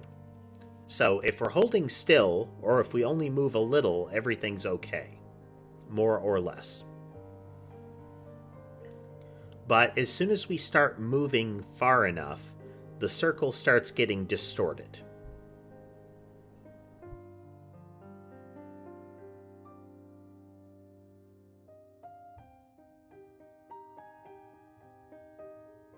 It will try to restore itself.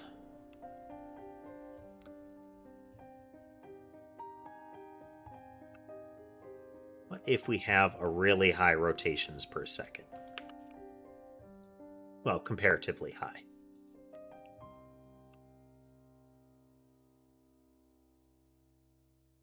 Faster it moves, the more resistant it is to that.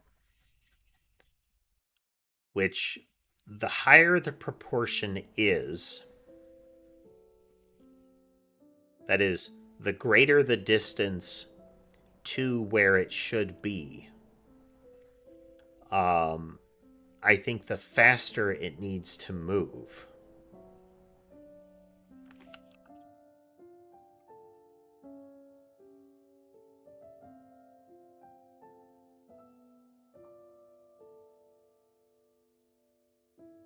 So right now, what we don't want to do is we want it to be a multiplier. We want the proportion to be a multiplier on the edge speed of the projectile. It's what I'm thinking right now.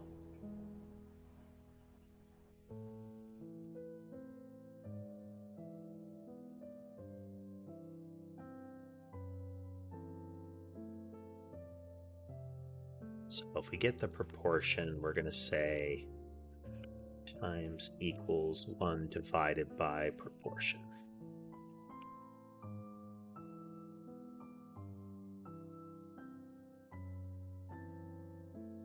Okay, well, see, that's not doing what it's supposed to.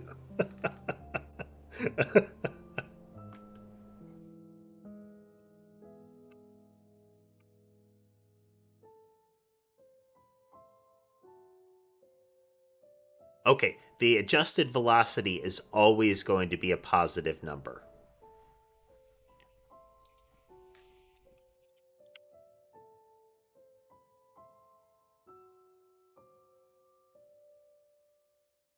Yeah, but it won't always be mice, Tass.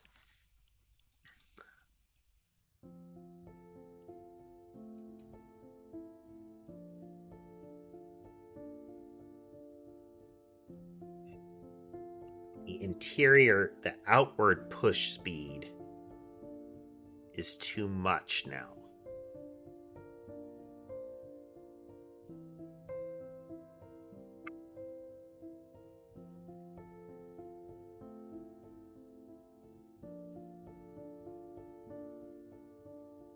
About here.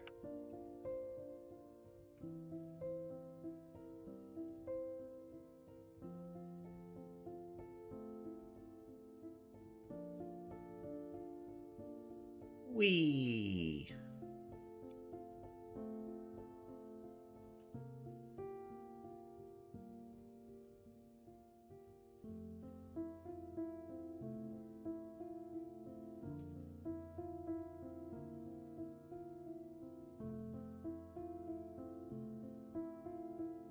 We don't.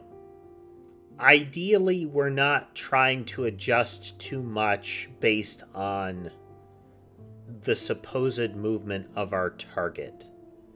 But that's a possibility.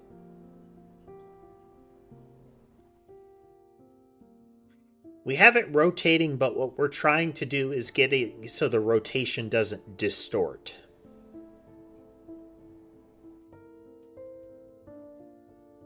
I think we have a couple of variables that are off here. One is the...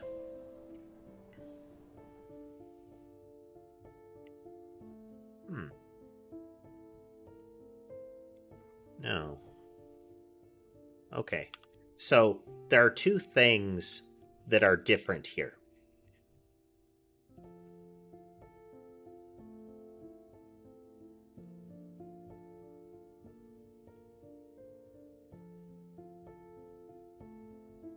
Yeah.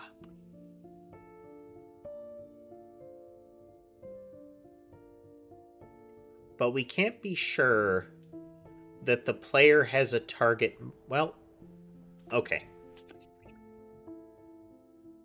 Okay. So here's from center.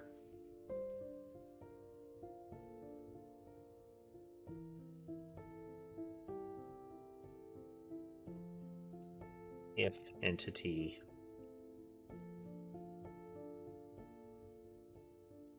If targeter entity... I have target entity already. Yeah, if target entity. Then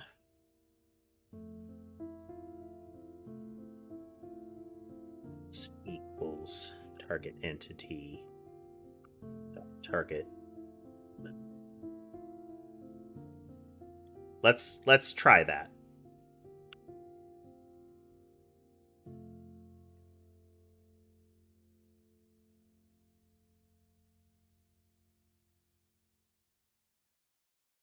Then we get rid of you.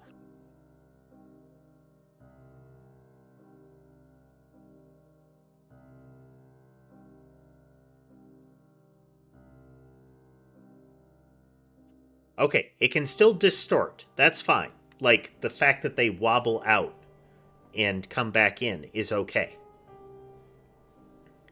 I think that's where we needed to have it, Laura, is I think we need to be aware of the target's motion when we're trying to orbit them.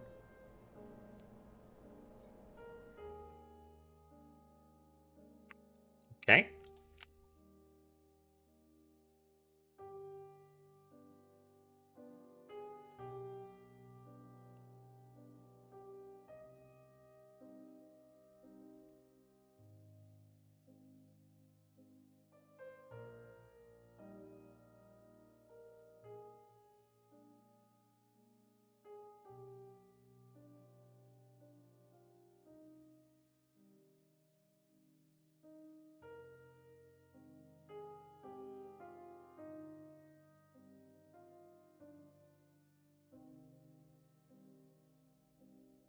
We have radius, so we don't want to override it.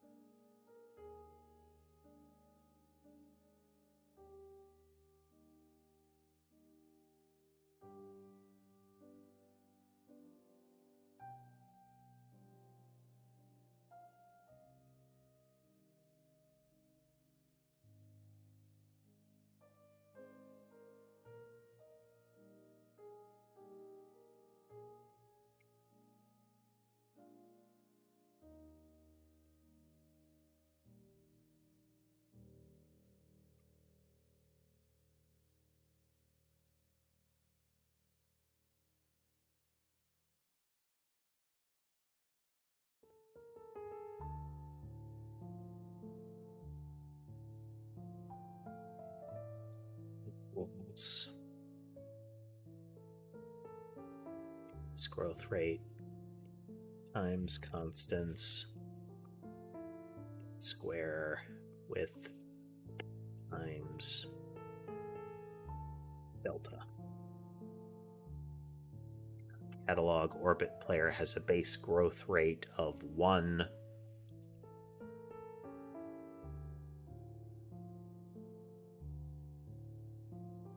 And thus we have spiral.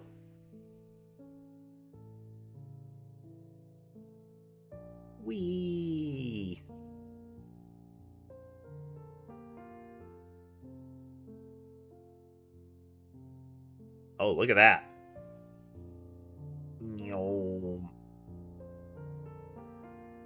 We've got that it's going so fast it looks like it's going backwards effect again. And it tracks us when we move.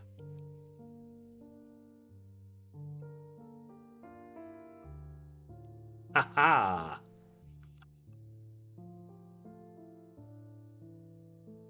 Okay, we're probably going to do some code cleanup the next time we're working on this just to scrub it down a little bit. But we've just about got the circular motion working. And that's one of the tricks, Plainview, is we actually spent a great deal of time up front to make it so that this is as much high performance as we can get. And that's going to continue to be a goal. Is right now we're holding on to 30 frames a second. That's our active goal.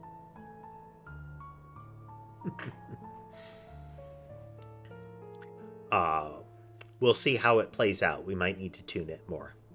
And Upland, that's not necessarily going to be an end state, but actually that's a good opportunity. Here. Let's... Okay, so we have those blobs, we have that coming out, but we don't have an enemy yet. Here, 1 blob a second.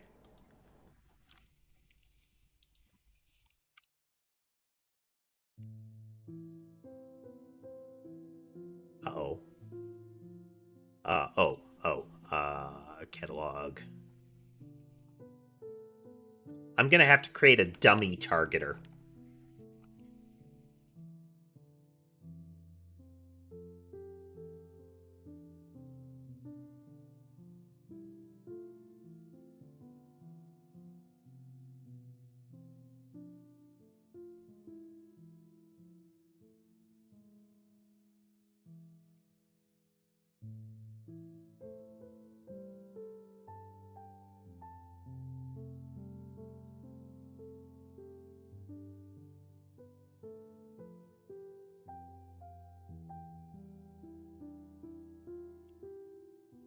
Okay, so here's 1 per second. And we have it where each of the blobs takes multiple hits to wipe out. So this is pretty potent when you look at it because I'm firing 3 to time 1 a second. If we go through and we load items again, and we go down to homing mouse, and we're going to remove the intrinsic positioner that I added for testing.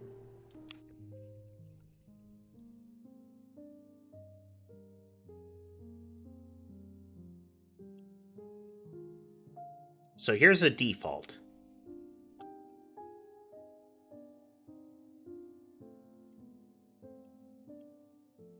And this is the slowest that enemies would spawn.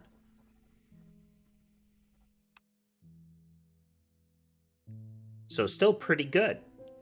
But it's a balancing thing, is what we're looking at. We need to make sure that the enemies are a threat based on what you get, but you probably wouldn't be rotating this fast. At the moment, they're only taking 1 direct hit. So here's another variable that we could tweak. These are all variables we could tweak. Again, this isn't end gameplay. This is testing stuff. We're making stuff work. So enemies only take 1 hit. Let's say we do 5.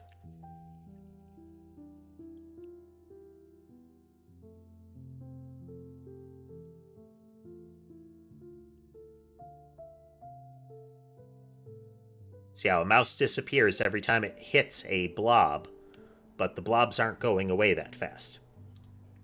Now, if we make it so that more mice appear at once, then we're starting to take them out. Again, this is entirely in sort of like a testing stage, so nothing you're seeing here is final. We're just getting the core mechanics in. Today was getting this spiral motion to work. Let's make things weird.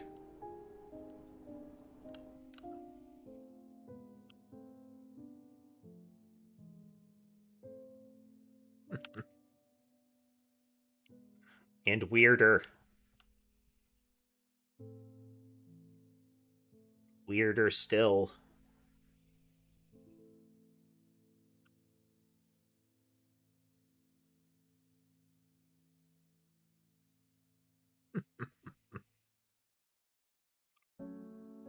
But yeah, these are all variables that we can add in that influence how the game works. So here, let's do twice as many blobs, so 2 a second, but we're going to add some extra craziness that we can do.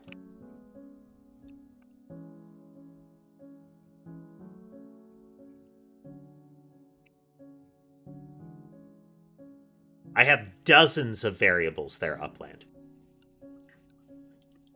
The trick is that you're going to start with very simplistic things, and over time, the things get more and more and more powerful as you add to them, assuming you are doing it right. So if you were to get to this point, yes, it's fantastically powerful.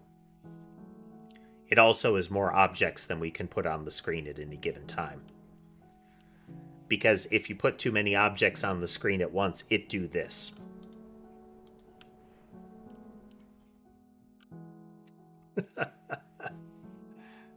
So right now, we have so many things on the screen because this is like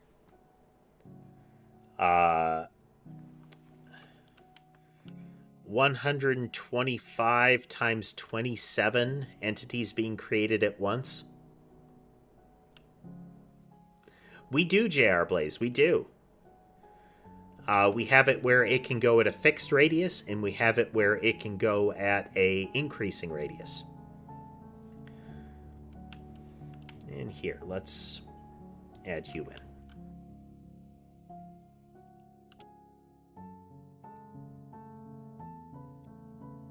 So we're going to see some distortion in the movement because the mice want to target right now. Here, let's...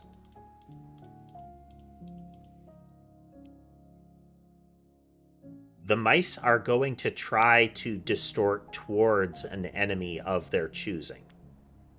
I think that's what this one is set to right now.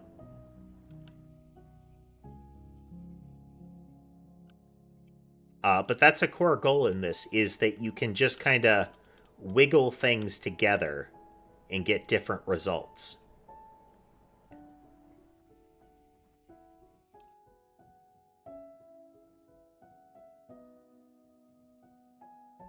Okay, yeah, you can really see it there.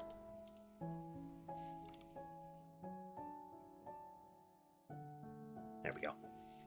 You see how they're kind of wiggling towards the center each time? That's because they're attempting to home at an enemy target. But they can't get to it, one, because they're dying right away, and two, because the spiral motion has increasing power as it gets out further. You know, I wonder what happens if...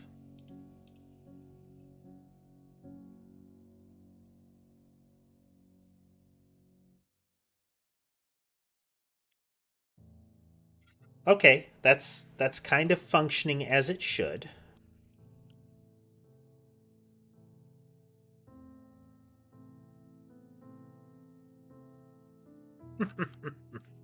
We'll have to tweak it further and further.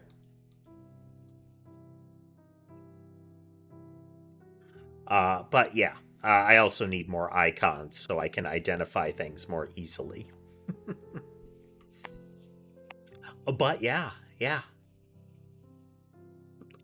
For realsies, though, we're going to wrap up here, make some code commits, and then we are going to move on to new movement types. Probably next time, again, code cleanup, make some new icons, more movement types. once we get a good stable of movement types and positioners, like, right now we have starbursts, we have spreads, we have S-curves, those kind of things. We need more of that, and then we're going to start bundling them together. So, like, moves in an S-curve and fires 3 at a time, or moves in a spiral and can pierce one target, that kind of thing. The goal is that in general, the player gets very powerful very fast, but we're going to need to figure out how to put that against making it so that there is any threat to the player. So there's a lot of dials to be turned here, and that's going to be those dials will largely be fiddled with later once we have all of the different puzzle pieces that we can add in. What are good ways to do this? What are good modifiers to add that don't make the power curve a vertical wall, but also don't make it so that it's too difficult to get strong enough to hold out long enough. So we'll see. I want to thank everybody for joining us tonight. I hope you had a good time watching the process. Yes, Plainview, the creatures would be getting stronger over time, more numerous and more durable. Right now, it's just I have a testing creature. A testing creature with a sprite that I am going to use for something, but not for the basic enemies. So yeah, I hope everybody had a good time watching today. Our next stream is not scheduled yet, but I will get something up in the near future. We'll see what it ends up being. I still do want to get some gaming streams looped in, but I need the right kind of... I want to make sure it's a good gaming stream if we do incorporate it. In the meantime, if you like what you saw and would like to see more, remember to like, follow, subscribe, all that good stuff. It helps the channel grow and will help you find more of it in the future. With all that said, I hope you have a good rest of your day, and I'll see you next time. Bye, everyone.